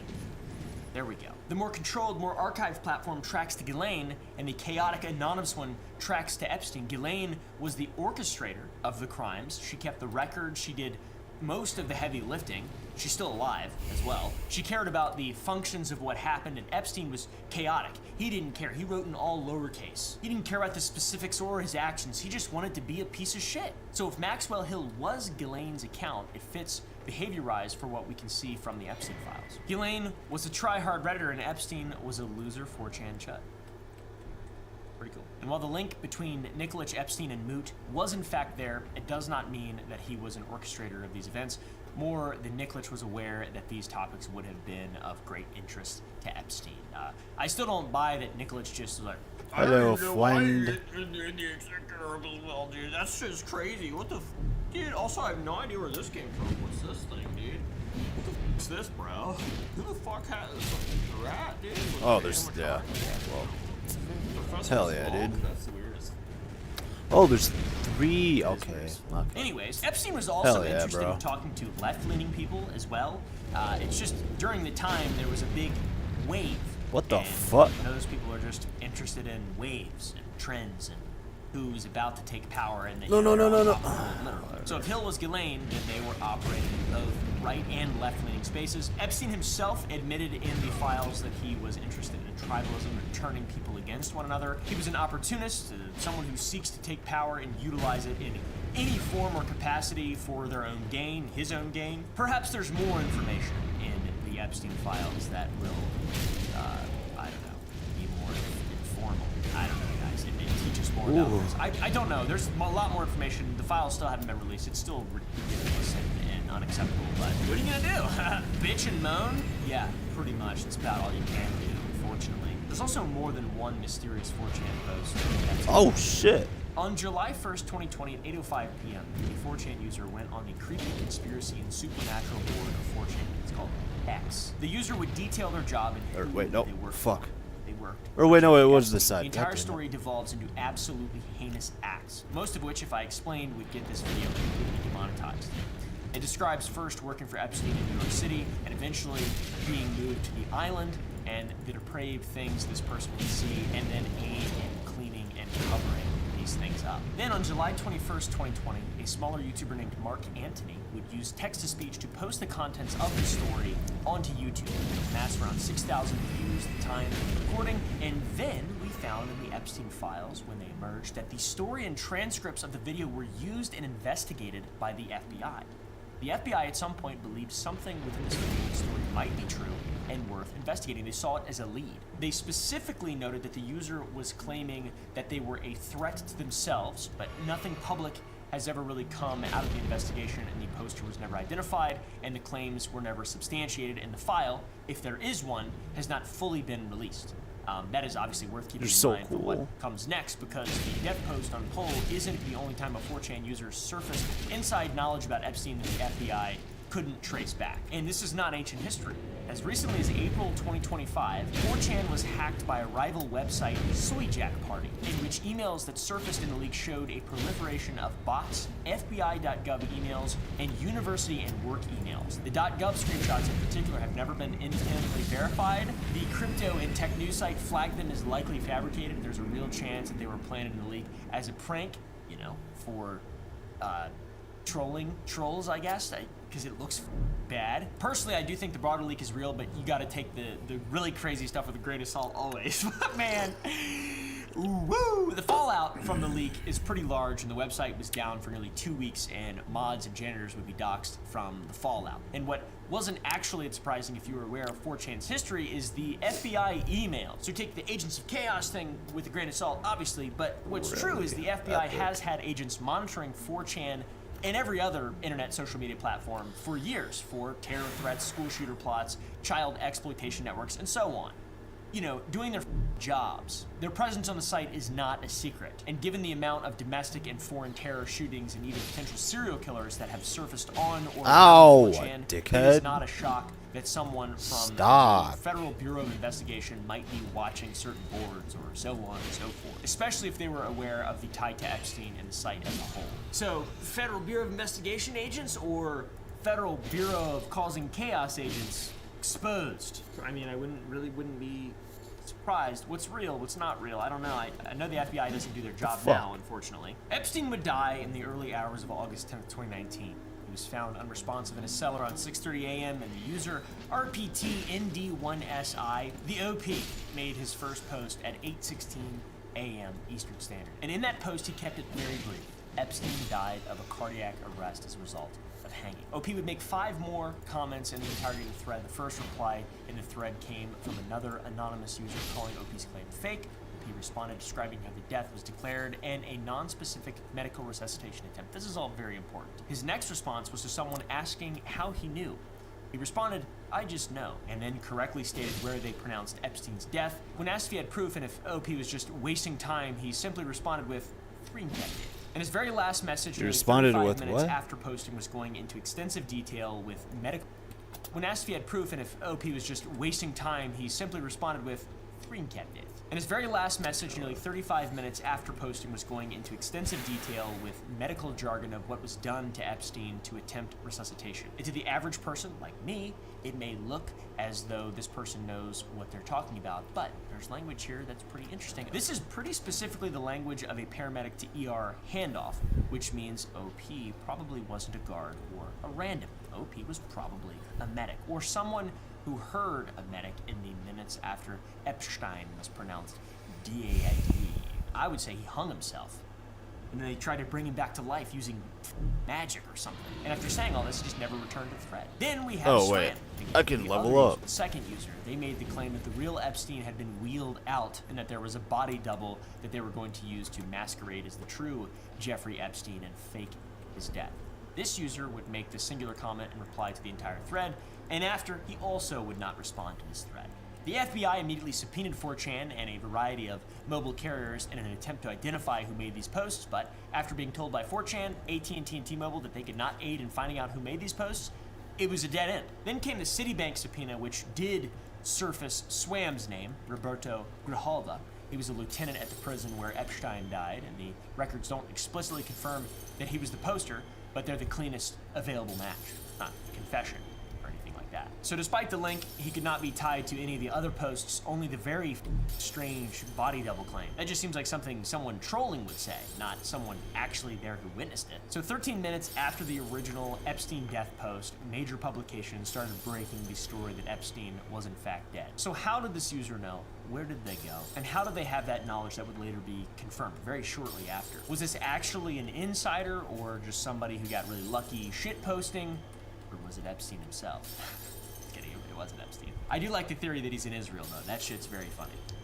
So we still don't know who OP was. Hey guys, there were 2 correctional officers on duty in Epstein's cell block that night. Tova Noel and Michael Thomas. They were charged with falsifying their bed check logs. They claimed to have done 30-minute checks that they did not actually do. The charges were later dropped under a deferred prosecution agreement, and there's widespread speculation that prosecutors also tried to link them to the 4chan post, but the public charging documents are about the bed check logs, not the post specifically. The 4chan angle definitely lines up with timing, but no reporting confirms if it was a part of the actual case against them. So, and on top of that, none of the speculation has been confirmed, and any additional probes into the 4chan post have not produced anything fruitful.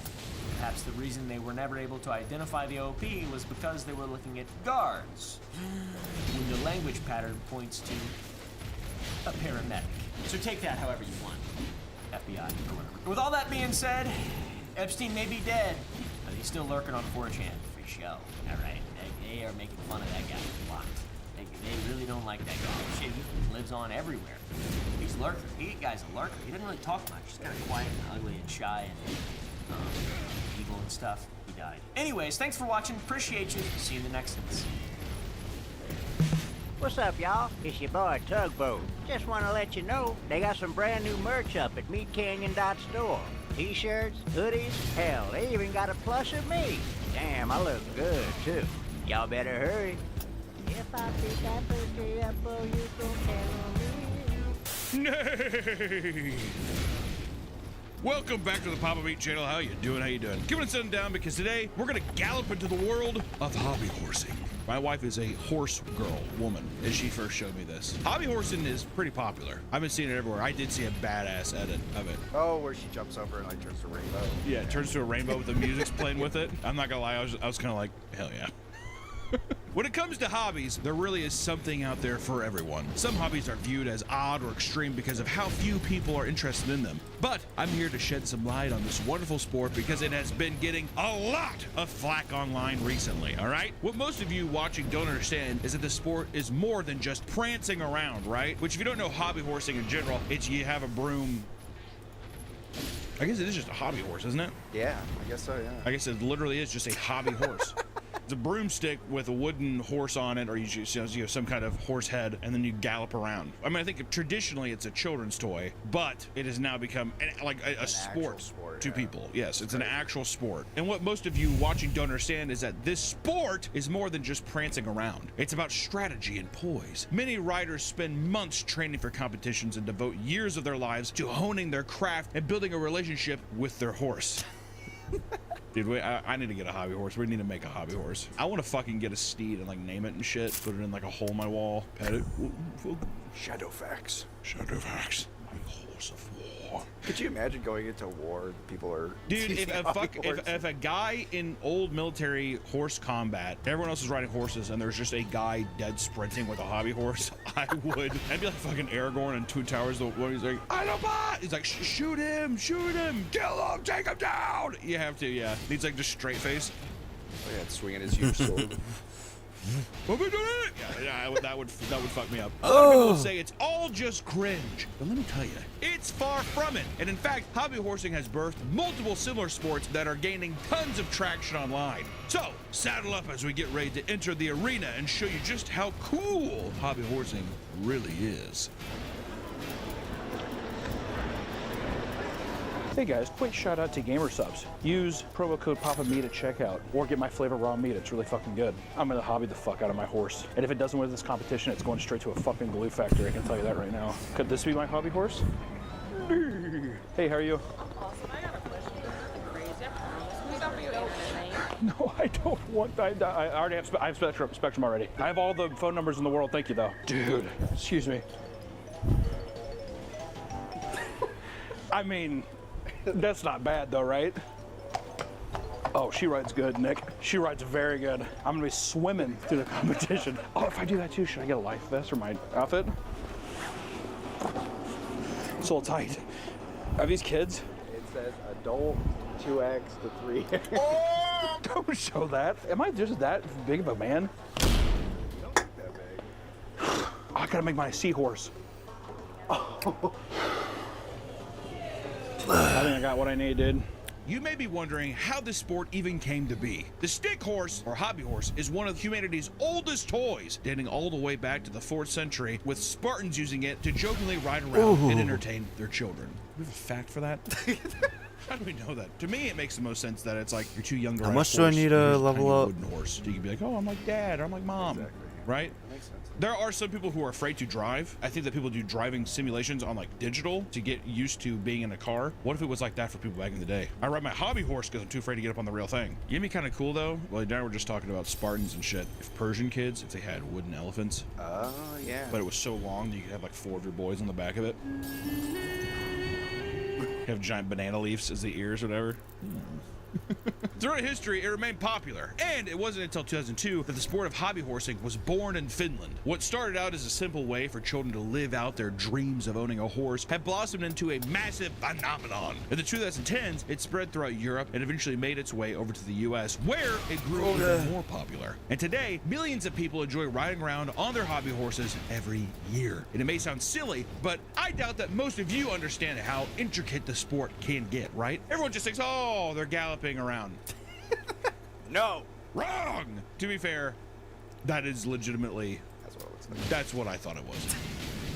And you know what's the thing, too, though, is it's probably like any other sport where they make it look easy. I bet it's harder than you expect. Not necessarily the walking or galloping part, but there's got to be something. Well, that's probably how you look doing it. Same thing with any, like, ballet or whatever. You could kind of do the moves. It's all about, like... It's the elegancy. It's the pageantry. Yeah. I'm here to give you a more in-depth rundown so this sport can finally get the respect it deserves, all right? We're here to bring respect to hobby horsing. You probably thought we were going to make fun of it. Wrong. Wrong. If you're interested in participating, the most obvious thing you'll need is your trusty steed. Picking the right one, however, is not an easy choice. Which broom's in the closet? Yeah, what are we doing, Jacob? We're getting our hobby horses today. The rules are you can do whatever you want with a horse.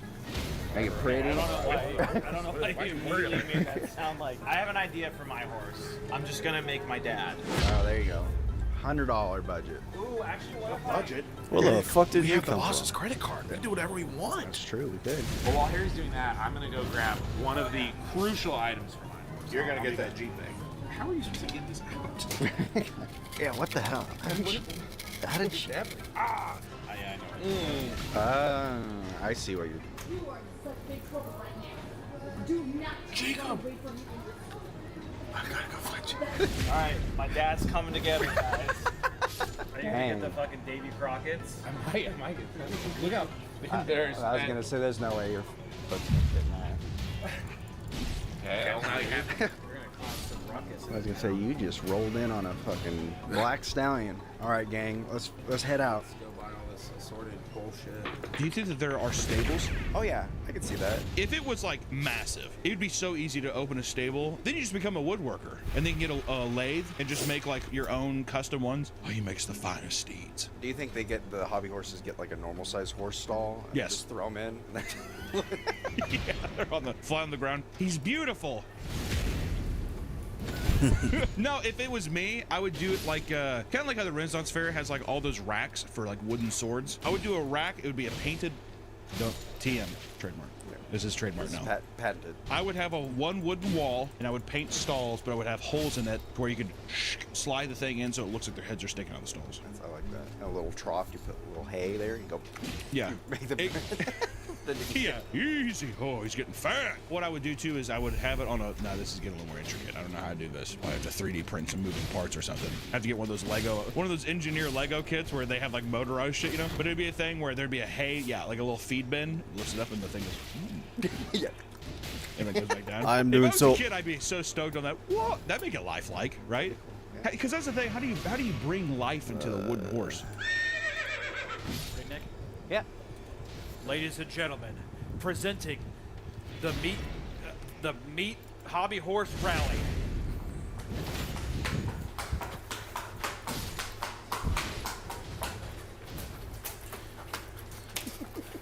Get off my horse!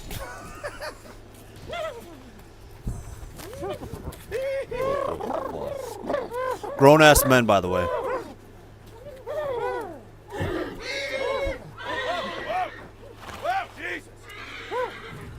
Judge, the horse's name is the Flying Dutchman.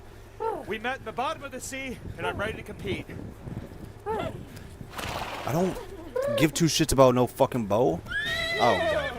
Can I lock on? What the fuck's going on? Partner, Judge. And as you can see, she can sing, and she is well endowed. Thank you. Oh my god. I hate Hello, this game. Judge. I'm the fifth horseman of the apocalypse, Taxes, and this is my horse, Jeff Lutz. And his special talent is spreadsheets. Hello, Judge. This is my special horse, Winfrey. Okay. She's struggling with alopecia. That's her special skill. I'm ready to compete. Not bald enough, Judge. Not bald enough. I didn't think so either. Struggling.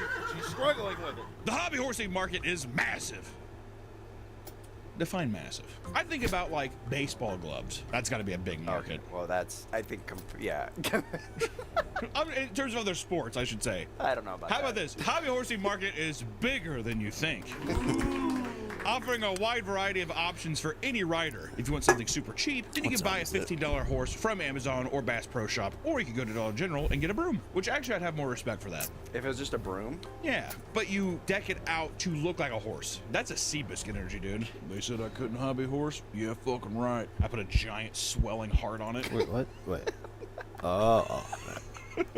One Etsy store, like Casey Hobby Horses, is run by a young teen who has made nearly 700 sales. She averages $15 per sale, meaning the business has made over $10,000 from brooms. Not bad. While these will get the job done, not all horses are created equal. If you want to really impress your friends or even the judges, you're gonna have to open that wallet and spend a little bit of cash. This is where we get into the pageantry, though. It does become a thing where how good does the hobby horse look? How elegant? That's where it comes from, is the elegance and what you're willing to put into It's just like a your real hobby horse. Yeah. You gotta put money into it. They're expensive. Granted, a Kentucky Derby ready Derby horse, probably a little more expensive than the hobby horse. In 6th grade, my crush was a horse girl. No, hold on. I didn't have a crush on her. She had a crush on me. Oh, okay. And she You gifted. got really defensive. You spooked yourself out there for a second. Oh my God. She gave me horse toenail clippings as like a, I like you. Yeah, I don't know if I like that. I am married to a horse girl.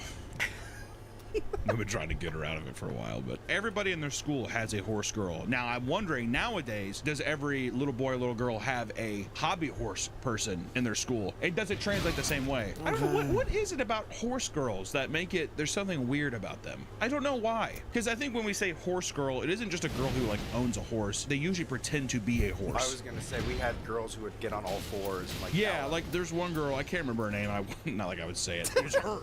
Yeah, she would, like, gallop around, whatever, and she'd make sounds, which also, first off, you're like, as a kid, you're judgmental as shit. You know what I mean? So you're just like, what the fuck is that crazy? You know, whatever. Also, you're I don't want it. I don't want it. I don't want it. Top of the line horses range on average anywhere from $300 to $700. Leave me alone. Not as expensive as I thought. I thought it'd be like up to 5,000.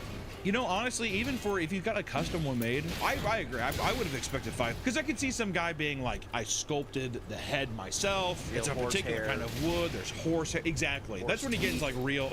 Yeah. Yeah. I pried the teeth out of a horse this morning. And a lot of this value comes down to how realistic. Get in here so I can go through the door. Look. Oh my God. Picture of, I don't like that. Fuck I game. think if you're riding a hobby horse, it needs Fuck to be game. stylized, in my opinion. Or it's so realistic that it looks like you cut off the fucking horse's head.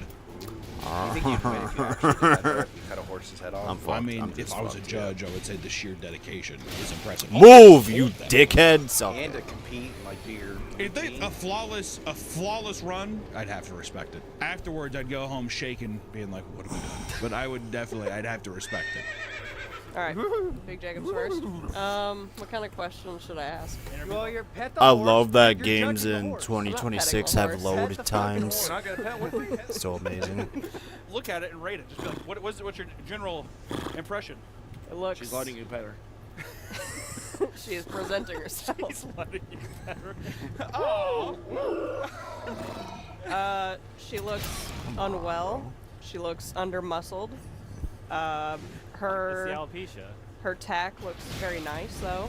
Okay, good Come on. tack. I do Come feel on. like the rider and the horse dressed for the occasion. Oh.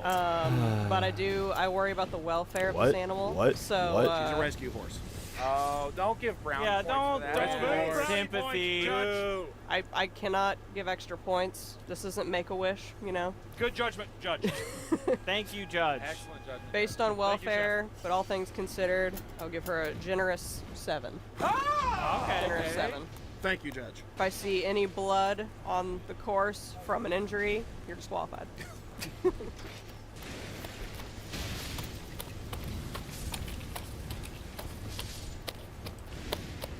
Okay, I'm questioning if this horse is actually a land horse That's or if it is a Seahorse, seahorse. cheating. Cheating. Where's the reins? Yeah, he doesn't even have reins. Yeah, where are your reins? Judge, forgive them for their ignorance for never having ridden a seahorse. You don't have to have range, Judge. Also, your goggles are so foggy. I'm usually in the ocean, Judge, but because of your respected challenge, I wanted to come up on land for the competition. Thank you, Judge. Does it matter that it's not a horse? It does have horse in the name, so The Flying Dutchman is the horse's name. Can I at least Who the fuck are you? My horse did prepare a song for you, Judge. Oh, well, come on. Can I do brownie points? I feel like I told you about the special talent. No, you said tell her what was. Yeah, you didn't say we're doing a talent. Can I do the song or not for you, Judge? Please. And please, can I get silence from people on the bench? I'll allow it.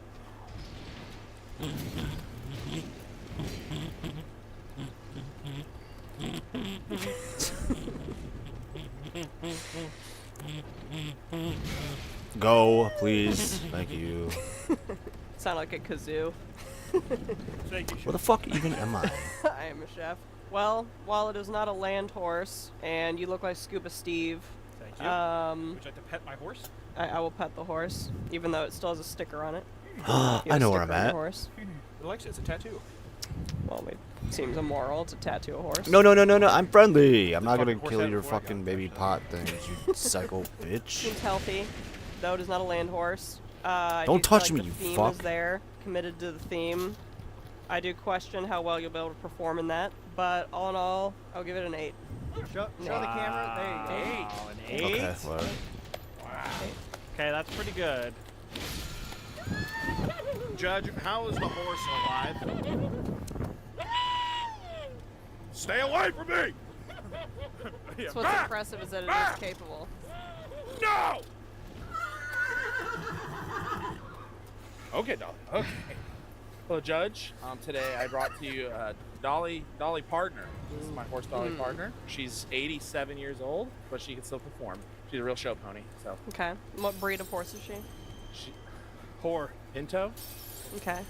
Okay, I'll take that. She's a horse. But real Dolly Parton is not a whore. I said she's a horse. Suspicious of your accentuation. Yeah, horse. She seems well endowed. Yeah. She's healthy. She's veiny. Healthy mare. Yeah, the veins. They look like testicles, Chef. They indicate fertility. Okay. Sugar? Are we outfit's breeding or are we doing obstacle course? Chef. What? Are we breeding Hey, the it's horses actually my or are we time doing right an now. obstacle course, Chef? Does it matter that they look fertile? Can the Unabomber be quiet? You breed them after they win. David Foster Wallace keeps speaking up, Chef. Oh, this is gonna be easy I as don't know why fuck. they're calling me that. I like the outfit. I like the theme.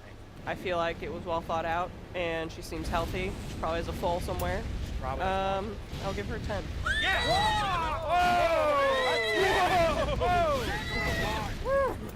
What about it? What about it? What What sexual favors did the horse give you, Chef?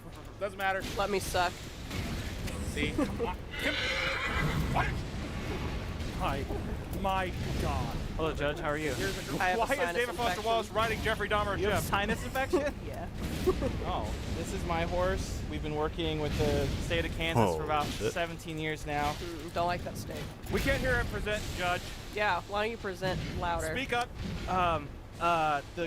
The horse, his name is Jeff, and it's pretty mild mannered horse. But we're a fierce competitor. Your horse looks like you like a human man. The mane is very pristine. Would you like to touch that? I will feel, Go ahead and give it. Yeah. but I am convinced this is just a human man. No. That's terrifying. This is a horse. What day is this? Today's and, Wednesday. Fuck. We think we can take the competition. We're gonna surprise you today. Where does this tax horse work in the state of Kansas? Department of Labor. Don't like that. What's wrong with that? I don't like tax people. The horse hunts down. I gotta piss my pants really bad. BRB.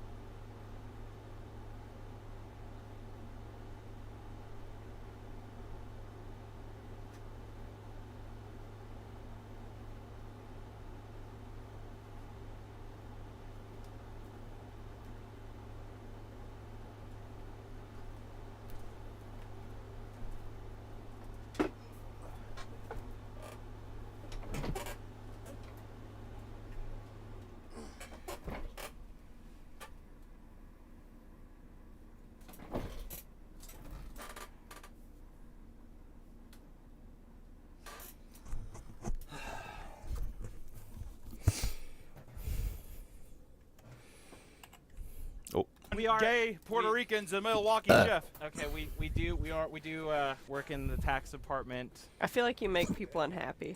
They have told us, I hope you lie down in the gutter and die before. I'm kind of feeling that But way. we're just doing our job, so. I feel like the theme That's is what the Nazi there. said, Judge. That is what the Nazi said, that Judge. I do hate tax people. Do hate where my taxes go, but I guess where they go isn't your fault. He looks like Dave Foster Wallace and John Snowden. What's wrong with that? Let the man, let the man be. His horse killed John Benet Ramsey. This is hard because it's hot. Are you hot out here? The Judge? theme, yeah, a little bit. But I like my sweater, so. I'm gonna have to give you a 5 just because taxes. We'll bad take choice. we'll take the 5. Bad Take the choice. 5 and make it up. We'll make it up in the con. Outside of Etsy, there are thousands of online stores where you can pick and choose the kind of breed you want, the color palette, and even the weight and length of the stick. And once you have your ride, you'll have to decorate it and give it a home. Tons of stores sell stables for your stick horses and special reins so you can represent your own style. Someone already took your... No. Mine's different. I'm still specialized, I swear. That'll tell you though, this is the kind of thing though where people are like, I can make this thing for $2. I'm selling. Because I think if you price it out too far, God you damn. price out that horse girl mentality. Because all the rich girls, they have horses. Exactly. You know what I mean? You gotta price it in your demographic. So it's probably somebody who's like, I make these for $2. I get scrap wood and I just make something out of it and I'm making, X amount off of it. $100. Yeah, huge profit. Huge market. Yeah.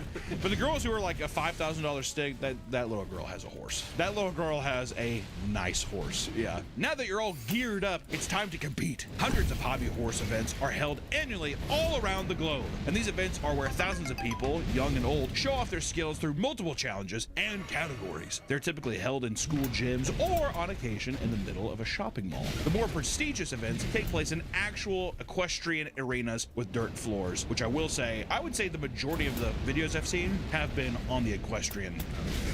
I know that there has been, even locally, there's Oh, my stuff fucking like jellyfish that. In like is malls dead. Nice. or like a river market, that kind of thing. Yeah, like parking lot kind of, like a swap. Yeah, exactly. Most people who partake in the sport simply grab their horse and ride. What the fuck? Yeah, I mean, come on, baby. Why wouldn't you, man? The wind in your hair? Come on. New steed? Getting a couple splinters? Sounds like a good time. However, some take it very seriously, training for months before competitions and even hiring coaches.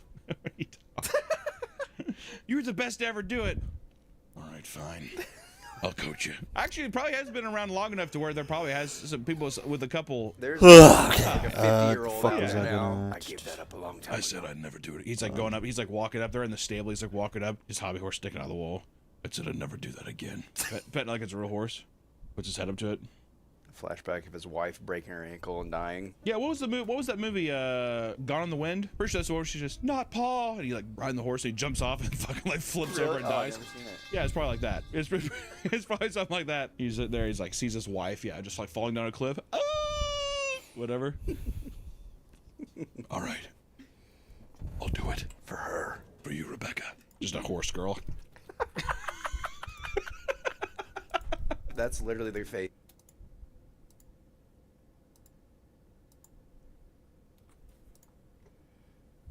In Elden Ring is the Flask of Wondrous Physic, which has its single charge replenished every time you rest at a grace checkpoint. That alone should earn it an esteemed place on your quick select bar, as it's the spot here. Another essential item is the Whetstone Knife, which allows you to apply Ashes of War to your armaments. You can find the Whetstone Knife here in a cellar underneath the Gateside ruins. It's kind of crazy they hid like such an important item here, but with the map. Defeating Margit is actually also important because he gives you your first. Just like talismans, your spell memorization slots are now also tied to items. So, if you want to memorize more than 2 spells at a time, then you'll need to seek out the button. Some folks will want to spend these runes on becoming more powerful, but that's lame, honestly. Instead, you should spend them on looking good and getting that Elden bling.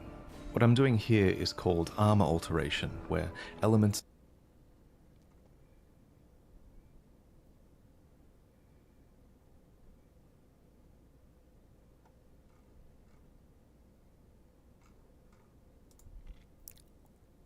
Don't be intimidated by Elden Ring's huge map, because we already found some amazing items you can find in Limgrave, the first region in the game. And getting these items will be a huge help on your first real boss fight against Margit the Fell Omen. I mean, you can totally...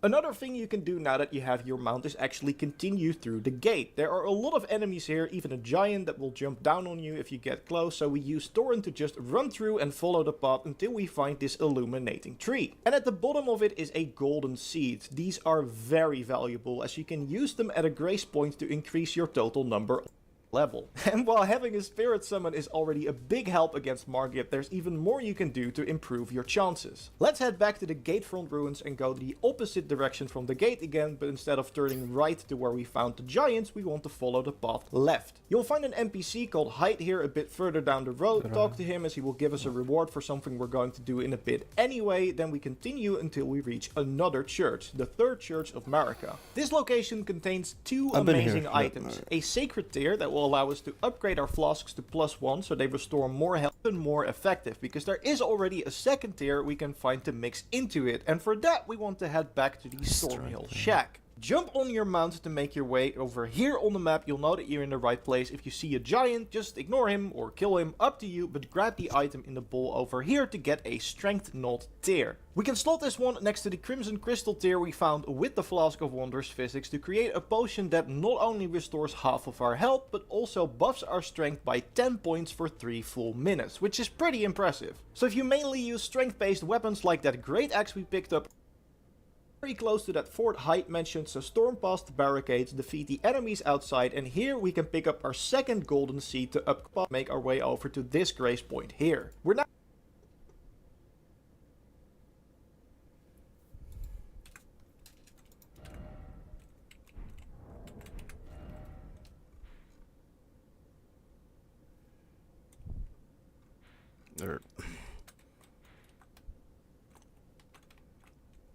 Where the fuck is that? Like right here.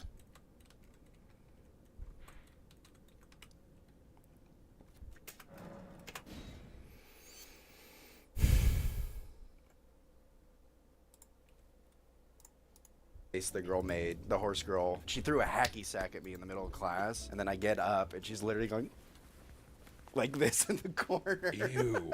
For what people don't realize is Nick just said she did this in the corner. Did you fucking tell her to stop? Stop! Well, the teacher did. He's like, "What the fuck? What are you doing?" He did not say yes, that. he didn't say what the fuck. He Okay. said, "What the what are you doing?" You almost said what the hell too. Scolding this little girl. It's also a hacky sack, Nick. Calm down. It was his hack. It was the teacher's hacky sack. Okay, She, oh she God. took it off. Oh God forbid. I this. Yeah, secretariat back there. Come up here. She comes up to the class.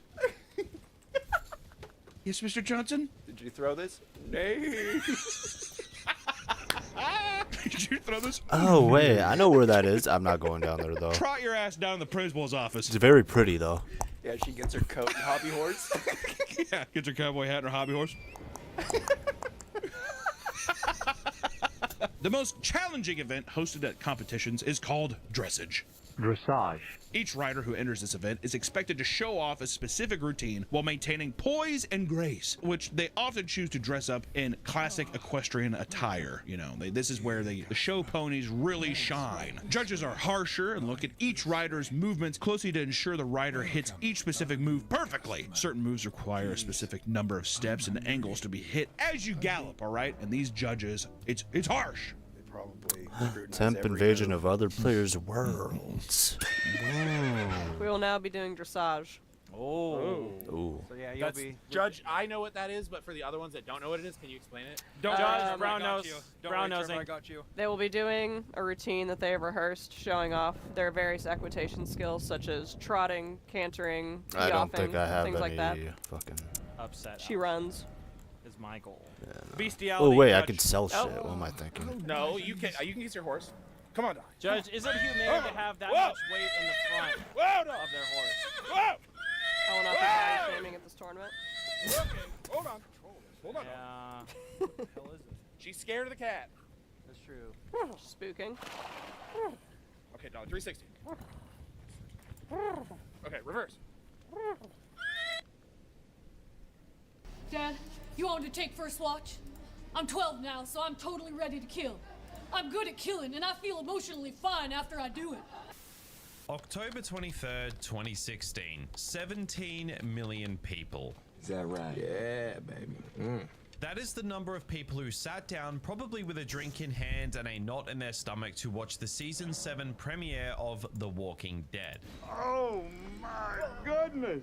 To put that into perspective, that's more than the entire population of the Netherlands tuning in simultaneously to watch a man in a leather jacket play baseball with a human skull. I need you to know me. It was the peak. The undisputed king of cable, a cultural behemoth that, at the time, made almost everything else on television look like a high school drama project. Was the joke that bad?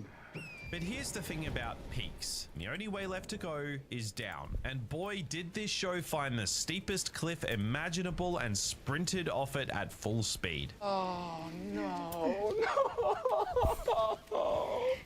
We all remember where we were when Negan introduced us to Lucille. It's hard to forget the time when the show started being a sadistic, manipulative performance. The audience's trust was broken, and since that night, the ratings entered a decade-long freefall.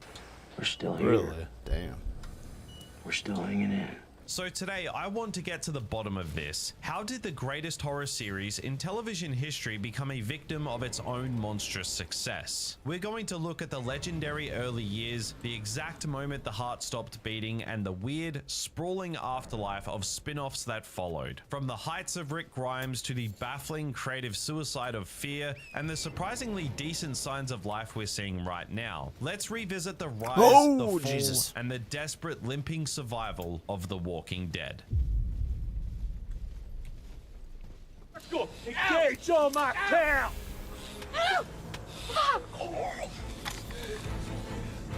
Got to be kidding me. Okay. No. You're done. All right. Now follow me. There you go. Now, to understand why the downfall of The Walking Dead feels like such a personal betrayal, you have to go back to October 2010. We didn't have a million streaming services fighting for our souls. We had cable, and cable was where the prestige drama lived. When AMC announced they were making a zombie show, everyone assumed it would be a niche, cult hit for comic book nerds. Zombies were for B-movies and video games. They weren't for primetime television. But then, Frank Darabont walked into the room. The first 3 seasons of The Walking Dead perfected the feeling of living. Now very close to that fort height mentions a storm past the barricades to keep enemies outside, and here we can pick up our second golden seed to upgrade to 6. Oh, it's right there. Okay. Living in a world where survival was never guaranteed. This was the golden age, a 3-year stretch where the show had a clear philosophical identity. And it all starts with Days Gone By, the pilot episode. If you want to see what happens when a director actually respects the medium, watch that first hour again. It is a masterpiece of show don't tell. We follow Rick Grimes as he wakes up in a world that has ended while he was napping, and for large stretches of that episode, there is almost no dialogue. We don't need a character explaining the plot to us like we're toddlers. We see the abandoned hospitals, the rows of body bags, and that hauntingly beautiful shot of the bicycle girl crawling through the grass. Quiet, atmospheric, but deeply unsettling. Not because of jump scares, but because of the sheer lonely scale of the tragedy. The first season of The Walking Dead was lean. No narrative bloat, no filler episodes where characters wander through the woods for 40 minutes talking about their feelings. Every frame mattered, and while the finale at the CDC gets some flack for explaining the science of the virus a bit too early, something Robert Kirkman himself later regretted, it gave the world a sense of finality. It established that there was no cure, no government coming to save the day, and no hope, just a ticking clock and a choice. How do you want to die? Then we hit season 2. Now, I know what the internet said at the time. They're just sitting on a farm, it's boring, where are the headshots? To those people, I say, you missed the point. The farm was about the collision of 2 worldviews. On one side, you have Rick, struggling to hold on to the badge and the laws of the old world. On the other, you have Shane Walsh. If we're talking about the best performances in the history of this show, Jon Bernthal is at the top of that list. His portrayal of Shane is legendary. More than a regular bad guy, he played a man who had seen the future before anyone else and decided to meet it halfway with a shotgun. The The tension between Rick and Shane is arguably the best written arc the show has ever produced. It was a tragic collapse of brotherhood and trust. Every time Shane scratched his head and said, "Let me tell you something," you knew someone was about to get hurt. The farm was a pressure cooker. It allowed the show to explore the morality of this new world. Do we kill a prisoner who might lead his group to us? Do we keep hoping for a miracle? The reveal of Sophia in the barn was the moment the show proved nobody was truly safe. In any other show, the little girl is found alive in the woods. In The Walking Dead, she's been in the barn the whole time, mindless and rotting. That is the moment the show's innocence died, and it was spectacular. Season 3 then took that momentum and turned it into a full-blown war. Moving to the prison gave the group a sense of stability, which in this show is just a setup for a bigger tragedy. This season introduced us to the governor, played by David Morrissey. I hear rumors about this dude called the Governor. I mean, what a ridiculous name. I just can't wait to kick his ass. I mean, really?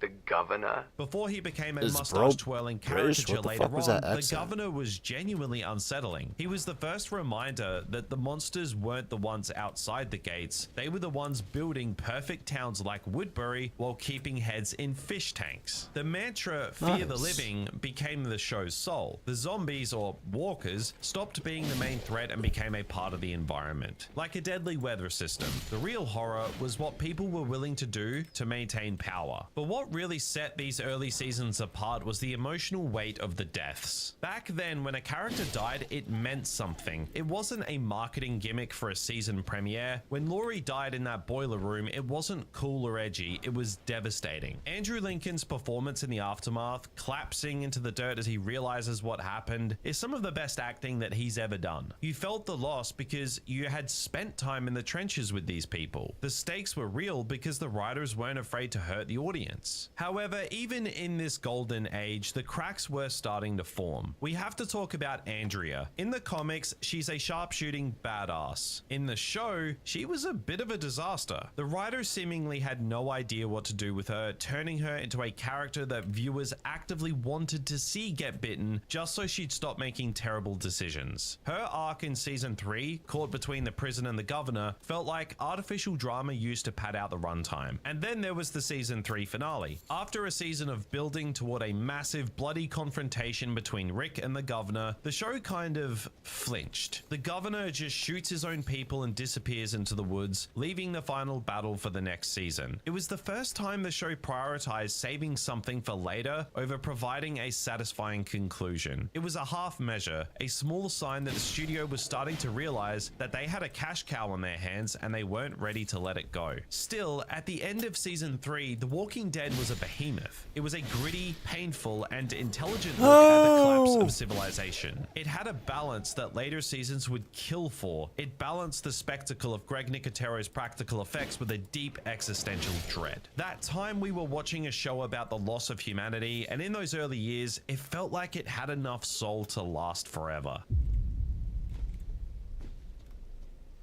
Now, Steven, let's talk about your technique. Steven, do you see anything wrong there? Right.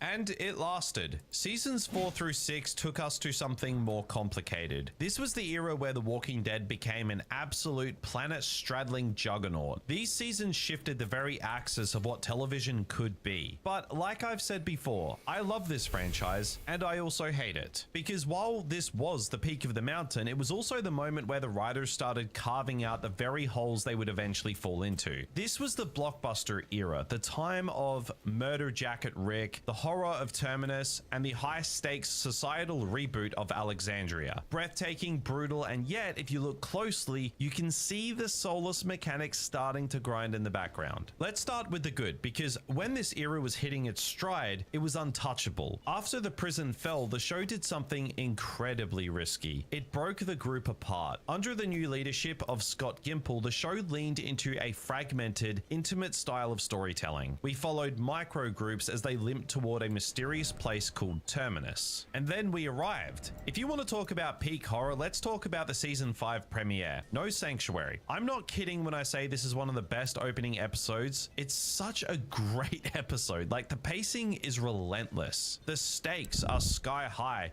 We see our heroes lined up over a trough like cattle, watching anonymous red shirts get their throats slit in a scene so cold and clinical, it makes your skin crawl. This was The Walking Dead at its most confident, dark and fast enough to give us the definitive version of Rick Grimes' Murder Jacket Rick. When Rick puts on that brown suede jacket with the fur collar, you know the diplomacy is over. Biting out the throat of a marauder to save his son, that is the moment Rick officially checked out of the old world and became the beast he needed to be. Andrew Lincoln played this transformation with such terrifying conviction that you actually start to wonder if our group were the villains of someone else's story. And we can't talk about this era without mentioning The Grove. This episode is a legitimate piece of art. Carol, a character who started as a victim of domestic abuse, is forced to tell a mentally ill child to look at the flowers before executing her to protect the group. It's the kind of high-level dramatic writing that the show would eventually trade for cheap shocks, a Greek tragedy with better makeup. But then we move to Alexandria. After years of living in the dirt and sleeping with one eye open, the group is handed a perfect suburban life. The tension shifted from external horror to psychological friction. Watching a bearded, grime-covered Rick walk through a pristine living room while holding a baby was like watching a wolf try to play house. The conflict between the wolves, Rick's group, and the sheep, the sheltered Alexandrians, provided some of the richest dialogue in the show. A fascinating study of how much of your humanity you have to lose to survive, and whether you can ever actually get it back. But while we were busy cheering for the massive battle in No Way Out, where the entire town finally stood their ground against a sea of walkers and a beautifully shot sequence of chaotic heroism, the structural rot was starting to set in. The first major red flag, the storytelling boomerang. I'm not gonna lie, I hated this. Instead of telling a cohesive flowing story, the show would split the narrative into bottle episodes. You'd see what Daryl was doing on Sunday, then you'd have to wait 3 weeks of watching secondary characters wander through the woods to find out if he survived. It was a transparent way to stretch 8 episodes of actual plot into a 16-episode season. It killed the momentum and felt like a cynical move by AMC to keep the ad revenue flowing as long as possible. For me, this was the birth of the filler problem. Episodes that exist solely to occupy space until the mid-season finale. And then there was the Grady Memorial Hospital arc in season 5, a total nothing burger. Totally obvious that the writers realized they had reached Alexandria too quickly and just needed a distraction. We lost Beth Green in a finale that felt like a mistake.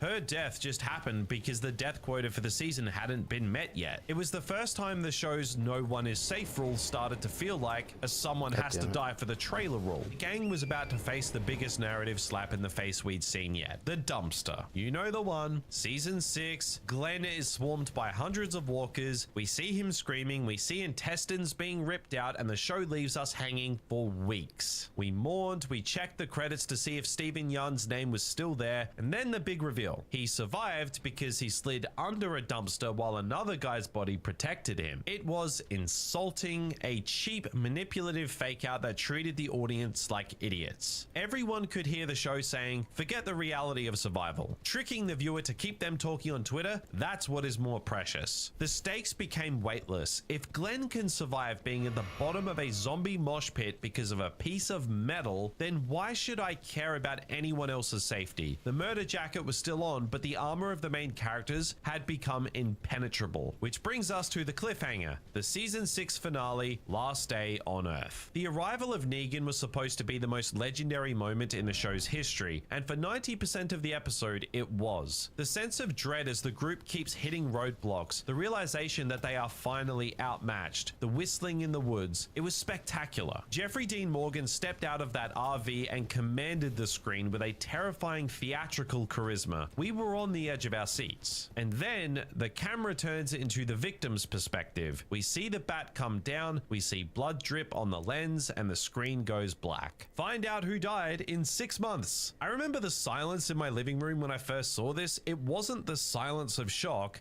it was the silence of a fan who had just realized that the show cared more about its season 7 marketing campaign than its own narrative integrity. Instead of letting the tragedy of the moment sit with us, instead of letting us feel the loss of a major character, the show turned into a whodunit separate game. As I said, they didn't want to tell a story, they wanted to trend. Seasons 4 through 6 represent the absolute peak of The Walking Dead's power, but they also contain the blueprint for its demise. We had the highest ratings, the biggest budgets, and some of the most iconic moments in television history, but we also had the birth of the formulaic assembly line. The deaths were becoming spectacle, the pacing was becoming a chore, and the writers were becoming addicted to the shock factor.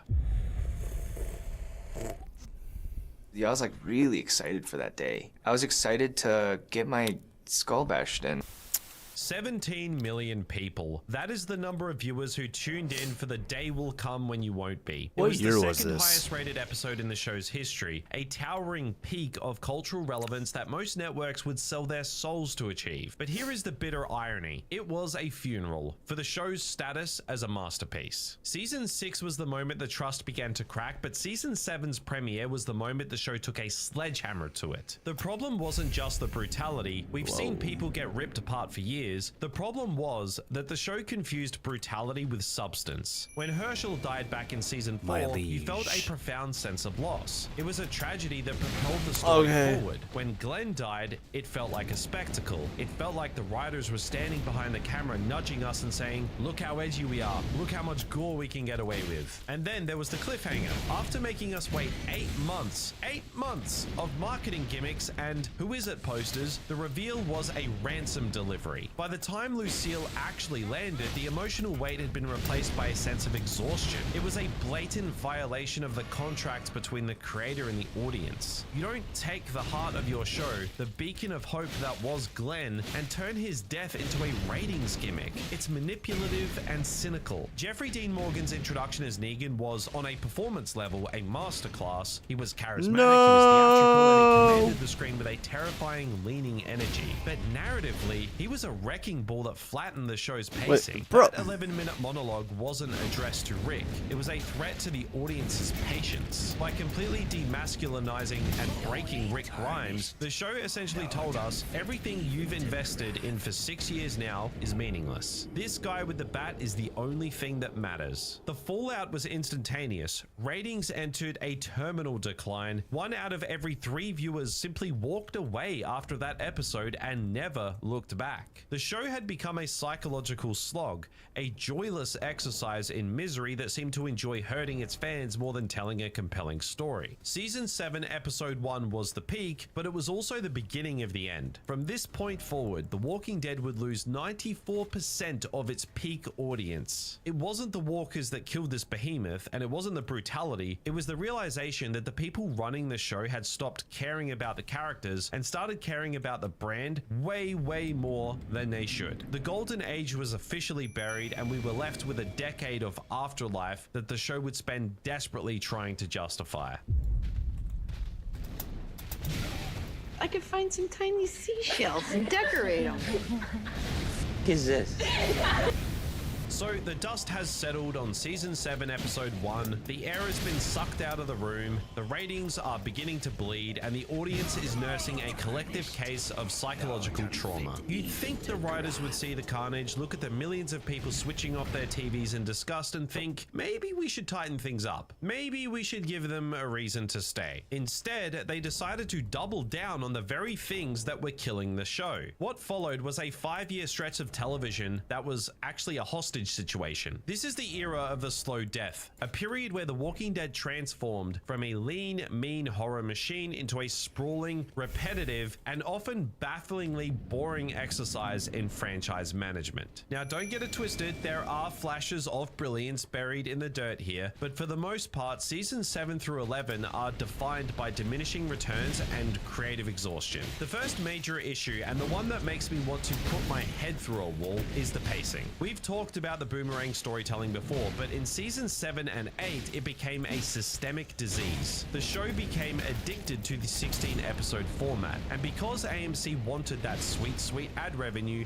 the writers were forced to pad out every single narrative arc with an ungodly amount of narrative fat. Take the all-out war arc. In the comics, this is a fast-paced, brutal I just conflict don't that have it changes in the me right status now quo to forever. fucking... In the show, it's 2 years. 2 full seasons of people shooting at bushes and missing. 2 years of Negan leaning back and making the same pep talk monologues while Rick Grimes looks increasingly sweaty and frustrated. Exhausting exercise in boredom. You'd have one episode where something actually happened, followed by 3 weeks of watching secondary characters, people whose names you barely bothered to learn, wandering through the woods, having philosophical conversations that felt like they were written by a first-year philosophy student who just discovered nihilism. And then, in the middle of this slog, the show committed its ultimate sin. They killed Carl. Sorry, Coral. What? I still can't wrap my head around this one. If you look at the DNA of The Walking Dead, the relationship between Rick and Carl was the narrative spine. It was the reason that we cared. By killing the boy who was supposed to inherit the future, the writers essentially evicted the show's soul. It was a cynical, shock value move, a desperate attempt to create buzz in a season that was circling the drain. It made Rick's entire journey up to that point practically meaningless, an insult to everyone who had invested 8 years in this family. By the time season 9 rolled around, the ratings were in a tailspin and the lead actor Andrew Lincoln had finally had enough. Can you blame him? The man spent a decade covered in grime, shouting Coral and crying in the dirt,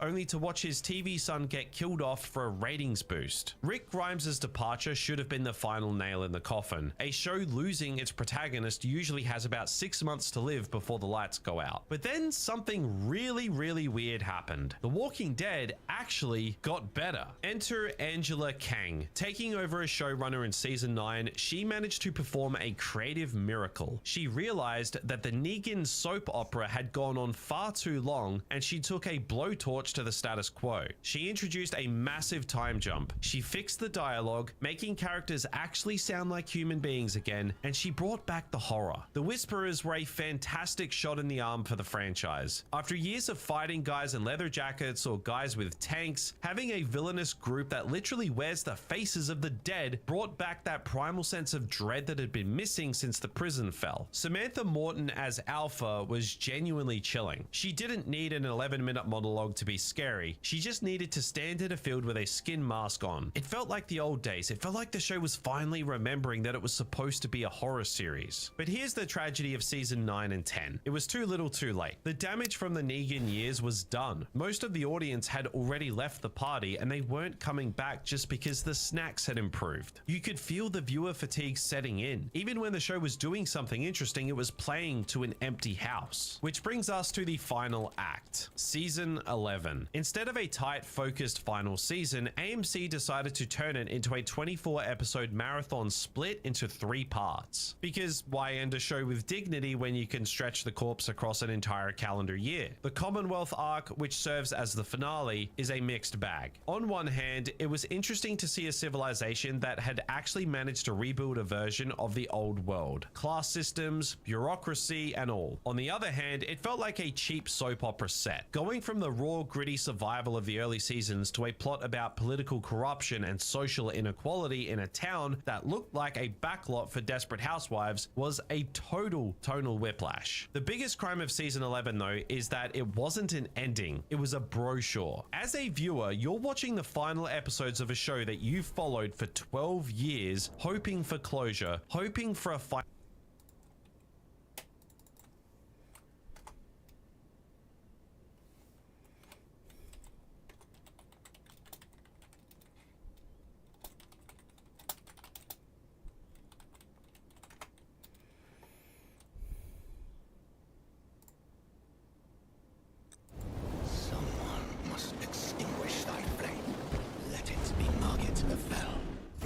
The lands between of Elden Ring are just looking for an excuse to kill you.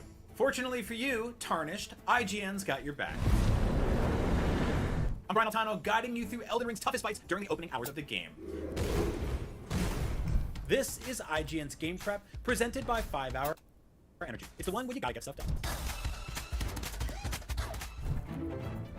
Now, I suppose you could start by sprinting into the unknown, but, well, it's best to do some preparation first. Once you complete the tutorial, you'll find yourself in Limgrave, the opening area of the game. Upgrade your items in the future when you receive more smithing stones. Grab a torch and a crafting kit from Kale if you have enough runes, and then head northeast towards the Gatefront ruins. Some of the nearby enemies are a little tricky, but whether you stealth or all out. I offer you an accord. will be much deadlier against larger foes, and he makes getting around much easier. With a few levels into your favorite stats, some shiny new weapons, and an anvil to improve them on, you're ready to start taking out some bosses. These are the 5 bosses to defeat first in Elden Ring, presented by 5-hour energy shots. From the Church of LA, go directly north and find a small entrance to Groveside Cave. Gotta most of his fun. His health is small enough to magic wielders. Northeast of the Agil Lake, you'll discover the Waypoint Ruins, and there's some troublesome toxic plants up here that like attacking with magic, so watch out. Take them out or just run past them entirely and head down this staircase to the boss.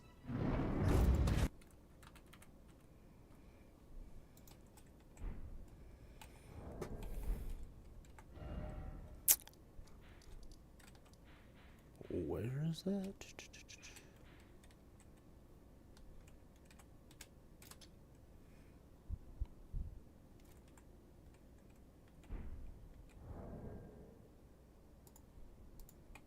Finality that honors the journey. Instead, you get a series of see you soon flyers because AMC had already announced 3 different spin-offs, so any sense of tension was completely evaporated. We knew that Daryl wasn't going to die. He's got a trip to France planned. We knew Maggie and Negan were safe. They've got a timeshare in Manhattan to get to. The show's greatest strength, the idea that no one is safe, was officially dead and buried under a pile of corporate synergy. The finale itself, rest in peace, tried its best. It had some genuine emotional beats, it had a decent action set piece, and we even got a brief glimpse of Rick and Michonne to remind us that they weren't just a fever dream we had in 2014. But as the credits rolled, I didn't feel satisfied, I felt tired. Looking back at the statistics here is staggering. We started this video talking about 17 million viewers. By the end, The Walking Dead had lost 94% of its peak audience. It is one of the most spectacular declines in the history of entertainment. It's a show that reinvented the horror genre, became the biggest thing on the planet, and then spent the next 6 years slowly picking its own skin off. It's a franchise that was kept on life support by a network that couldn't let go, and a fan base that was too stubborn to stop watching. The main show ended with a whimper, a messy, overstuffed conclusion that felt less like a goodbye and more like a to be continued. But as we're about to find out, the death of the main show was just the beginning of a very weird, very disjointed afterlife. Because if you thought the main show had pacing issues, wait until you see what happens when they hand the keys to a spin-off and change the showrunner every 15 minutes. So AMC decided they needed more. They needed to expand the brand. They needed a spin-off, and for a brief shining moment, it actually looked like they knew what they were doing. Fear the Walking Dead is an outstanding show, but for all the wrong reasons. A show that had a distinct soul, a unique perspective, and a clear creative trajectory, only to have its heart ripped out and replaced with a generic, clockwork gear of franchise synergy. The downfall of Fear was a high-speed collision with a brick wall. Let's go back to the beginning, the Dave Erickson era, seasons 1 through 3. When Fear was first announced, the pitch was simple. We're going to see the world fall. The main show famously skipped the actual collapse. Rick Grimes took a nap and woke up to the apocalypse. Fear promised to show us the panic, the confusion, and the moment the lights went out in a major metropolis like Los Angeles. And in those early days, it actually delivered. It didn't feel like The Walking Dead light, it had a different temperature. Like literally, the sun-drenched, dusty heat of LA and Mexico felt miles away from the grey, damp forests of Georgia. The walkers felt different too. They were fresh. They still looked like people, which made the act of killing them feel much more transgressive and disturbing. But the real strength of the Erickson era was the family at its center, the Clarks. Madison Clark, played by Kim Dickens, wasn't a female Rick Grimes. She wasn't a hero trying to build a new world. She was a mother who was slowly, methodically losing her humanity to protect her children. Erickson's long-term plan was brilliant. He wanted to turn Madison into a full-blown antagonist. He wanted to show us the birth of a villain. And then there was Nick Clark. If there was one character who defined why early Fear worked, it's Nick. Frank Delane played him with this jittery, wide-eyed brilliance. He was a drug addict who found that his skills, hiding, scavenging, and living on the fringe, actually made him the most qualified person for the apocalypse. Instead of fear, he felt a weird spiritual connection to the dead. A truly original character in a genre that usually relies relies on tired archetypes. Season 3 of Fear is, and I will die on this hill, some of the best television in the entire franchise. It was gritty enough, it was culturally nuanced, and it felt like a high-stakes political thriller set at the end of the world. It didn't care about the main show, it didn't care about crossovers, it was just a damn good story. And then, Season 4 happened. AMC, in their infinite wisdom, decided that Fear wasn't connected enough. They wanted the gimplification of the entire universe. Dave Erickson was fired, his 7-season plan was tossed into the incinerator, and Scott Gimple was brought in to oversee a soft reboot. Did you guys hear that sound? That's the show committing creative suicide. To bridge the gap between the two shows, they brought over Morgan Jones. Lenny James is a nice, good actor, but Morgan Jones is a character who works best in very small doses. He's a man of extremes. Either he's a pacifist who won't kill a fly, or he is a machine who kills everything in sight. By making him the lead of Fear, the writers essentially colonized the show. The story was no longer about the Clarks, it was about Morgan's all life is precious philosophy. The tonal shift was jarring. We went from the vibrant, brutal realism of Mexico to a washed out, gray filtered mess that looks exactly like the main show at its worst. The cinematography became flat, the dialogue became Gimple speak, those long circular monologues where characters talk for 5 minutes without actually saying anything, and the logic just went out the window. And then they started killing the originals. First, they killed Nick. Frank Delane reportedly asked to leave the show because he didn't like the new creative direction, and honestly, can you blame him? Watching the heart of the show get shot by a child felt like a slap in the face to everyone who had invested 3 years in his journey, which is a pretty common thing for the fans of this franchise at the moment. Then they killed Madison in a mid-season finale that was as confusing as it was insulting. The show's protagonist was seemingly burned alive in a stadium to save a group of people she barely knew. It made no sense for her character. It was a complete betrayal of Erickson's villainous arc. The show had just officially decapitated itself. It was now the Morgan Jones show, featuring a rotating cast of new characters that no one really cared about. What followed in seasons 5, 6, and 7 was a descent into absolute madness. I'm talking about beer-shaped hot air balloons and radioactive zombies levels of stupid. The show lost any sense of grounding. Characters would change their entire moral philosophy between episodes because the plot required it. Villains were introduced and dispatched with zero weight. There was an entire season where the group's main goal was to help people by leaving boxes of supplies on the side of the road and filming themselves doing it. I'm not kidding. They were basically post-apocalyptic YouTubers. It was probably Lake, you'll discover the waypoint ruins, and there's some troublesome toxic plants up here that like attacking with magic, so watch out. Take them out or just run past them entirely and head down this staircase to the boss. Distance to the side. Nation, water, kill them. Well, look at the speed and the power triggers appropriately. Oh, So yeah. back that whore. Now, once the set each attend no time to use your spirit calm, go get one. Otherwise, you don't. Well, this next fight is a time. Okay, this next fight is a great place to use your spirit calling bell if you have one. If you don't, well, we have a guide on IGN.com to help you unlock one, so go get one. Otherwise, use the summoning sign outside of the boss room or bring in a friend to make this busy fight more manageable. West of the Tree Sentinel is a slope that takes you to the beach, and past this really, really miserable looking giant. Follow the beach to the south to come across a cave entrance past this cluster of shrieking demi-humans. Whip out your torch and clear out the half-dozen demi-humans in your way until you reach the airy cavern. As you move further inside, you'll alert the chiefs and they're subject to your presence. You can avoid upsetting both of them by staying near the entrance of the cave, but sometimes you might have to start fighting both of them. These chiefs move fast, hit hard, and won't give you a break. So use jump attacks to stay agile and clear out the regular demi-humans in order to give yourself some space to fight. Whether you have summoned more help or are running solo, remember the chiefs are easily staggered by jumping heavy attacks. Focus one chief and simplify the battlefield by removing one of them before focusing on the other.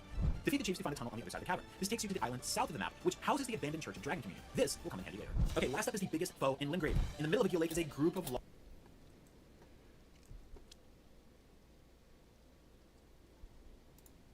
the most boring, low-stakes garbage I have ever seen from a major network. The writers definitely were actively trying to see how much the audience would put up with before they finally snapped. Now, season 6 had a brief flash of quality. It adopted an anthology format that actually allowed for some decent character work, but then season 7 arrived and we were back to the nonsense. A nuclear bomb goes off and characters survive by hiding under a truck. People are then walking around in a radioactive wasteland with nothing but a bandana over their mouths. Like, this is just a cartoon at this point. By the time they brought Madison back in season 8, it was a desperate, transparent move to try and win back the original fans. But by then, the show was a hollow shell. The writing was so poor and the budget looked so depleted that even Kim Dickens couldn't save the wreckage. The finale of Fear, despite a tragedy, was a relief. It was a mercy killing for a show that had been wandering aimlessly for 5 years. Fear the Walking Dead is a tragedy of wasted potential. It showed again that AMC cares more about the brand than the story. They took a unique,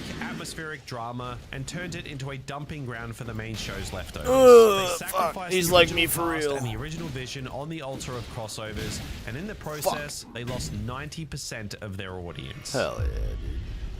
Based. And now we hit the early 2020s. AMC are running a factory. The main series was limping toward a finish line it had already missed 5 times, and Fear had devolved into a radioactive fever dream. But the suits at the network looked at the dwindling ratings and the massive groaning weight of the franchise and thought, you know what this needs? More. Give me children and give me an anthology. This brings us to the experimental era, or as I like to call it, the I hope you like lore because that's all you're getting phase. We're talking about World Beyond and Tales of the Walking Dead. These projects didn't exist because someone had a burning story they needed to tell. They existed because a streaming service needed something to put in its display case to justify the monthly subscription fee. Let's start with World Beyond. The pitch was essentially young adult Walking Dead. They wanted the teenage demographic, the Stranger Things or Riverdale crowd, to tune into a post-apocalyptic coming-of-age story. We follow a group of sheltered kids who have grown up behind walls and decide to trek across the country on a quest. On paper, exploring the first generation to grow up in the apocalypse is a decent idea, but in execution, it was a disaster. The dialogue felt like it was written by an algorithm trying to simulate teenage angst, and the pacing was painfully slow, like a high-budget school play where everyone forgot their lines and decided to just stare at the horizon instead. But here's the most frustrating part about World Beyond. The show didn't even care about its own characters. It was a glorified commercial existing solely as an exposition tool to explain the CRM, the Civic Republic Military. This is the shadowy group that flew Rick Grimes away in a helicopter years ago. If you want to know what happened to Rick, you had to watch these kids wander through the woods for 2 seasons. It was narrative blackmail, and the audience saw through it immediately. The premiere had a healthy 3 million viewers, but by the end of the first season, that number had cratered to 600,000. It was an objective failure in every way except for the final 5 minutes of the series, which featured a post-credit scene in France hinting at the virus's origins. That's 20 hours of mediocrity just to get a 30-second lore drop. And then we have Tales of the Walking Dead. Now, I actually like the idea of an anthology. The world is huge, right? Let's see what's happening in London, or Tokyo, or even just a different part of the US. Let's see a different perspective. But Tales felt like a scream for help. In fact, nothing fresh or creative, just a network throwing everything at a wall just to see if anything would stick. We got 6 episodes, and the tonal whiplash was enough to give you a permanent neck injury. One episode is a buddy comedy with Terry Crews, and he was completely wasted here. Another is a Groundhog Day style time loop story that made absolutely zero sense in the established logic of the universe. We even got a ghost story. I'm sorry, but since when are there ghosts in The Walking Dead? I think this time the writers were just bored of the apocalypse and just decided to start writing for the Twilight Zone instead. Inconsistent,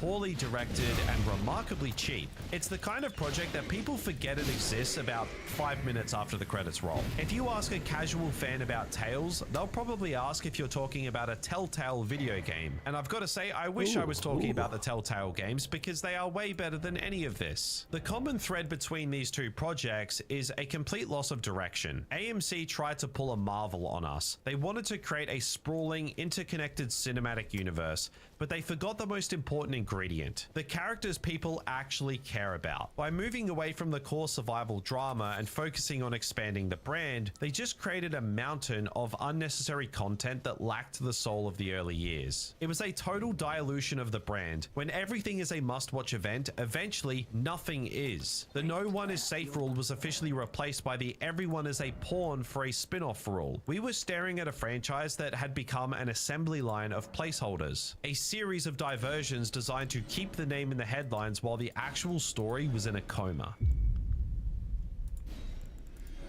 Is there anything special that you do to get into character for Daryl? A lot of Motorhead, A lot of coffee. Yeah, stuff. I play Candy Crush a lot.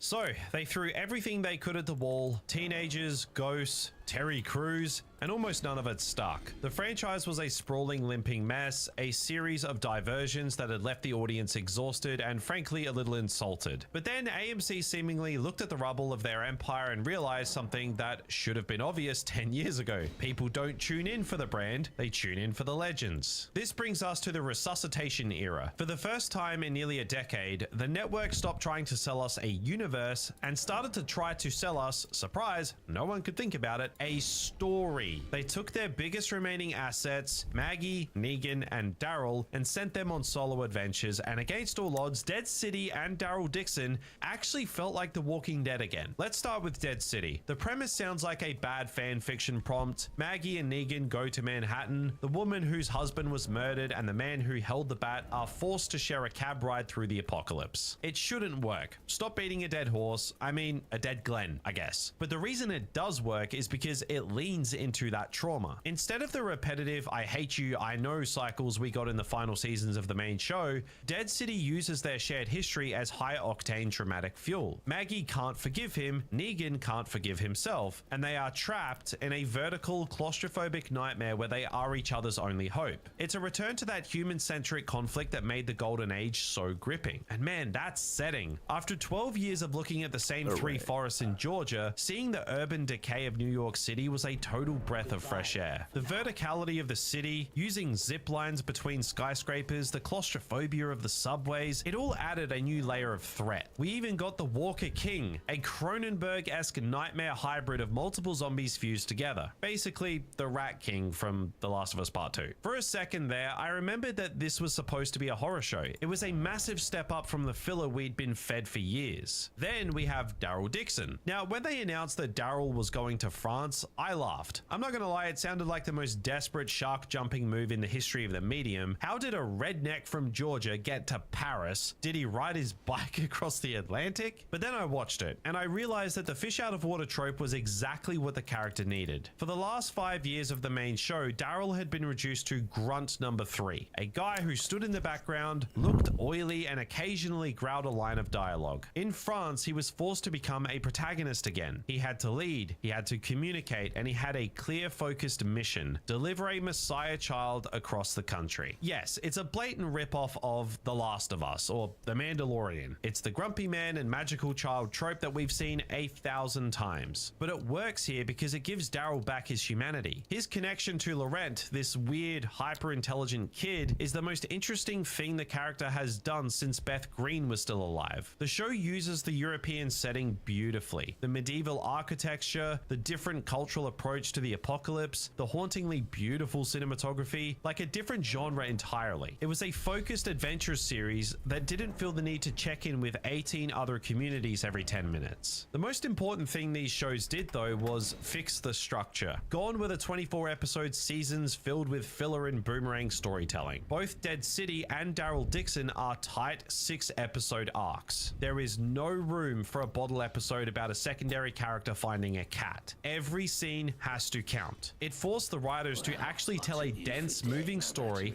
and the result was a level of narrative momentum that the franchise hadn't seen since Terminus. However, because I am a realist, we have to talk about the catch. Despite the quality, these shows are haunted by a massive problem: the invisibility shield. Because these are the faces of the franchise, we know that they are immortal. There is zero tension when Daryl is surrounded by 20 walkers because he's got a season 2 and a season 3 already greenlit. New rule: everyone with a spin-off is a god. It makes the stakes feel a little bit hollow, no matter how good the acting is. And then there's the viewer fatigue. Dead City had a strong start at AMC+, but by the time the second season rolled around, the live ratings hit record lows. We're talking about 278,000 viewers. That is a staggering drop. I sometimes get more views on my own videos than that. It seems no matter how much you fix the quality, you can't undo a decade of damage. The audience moved on with their lives, and other shows shows, they are tired of the brand. But the key takeaway here is that these shows proved the franchise can still make good television when it stops trying to be an interconnected cinematic universe and starts being a character drama again. They abandoned the boring political intrigue of the Commonwealth and returned to the raw personal stakes of survival. They showed that the heart was still beating even if the body was looking a little bit thin.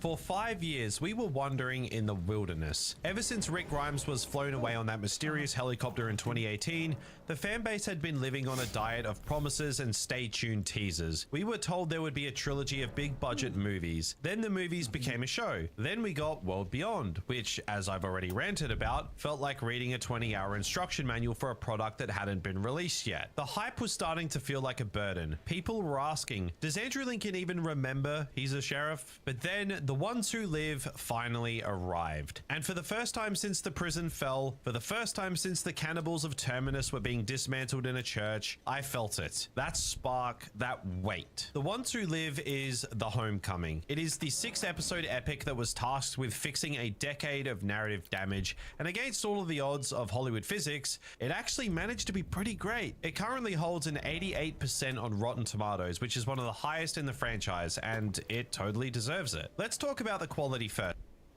Oh, what the? Because it is impossible to ignore. You watch this show and you instantly realize where all the money went. After years of the spin-offs looking like they were shot on a budget of 2 ham sandwiches on a GoPro, The Ones Who Lived looks like actual cinema. The production value, the cinematography, the scale, it feels like an HBO production. It has that prestige polish that the franchise hasn't seen since the early Darabont days. But a big budget is nothing without heart, and that heart is Andrew Lincoln. I've said it before, but this man is the franchise. Seeing him back as Rick Grimes was like a shot of adrenaline. Everything screamed he came back to play. Within the first 10 minutes, the show makes a massive statement of intent. Rick Grimes cuts off his own hand to try and escape. That is the Rick we know. That is the desperate do anything to survive beast we've missed. Lincoln plays Rick at his absolute lowest point. Broken, suicidal, and trapped in the bureaucracy of the CRM. His performance is very nuanced. You can see the years of trauma etched into his sweaty, grime-covered face. He's not a superhero anymore. He's a man who has lost everything and is trying to find the light. And then there's Denai Guerrera as Michonne. Not only did she return as the character, but she returned as a creator. She actually wrote the 4th episode of the show. And let me tell you, it's one of the best things the franchise has ever produced. Even though it's a bottle episode, usually the bane of the series, but instead of being filler, it's a deep psychological dive into their relationship.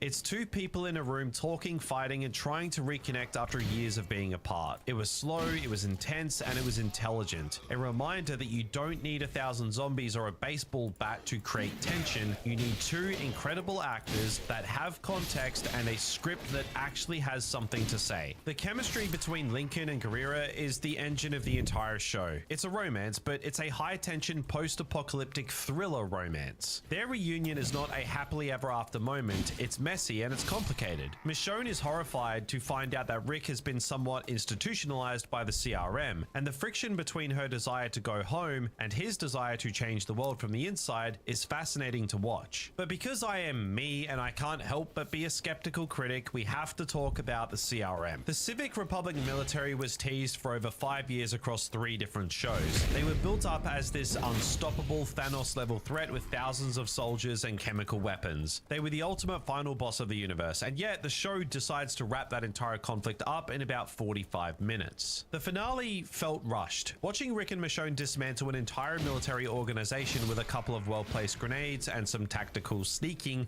felt a little bit too Hollywood. It was a massive narrative shortcut. After the slow burn build-up of World Beyond, seeing the CRM fall like a house of cards in 1 episode was a letdown. They tried to put too much in the 6 episodes and had to hit the fast-forward button to get to the happy ending. However, even with that rushed conclusion, the emotional payoff was undeniable. The final scene, Rick and Michonne finally reuniting with Judith and RJ, was the ending the fans have been waiting for since 2018. When Rick looks at Judith and says, "I knew you were out there. I defy you not to feel a lump in your throat." The definitive full circle moment. No doubt it closed the loop on the trauma of season 7 episode 1. The show also leaned heavily into the history of the series in a way that felt earned, not like cheap nostalgia bait. Rick looking at the drawing of Carl on his phone, the subtle subtle references to the Golden Age characters, a love letter to the people who stuck around through the radioactive beer balloons and the landfill wars. The ones who lived succeeded where the main show's finale failed, because it provided closure. No more brochures for another 5 years of content. The Walking Dead universe can still be masterpiece level television when it stops worrying about franchise synergy and focuses on the humanity of its leads. It wasn't perfect, and the logic gaps in the final battle were big enough to drive an RV through, but emotionally, it was the Murder Jacket Rick finale we deserved. And while it doesn't erase the years of mediocrity that came before it, it at least made the journey feel like it was worth something. But now that the king has returned and the story has a period on it,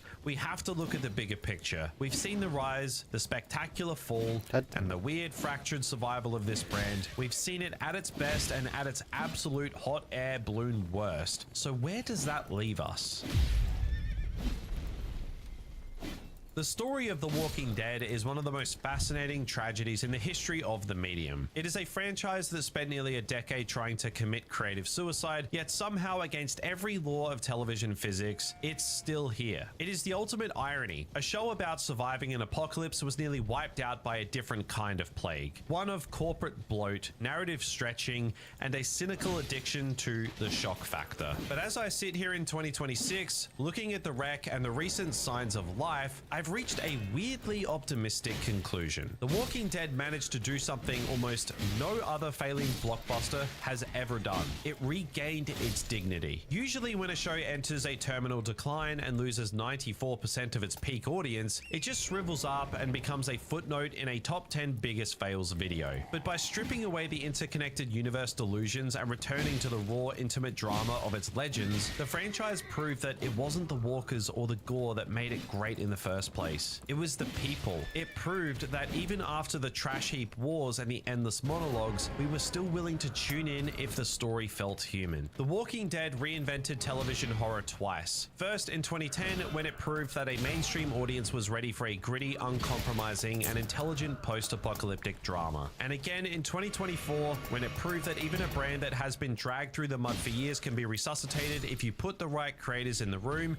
and stop treating the fans like data points on a spreadsheet. It's a messy, scarred, and often frustrating legacy. It's a show that gave us some of the best seasons of TV ever made and some of the most insulting. It's a survivor. It's lopsided, it's limping, and it's covered in grime, but it's still standing. And in an industry that usually prefers to reboot a corpse rather than fix it, there is something genuinely impressive about that. But to bring this one all home, The Walking Dead is a testament to the fact that you can break an audience's trust, but you can also earn it back if you're willing to stop playing games and start telling a real story. It took us 15 years to get to a proper ending for Rick Grimes, and while the road was paved with some of the worst filler imaginable, I'm glad we stayed for the finish. So thank you guys so much for sticking with me through this massive deep dive. If you've enjoyed watching me recount a decade of zombie trauma, do me a massive favor and hit that subscribe button down below. It would mean the world to have you along for the ride. I've got more retrospectives coming soon. Next time, we might look at a franchise that actually stayed dead, but for now, I'm gonna go have a drink and try to forget that the hot air balloon episode ever happened. Until next time, thank you so much for watching and take care. Honestly though, at this point, I'm just gonna probably finally finish this video before AMC announce another spin-off about the guy who owned the dumpster Glenn hid under. I shouldn't give them any ideas. See you in the next video. Bye-bye.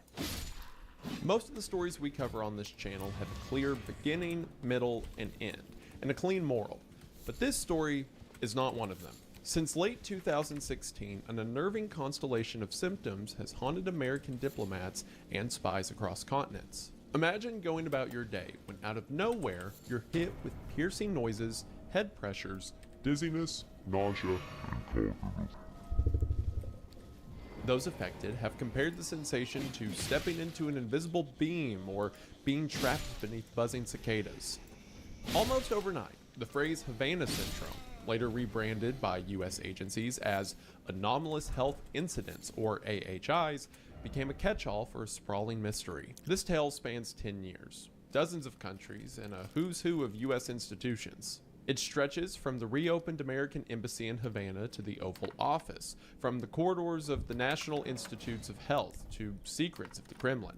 Physicians at the University of Pennsylvania Center for Brain Injury and Repair examined injured officers and declared that they were suffering, quote, concussions without concussions. Physicists and military contractors whispered about direct energy devices and non-lethal weapons, while skeptics argued that mass psychogenic illness, or the power of suggestion, might explain at least some of the cases. If this thing is a disease or a weapon or a conspiracy theory remains up for debate. The US Congress passed the Havana Act of 2021 to compensate those afflicted. The Office of the Director of National Intelligence later concluded that a foreign adversary was, quote, very unlikely to be responsible. A House subcommittee fired back in 2024, accusing the intelligence community of a cover-up. And yet, a decade on, the truth remains elusive. At least 334 U.S. government personnel and family members have qualified for specialized medical care. Cases have been logged everywhere, from Havana and Guangzhou to Vienna, Bogota, Delhi, Berlin, and the suburbs of Washington, D.C. Victims describe persistent memory lapses, vertigo, tinnitus, sleep disorders, and headaches long after the supposed exposure. Some who initially dismissed the reports as hysteria changed their tune after examining patients firsthand, and others remain unconvinced. To understand why this mystery has resisted easy answers, we must go back, way back to the Cold War, when a different set of invisible waves unsettled US diplomats. So hello everybody. Today we're going to be talking about the possible illness, possible super weapon, possible big made up conspiracy mind warp magic trick thing known as Havana Syndrome. I talked about this way back on Wendigoon when I did the conspiracy theory iceberg, and I said one day I wanted to make a video about it. Well, here's that video, now several years removed, on a completely different channel, but it still counts. This is such a fascinating story that despite having legs in the Cold War, there seems to be new updates on every Go year. away. So is it even real? Is this some country using a spy weapon? Oh, against hi. members of Okay, other okay, countries? okay. Let's talk about it. Okay. Right after I talk about the sponsor of this video. But after I talk about the sponsor, we can talk about how the CIA did it, or potentially the FBI, or both together. It's always one of them. Always. And when talking about noises that are transmitted through the air into your brain, you're probably thinking of cell phones. But when it comes to cell phones, you may get a headache just thinking of the right provider and plan that works for you. Thankfully, today's sponsor, Mint Mobile, is here to help. Mint reimagined the wireless shopping experience and made it easy.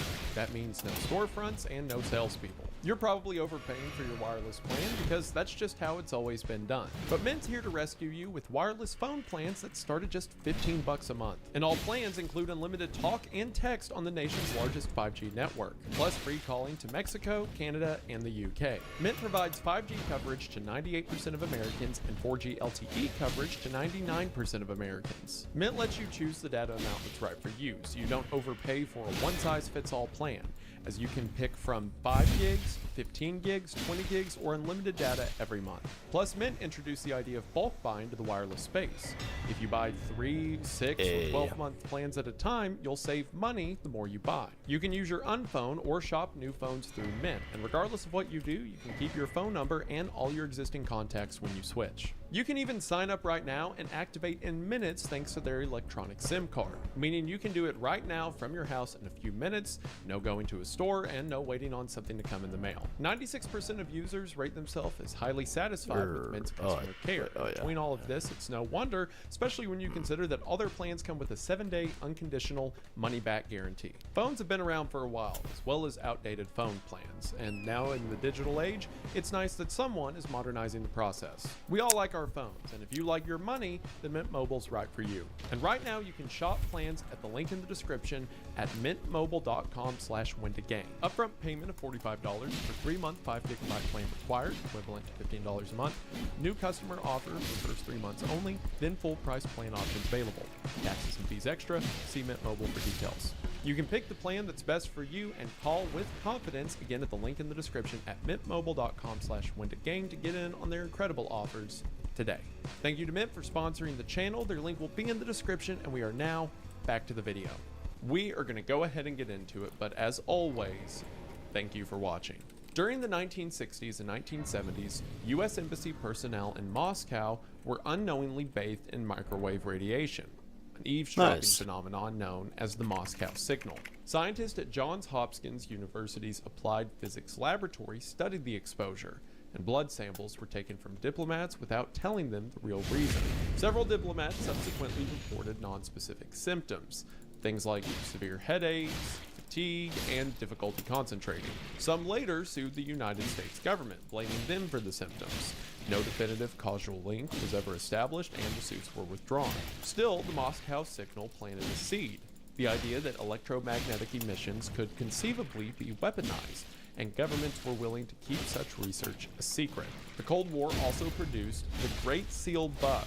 In 1945, Soviet school children gifted the United States ambassador in Moscow a carved Great Seal of the United States. Embedded inside was a theremin device, activated by external electromagnetic waves. It allowed Soviet intelligence to eavesdrop for years before the bug was discovered. Now, if the Why would he Kremlin not put the check? bug in the school children's carved symbol of the United States thing, or the school kids were the ones spying on the president, remains to be known. Later accounts suggested that Moscow continued experimenting with similar passive resonant devices, sometimes called Moscow Unidentified Technical Signals, or MUTs. These early episodes highlighted that non-kinetic technologies, or in other words, tools that do not rely on bullets or explosives, could be leveraged in espionage. As one expert told The Guardian in 2021, countries such as Russia and China have long pursued, quote, non-kinetic tools that can be leveraged below the threshold of what would formerly be considered acts of war, so as to engage in processes of mass disruption. Equally important is the psychological footprint of such technologies. The secrecy surrounding the Moscow signal and the Great Seal bug sowed distrust among U.S. diplomatic personnel and fostered a lingering belief that adversaries might use invisible weapons to harm them. I mean, you could imagine the effect it would have if you were worried about a country you're not even at war with using secret weapons to spy on you, or in the case we're talking about today, attack you. Decades later, when American diplomats in Havana described unusual sounds and pressure sensations, these historical precedents shaped the response. Many began to wonder if the ghost of the Cold War had come back to haunt a new generation. So, how did Havana Syndrome itself begin? Well, in July of 2015, the United States reopened its embassy in Havana, Cuba after a long period of hostility. You know, something missile crisis, something World War III, you get it. It was a symbolic gesture by the United States, signaling a fresh chapter in U.S.-Cuba relations. Within a year, that optimism was replaced by alarm. Starting in late 2016, U.S. diplomats and intelligence officers posted to Havana began reporting sudden bouts of pain and disorientation. They described, quote, a loud noise perceived to have directional features, accompanied by pain, head pressure, dizziness, and sometimes tinnitus or visual problems. Some said the sound appeared to emanate from a particular direction and vanished when they moved away. Others likened it to an invisible beam. It followed them from room to room until they opened an outside door, at which point the noise stopped. The number of affected personnel quickly grew.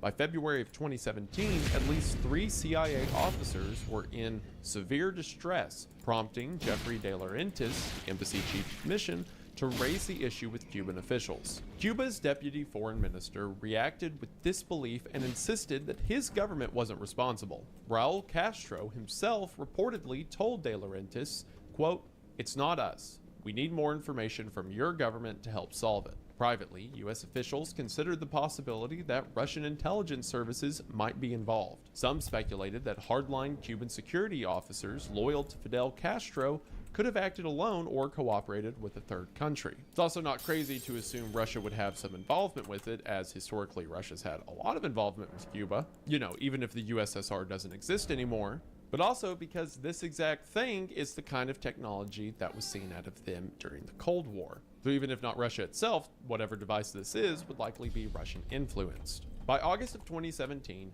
the last medically confirmed case in Cuba occurred. In total, 24 American and 10 Canadian diplomats in Havana were diagnosed with injuries. The U.S. Department of State responded by ordering the departure of non-emergency personnel and families from the embassy. So whatever this conspiracy was, it was a big enough deal that the United States got everyone out of there. More so, senior officials warned U.S. citizens against traveling to Cuba because they could not advise how to avoid or mitigate the unexplained attacks. Around the same time, the University of Pennsylvania Center for Brain Injury and Repair, a leading concussion research center, was asked to evaluate the victims. The specialist initially wondered whether the symptoms were psychosomatic, or in other words, all in their head, but quickly abandoned that skepticism after examining patients. Dr. Douglas H. Smith, the center's director, said the injuries resembled concussions, but with no sign of impact. At the State Department's request, Georgetown University neuroweapons expert James Giordano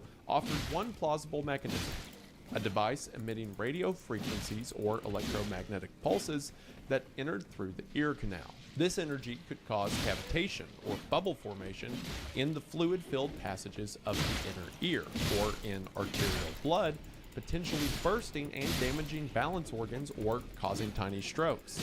Such cavitation could account for why some victims reported hearing sounds while others did not, depending on the individual's cranial anatomy. This is, safe to say, a terrifying concept. An invisible energy weapon causing microscopic violence inside the skull that leads to bursting arteries and microstrokes. Also, can I just point out how bizarre it is that Georgetown University has a, quote, neuroweapons expert? Why do we need that?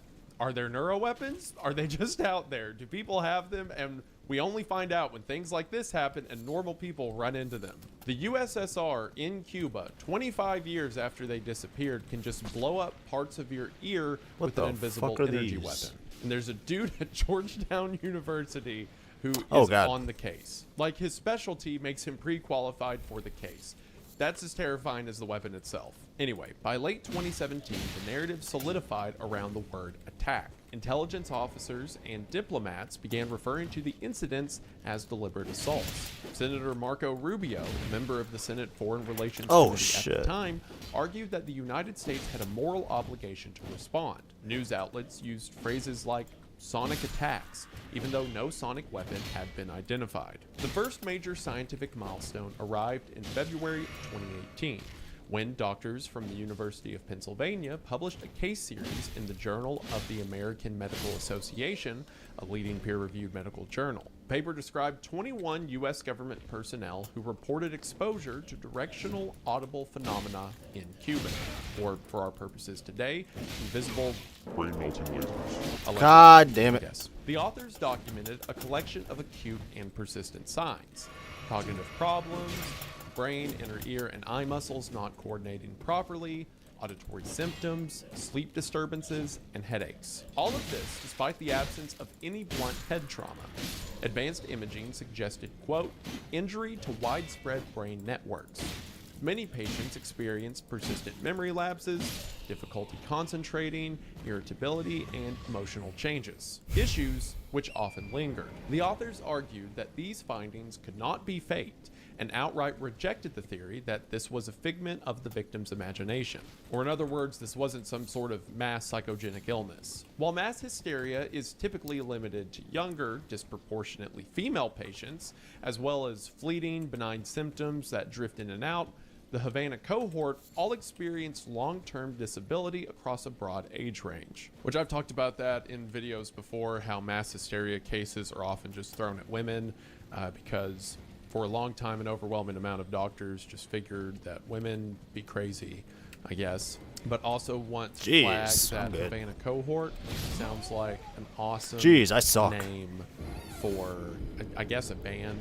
I was going to say another conspiracy theory, but this is already I don't know why I didn't heal, but what? So yeah, band. The Havana cohort sounds cool. This study served as a call to arms for many in the government and media. Here was a peer-reviewed paper suggesting that a novel external mechanism had injured American officials. Yet, almost immediately, criticism and denial began. Some physicians argued that mass psychogenic illness could not be ruled out because the patients might have been influenced by knowledge of other cases. Which I gotta say, it's the great sword. Let's familiar with other cases, and let's that go, leads them to a baby. point of hysteria where they rewire their own brain and their brain starts to show symptom of injury. We should be studying that instead. This guy can rewire his brain because he's scared.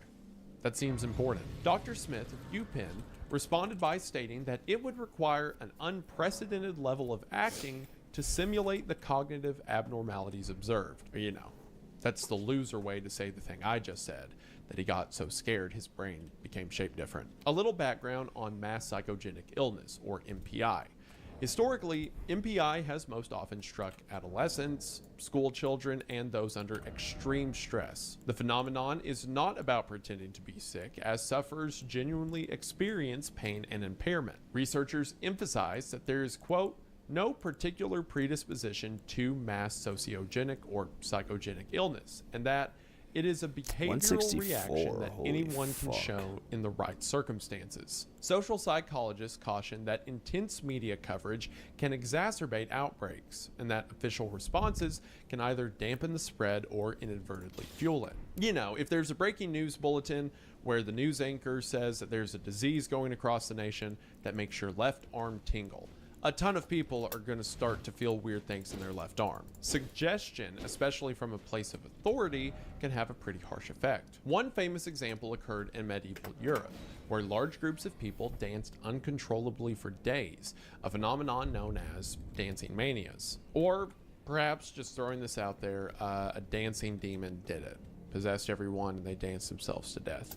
Is it a mass psychogenic illness? Maybe. I'm not one to judge. I'm just saying it's also possible a demon did it, and we shouldn't push that off the table. Another involved nuns in a French convent who, after an act of collective meowing, could only be silenced by physical punishment. More recent incidents include factory workers fainting en masse, and a surge in the number of teenage girls suddenly experiencing tics and tic-like behaviors after consuming TikTok content from influencers with Tourette syndrome. By contrast, the majority of Havana syndrome cases involve adult professionals in high-stress, high-security environments, not adolescents in enclosed settings, or nuns. The symptoms often persist for months or years, unlike the transient episodes typical of psychogenic outbreaks. Many cases arise in isolation or involve only one or two individuals. While anxiety and being hypervigilant could certainly contribute to the amplification of symptoms, especially after media coverage of the early cases,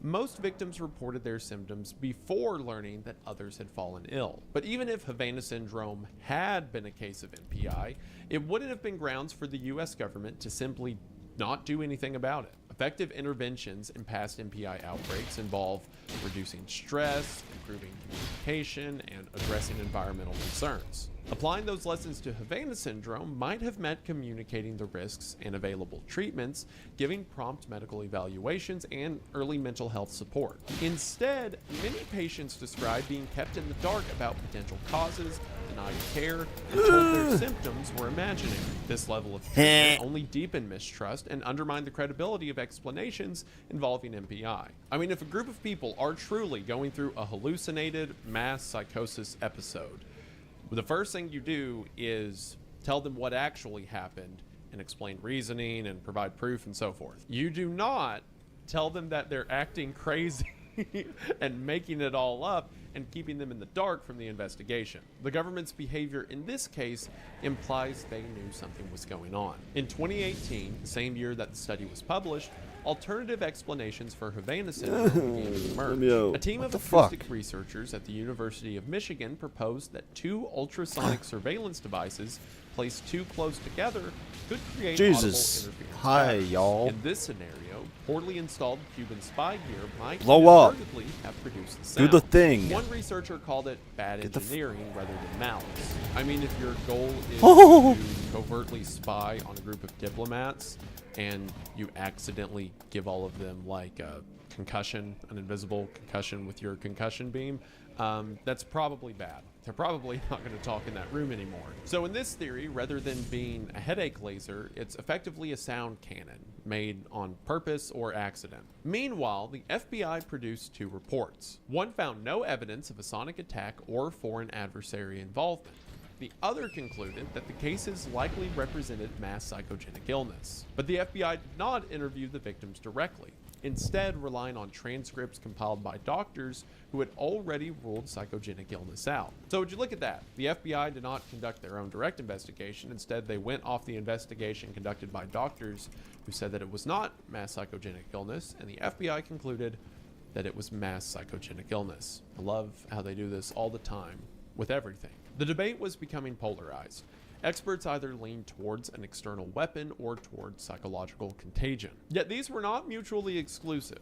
Some patients could have been injured by something unknown, while others might have experienced stress-related symptoms. The absence of a smoking gun or smoking speaker left plenty of room for speculation. In 2019, the University of Pennsylvania team published a follow-up study in the journal using advanced MRI to compare 40 exposed personnel with 48 healthy controls. They reported significant differences in regional gray and white matter volume of the brain, integrity of the cerebellum, and functional connectivity in the auditory and visuospatial networks. For those who believed in a real injury, the new study offered objective evidence. The brain scans of exposed individuals were measurably different from those of unexposed controls. The paper did not claim to identify the cause, but strengthened the claim that something physical had happened. Critics, however, dismissed the findings, noting that the study involved small sample sizes and could not rule out pre-existing differences. Yeah, you hear that, everyone?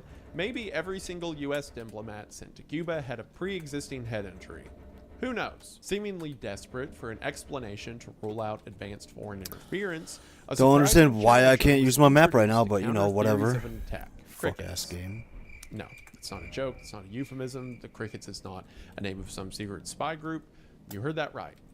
The theory said maybe Crickets, the bug, did this. Scientists analyzed an audio recording purportedly containing the sound heard during the incidents and determined that it matched the call of the Indy short-tailed cricket. One of the researchers emphasized, quote, "We are showing that this recording is in no way dangerous." Finding did not address the medical symptoms, but attempted to deflate the sinister aura of the sound It's itself. a dog. Which, just the concept of like a whole building. It's another dog. And not like children, like a building of foreign diplomats sprinting away saying something's making their ears bleed on the inside. And then someone who wasn't there hears a recording and is like, oh, it sounds like the short-tailed cricket. You're all making it up. The Jason Advisory Group, an elite panel of scientists advising the US I don't do government jack on national shit. security, supported the insect explanation. Their report concluded that the recorded sounds were most likely caused by insects and that microwaves or ultrasound beams were highly unlikely. They also stated that psychogenic effects might explain important components of the reported injuries. So now the government's investigating something involving the government, shocker, and saying that not only did they make all of this up, the noise they heard was crickets, and the sound of crickets to this building of, again, diplomats made them all hallucinate so hard that they gave themselves brain injuries. Brain injuries, mind you, that have been identified on MRIs. So with this, yet again, the pendulum swung. Just as neuroimaging seemed to validate the injury hypothesis, the cricket analysis and Jason report pulled public perception back toward more mundane explanations. For victims suffering persistent symptoms, this oscillation between validation and dismissal was emotionally exhausting. For policymakers, it created a difficult balancing act. How do you support employees without overstating an unproven threat? Which, to me, all of this sounds like the government absolutely Jesus knows Christ. something happened, but they don't know who did it. So rather than saying that out loud, they're just going to deny it. I mean, the government Why so can't say that a big? group of U.S. diplomats were attacked and they have no leads in the case. Have I been slightly out of focus this whole time? I think I might have been slightly out of focus this whole time. Okay, whatever. They're just going to do what they do all the time and pretend like it doesn't exist until they can act like they were on top of it the whole time. By the end of 2020, 4 years after this all began, the U.S. government still offered no definitive answer. In December of that year, the National Academics of Sciences, Engineering, and Medicine, a private, nonprofit institution that provides science policy advice, released a comprehensive report assessing the possible mechanisms behind Havana syndrome. What the fuck the they- NAS committee okay, whatever, concluded fuck that this directed dumbass game. pulsed radio frequency energy was the most plausible explanation for the core acute symptoms. They recommended that the State Department equip employees with devices capable of measuring radio frequency exposure. The report emphasized that the sudden onset, distinctive symptoms were hard to ascribe to psychological factors alone, but acknowledged that the variability lent credibility to the legitimacy of those beliefs once again. Because you have most of the government being like, oh, they probably all made it up, and then another group of the government says, yeah, they probably did not make this up. As absurd as the explanation of crickets and psychosomatic ailments already were, those suggestions became even more ridiculous when you consider the fact that weapons, such as those that were theorized in the wake of the Havana incidents, were already a known reality. Parallel to debates about mass hysteria, physicists and military researchers have long explored the idea that high-frequency energy could directly affect the human nervous system. The most widely known phenomenon is the microwave auditory effect, also known as the Fry effect, first described by American neuroscientist Alan H. Fry in 1961.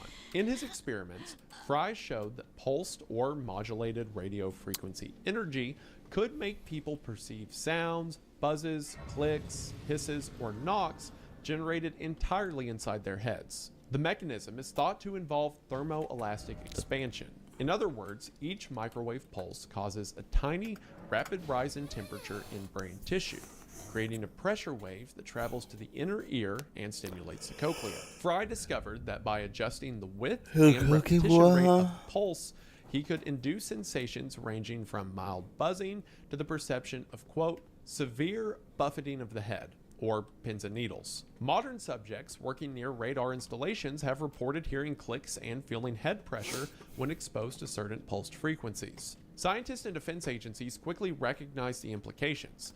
In the 1970s, the Walter Reed Army Institute of Research reportedly transmitted simple words via voice-modulated microwaves to a subject who could recognize 9 out of the 10 words. Other words, stimulating the brain to make the ear play the sounds that the signal is telling the brain to hear, even though the sound itself is never being made. We live in a cyberpunk dystopia, and it gets worse every day. Later, in 2003 and 2004, the US Navy funded a prototype called Medusa, which stood for Mob Excess Deterrent Using Silent Audio, which, that's such a cool acronym, man. Your crowd control system to turn people away with sound is called Medusa. Oh, that goes so hard. The device was intended to incapacitate targets temporarily by beaming pulsed microwaves to create painful auditory sensations. Some experts, however, doubted whether such a device could be deployed without causing thermal damage. UPenn bioengineering professor Kenneth Foster argued that the energy levels required to produce audible clicks would, quote, kill you well before you were bothered by the noise. Bill Guy of the University of Washington, not to be confused with Bill Nye, the science guy, explains that the public often misunderstands the microwave auditory effect, and that the heat generated would be far more harmful than the perceived sound. Which would make sense. If you were thrown into a giant microwave, I don't think you would care about the noise, because it would be, you know, boiling from the inside. Despite the skepticism, pulsed energy technologies do exist. The U.S. military's active denial system, unveiled in the 2000s, uses millimeter wave radiation to create an intense burning sensation on the skin and is marketed as a crowd control tool. Long-range acoustic devices, or LRADs, produce directional sound waves that can cause pain or disorientation. In each case, the primary effect is temporary discomfort rather than permanent injury, but the underlying principle is the same. The source emits energy that the human body converts into painful neural signals. Witnesses of the United States raid on Maduro's compound in Venezuela in January of 2026 claimed that the United States used similar weapons to cause disorientation and discomfort before the actual agents made entry into the compound, although the United States has neither confirmed nor denied this. Imagine that. When the National Academies of Sciences assessed Havana syndrome in 2020, they concluded that pulsed radio frequency energy was the most plausible mechanism for the sudden, localized symptoms. The committee did not assert that such a device had been deployed, but it noted that research into non-lethal directed energy weapons by various countries made the hypothesis worth considering. Proponents of the directed energy theory pointed to several clues. Symptoms of Havana syndrome were consistent with the Fry effect's head buffeting sensation, and the tech is certainly there. Tests conducted by the U.S. defense agencies have demonstrated devices that can emit pulses capable of penetrating walls and affecting animals. The ODNI and CIA maintained that no foreign adversary currently possesses a weapon capable of producing the purported effects. But as we've learned many times on this channel, the CIA has never been a beacon of honesty, just perceived control. So of course, no one else has these weapons. Not at all. We only have them, but we don't have them. But if we did have them, we'd be the only ones, and no one else. We promise. Although the earliest reports originated in Havana, the pattern soon spread far beyond Cuba. In the spring of 2018, U.S. consulate employees in Guangzhou, China, began noticing similar ear-piercing noises and neurological symptoms. One case occurred in April of 2018 when a diplomat in Guangzhou reported abnormal sounds and pressure sensations. Several colleagues subsequently reported headaches and sleep problems. The consulate evacuated at least 2 individuals, and Secretary of State Mike Pompeo told Congress that the cases were, quote, very similar to those in Havana. The State Department issued a health alert for all mainland China, urging employees to seek medical evaluation if they perceived unexplained auditory phenomena. In 2019-2020, intelligence officers in London and Berlin felt as if they had been struck by invisible pressure waves. Some were told to take ibuprofen and rest. That is the classic U.S. government thing. Every friend I have who's been in the military said you could cut your leg off, and they'd be like, here's ibuprofen and walk. You're welcome. By 2021, the problem had become truly global. Dozens of cases emerged among U.S. diplomats and CIA officers in Vienna, Austria, making it one of the largest clusters.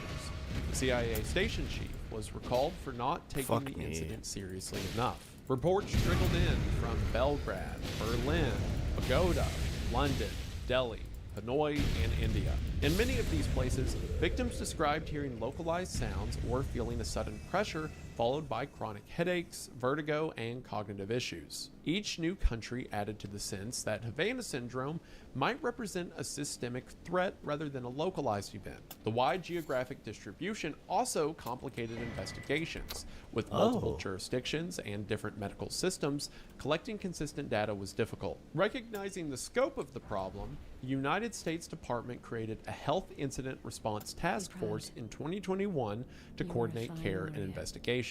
The task force assembled neurologists, otolaryngologists, who, if you don't know, are physicians that diagnose and treat medical conditions pertaining to the head and neck, and other specialists. They launched a pilot program to collect baseline medical data from personnel and sought to provide centralized guidance to overseas posts. The idea was to gather data proactively so that any future incidents could be contextualized against a baseline. Havana syndrome was no longer a simple embassy's nightmare, but a health and security challenge around the world. In October of 2021, Congress passed the Havana Act, short for Helping American Victims Afflicted by Neurological Attacks. Oh, what a cool other acronym.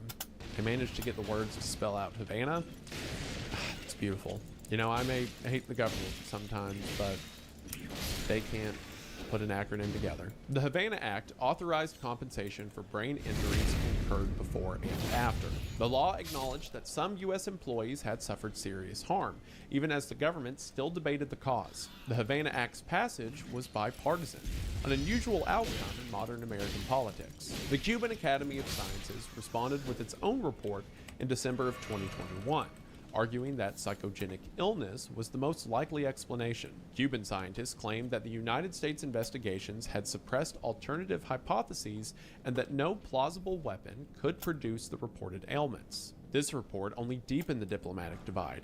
U.S. officials insisted that something external had injured their employees, and Cuba played the denial card and accused Washington of politicizing science. Sounds like Cuba was a big fan of the cricket theory. It's also funny in the midst of this, you have Cuba, who 6 years later is like, no, we think they made it all up. We're pretty sure about that. And also, we didn't do it. That's the important thing to know. We didn't do it, but if someone did do it, it was probably the crickets. The Guardian, a British newspaper, countered the Cuban Academy by reporting that portable microwave weapons had been deployed by several countries and that an American company had built Medusa for the U.S. Marine Corps in 2004. In this article, Medusa was described as small enough to fit in a car Where do I capable summon of her, causing then? a, quote, temporarily incapacitating effect. Experts told the newspaper that Russia and China could also have deployed similar devices. Which it is funny that Cuba publishes their study and says these things can't even exist. And then everyone else in the world's like, they've existed since 2004. Here's one right now. And they also have one. Did no one tell you? State Department guidance urged employees to report any sudden sensory events and seek medical evaluation. Among the workforce, frustration grew. Some victims felt their experiences were minimized, while others feared that unwarranted panic could damage U.S. alliances. And then, in early 2024, everything changed. A miniaturized pulsed microwave weapon had surfaced. 3 independent sources from different U.S. agencies told CBS News that undercover Homeland Security agents purchased the device from a Russian criminal network. The purchase is classified, but officials who saw the weapon describe it as the size of a backpack, silent and concealable. It emits pulses of electromagnetic energy, can be operated remotely, and has a range of several hundred feet. It was designed to penetrate windows and drywall. Its key is software that shapes a unique electromagnetic wave which rises and falls rapidly. The discovery upended the assumptions that a microwave weapon had to be as large as a truck. For victims who had long been doubted, it offered a plausible explanation to their pain and suffering. All it would take is someone getting a backpack into the Cuban embassy, and then that could provide an explanation as to where all these injuries came from. Former CIA officer Mark Polymeropoulos was among those vindicated. He spent 26 years in covert operations, earning a decoration equivalent to a 3-star general. In December of 2017, he traveled to Moscow and awoke in the middle of the night in his hotel room, feeling as if the room were spinning. He felt a blinding headache and ringing in his ears, severe vertigo, and nausea. Quote, "I'd been shot at in Iraq and Afghanistan. This was terrifying," he told 60 Minutes. Treated for vertigo, migraines, visual problems, and memory loss, Mark eventually retired disabled. He expected support from the CIA. Instead, he believes his agency dismissed his injuries. He calls the response a moral injury and a, quote, massive CIA cover-up. Shit. The U.S. government has not publicly released the newly obtained device or its test results. Again, shocking. But 60 Minutes. What was the point of that? Oh yeah, he. In a military laboratory for more than a year. Pulse energy from the backpack-sized unit was directed at laboratory rats and sheep. Now it's time for the dragon head or whatever. Consistent with those seen in affected diplomats and intelligence officers. Classified security camera videos reportedly show Americans being hit. In one clip, 2 FBI agents on vacation in an Istanbul restaurant suddenly grab their heads after a man with a backpack enters. While another clip from the stairwell in the U.S. Embassy in Vienna shows 2 people collapsing simultaneously. These accounts align with the long-standing warnings from Stanford neuroscientist Dr. David Relman, whose research found that pulsed microwave radiation can stimulate electrically active tissues such as the brain and heart. Relman explained that pulsed waves mimic the brain's own electrical signals, making them an ideal stealth weapon. Victims feel as if the sensation originates in their own head. In late 2023, after the device's discovery, the White House quietly summoned about half a dozen victims to a meeting organized by Dr. Relman. Without divulging classified details, officials told them that new intelligence had shifted their understanding of the attacks. For Mark and others, the meeting was the first time they felt truly believed. This revelation showed the world that Havana syndrome is not merely a mystery of crickets or psychogenic illness. It is potentially a case of hostile technology designed for covert harm.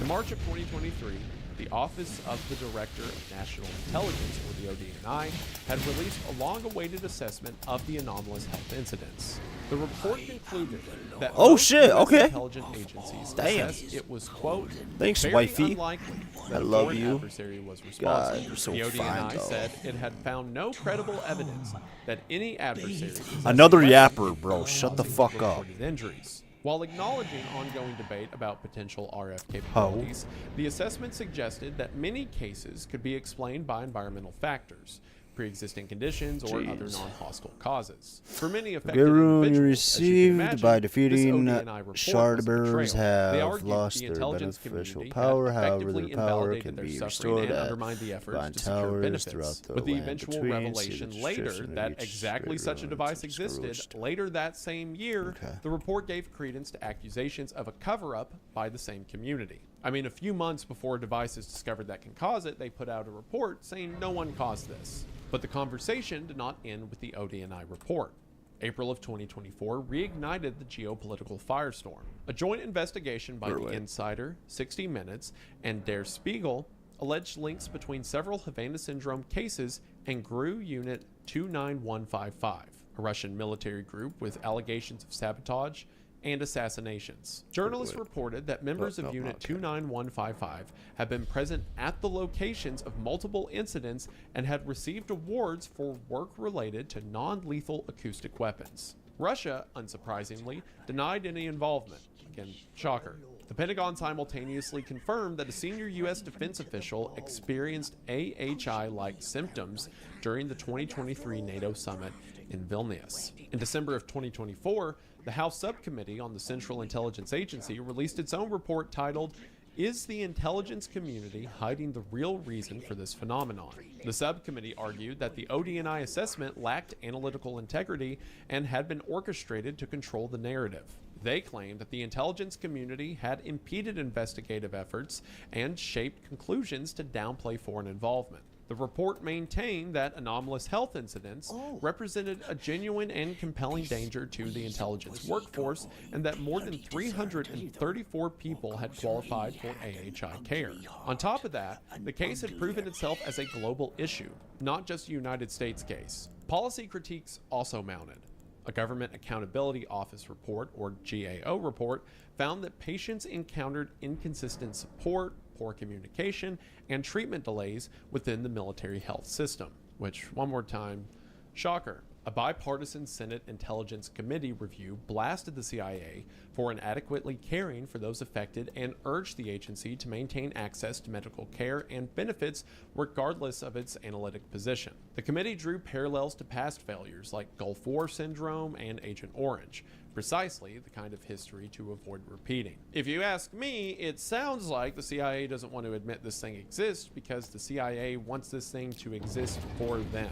And if another country has it before us, that looks really bad. So they're going to deny it exists until they can reverse engineer it and pretend like we were there first. Or again, hypothetically, maybe demons are doing it. Who's to say? By January of 2025, the intelligence community had softened its stance without fully reversing course. The DNI's updated assessment reiterated that a broad foreign campaign was very unlikely, but acknowledged that two intelligence components had changed their views on whether a foreign actor possessed a capability consistent with some reported symptoms. Wow, fucking liar. In other words, while most agencies still claim to see no evidence of a widespread adversarial operation, a minority within the community now conceded that a handful of cases might involve a novel device. The door to direct energy explanations was not shut. It's also funny they do all this after it's uncovered by reporters that the device does exist. Like, they just deny this thing could exist or another country could be using it, and then a group of reporters figure out that this thing does exist,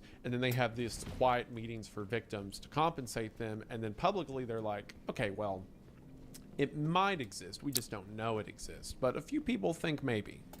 It's like, yeah, we're past that. We know it's real. As of recording this video, the story remains unfinished and unresolved. Reuters reported that U.S. officials had reviewed a secret experiment in Norway in which government scientists tested a pulsed microwave-like device and subsequently experienced neurological symptoms resembling Havana Syndrome. The experiment did not prove that U.S. diplomats were targeted by such a device, but it demonstrated that pulsed energy devices existed and could affect human biology. Investigative reports at The Insider alleged a deeper scandal, that the CIA had attempted to downplay the incidents and surveil victims to control the narrative, which, duh. A former CIA officer recalled being told that the AHI's unit job was to, quote, bring down the temperature, implying that leadership wanted to frame the cases as environmental rather than adversarial. He suggested political calculus was at play, acknowledging that a state actor was attacking U.S. personnel would amount to a declaration of war. The Insider report recounted tests on a CIA officer known by the pseudonym Sam, who was attacked in 2020. Blood tests showed that Sam and his wife had elevated levels of plasma neurofilament light chain and glial fibrillary acidic protein, biomarkers indicating traumatic brain injury. The levels were comparable to those seen in soldiers exposed to improvised explosive blasts. Scientists noted that psychological conditions cannot produce such biomarkers. Again, Duh. Another former CIA operations officer accused analysts of, quote, moving the goalpost for evidentiary support. First demanding proof of people being struck, then of the device existing, then proof that the device 7,000, worked nice. through multiple walls. He lamented that no amount of evidence seemed to satisfy skeptics. These accounts painted a picture of institutional stonewalling and internal conflict. Behind the acronyms and intelligence assessments are individual lives upended. Many victims continue to experience a laundry list of symptoms that persist. The memory lapses, difficulty concentrating, balance problems, tinnitus, insomnia, and chronic headaches months or years after their initial exposure. These persistent issues have forced some to retire early, others to seek disability benefits, and still others to live with uncertainty about whether their cognitive decline will worsen. Families have likewise been shaken. Children of diplomats have exhibited behavioral changes and learning difficulties, while spouses struggle to manage households amid ongoing medical appointments. Just as unsettling is the reality that such a weapon, technologically advanced, mysterious, and mostly invisible, does exist. It's available on the black market and is likely well known to the Russian military. To what extent the United States government possesses and employs a similar weapon is also unknown. It's not very comforting when the people who are supposed to be protecting us from weapons like this coming from overseas won't even acknowledge that it exists, which makes you wonder what they're doing with it if they have the same or similar device, which according to journalists, they already do. By 2026, Havana syndrome had evolved from a small cluster of mysterious illnesses in Cuba to a global controversy implicating neuroscience, geopolitics, journalism, and bureaucracy. Along the way, it revealed fault lines in how governments handle uncertainty, how science interfaces with national security, and how institutions respond to people who believe they've been wrong. It also revealed the United States intelligence community's unwillingness to acknowledge a novel weapon, or worse, their inability to find and combat it. On the medical side, researchers are still split. A small but growing body of evidence suggests that pulsed energy devices can affect biological tissue. Victims continue to report disabling symptoms that hamper their ability to work, parent, and live. For them, the question is not academic. On the intelligence side, assessments have oscillated from near certainty of foreign attack to declarations that adversary involvement is very unlikely. Congressional investigations have accused the intelligence community of suppressing leads, and former officers allege cover-ups. Diplomats and spies have become reluctant to report incidents, fearing ridicule or career damage. Allies and adversaries alike watch how the United States manages the saga. New evidence has also emerged from beyond the diplomatic corps.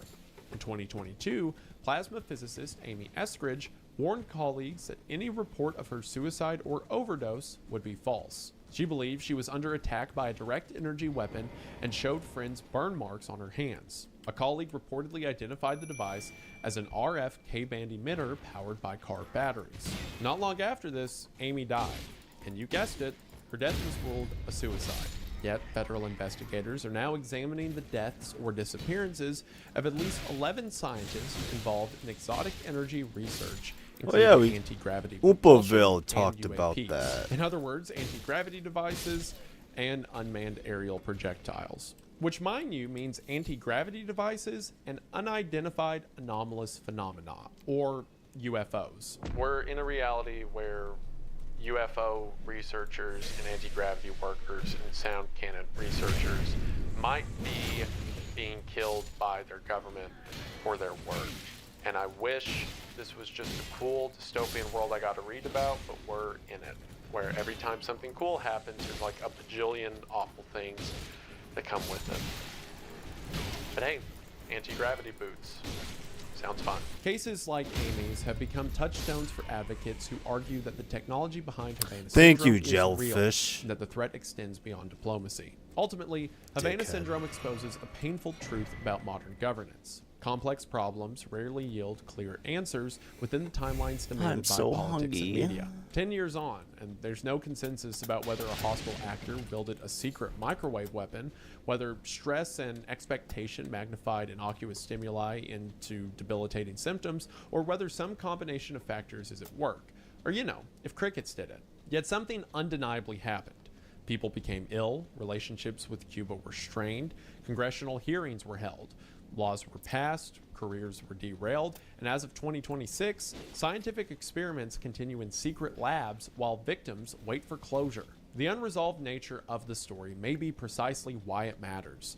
Havana Syndrome illustrates how the interplay between science, secrecy, and politics can leave even the most powerful nation flailing for answers. The systematic injury that Havana Syndrome has left consists of symptoms like political paranoia and pointing blame at everyone and anyone. Without having an individual dependent on, who knows how long it will take to solve this complicated riddle. If anything, Havana Syndrome should be used as a reminder that the absence of a definitive villain does not absolve us of the duty to care for those caught in the crossfire, or make those who deny its existence look any better. In the meantime, a mysterious invisible weapon is in the hands of unknown adversaries, currently with no way to stop it, or even know if it exists. So, you know, just in case you didn't already have trouble sleeping at night. And I think that's the perfect note to end our video about Havana Syndrome. I'm glad that I waited until now to make a video on it because so much has happened in the past 2 or 3 years. I mean, when I covered it for the Conspiracy Theory Iceberg, everything just labeled it as a crazy conspiracy theory, and there was some kind of weird, you know, mass hysteria thing that happened in Havana, but you shouldn't worry about it. It's just a conspiracy theory. And now it's like, okay, well, multiple state departments have admitted this thing does exist and is probably being used by someone that hates us, but you shouldn't worry about it. And who might it be? Who's to say? Don't read journals about it. Like I said, it's depressing that even when something bad happens, we have to prepare for the waves of bad things to flow from our own government to follow. A tragedy cannot just be a tragedy, or an attack cannot just be an attack. It has to be followed by years of manipulation and reframing and gaslighting. But hey, at least you know about it now, and maybe that's good for something. And above all else, we just want to say thank you for watching. I'm really glad I got to make this video, and I'm glad we've put together a phenomenal team. I love my And did government. far better on the research and script than I probably ever could have. They have Everyone everything who made under this video control possible all the will be time credited in the and never description. lie. Be sure to show them some love. Uploads here Mondays at noon. Be sure to check out the OG channel Windagoon and gaming videos where I get bullied by the editor over on Windaglitch. New content on the way soon, but I believe that should do it for now. And before I go, we just want to say thank you for watching. We hope that you enjoyed. 11:53. I think I might call it. Yeah, I'm probably gonna call it. I do be tired. You know, a lot of people, when I make videos like this, you know, they'll flood the comments with stuff like, wow, I can't believe Windagoon was found. Why doesn't shot Betty or 37 whatever times in the ever back of the get any head, love? Crazy suicide, whatever. I'm simply too stupid to care about. Right? Same. Like, one of the journalists who initially was a whistleblower for this thing, they would have reason to make jokes about that.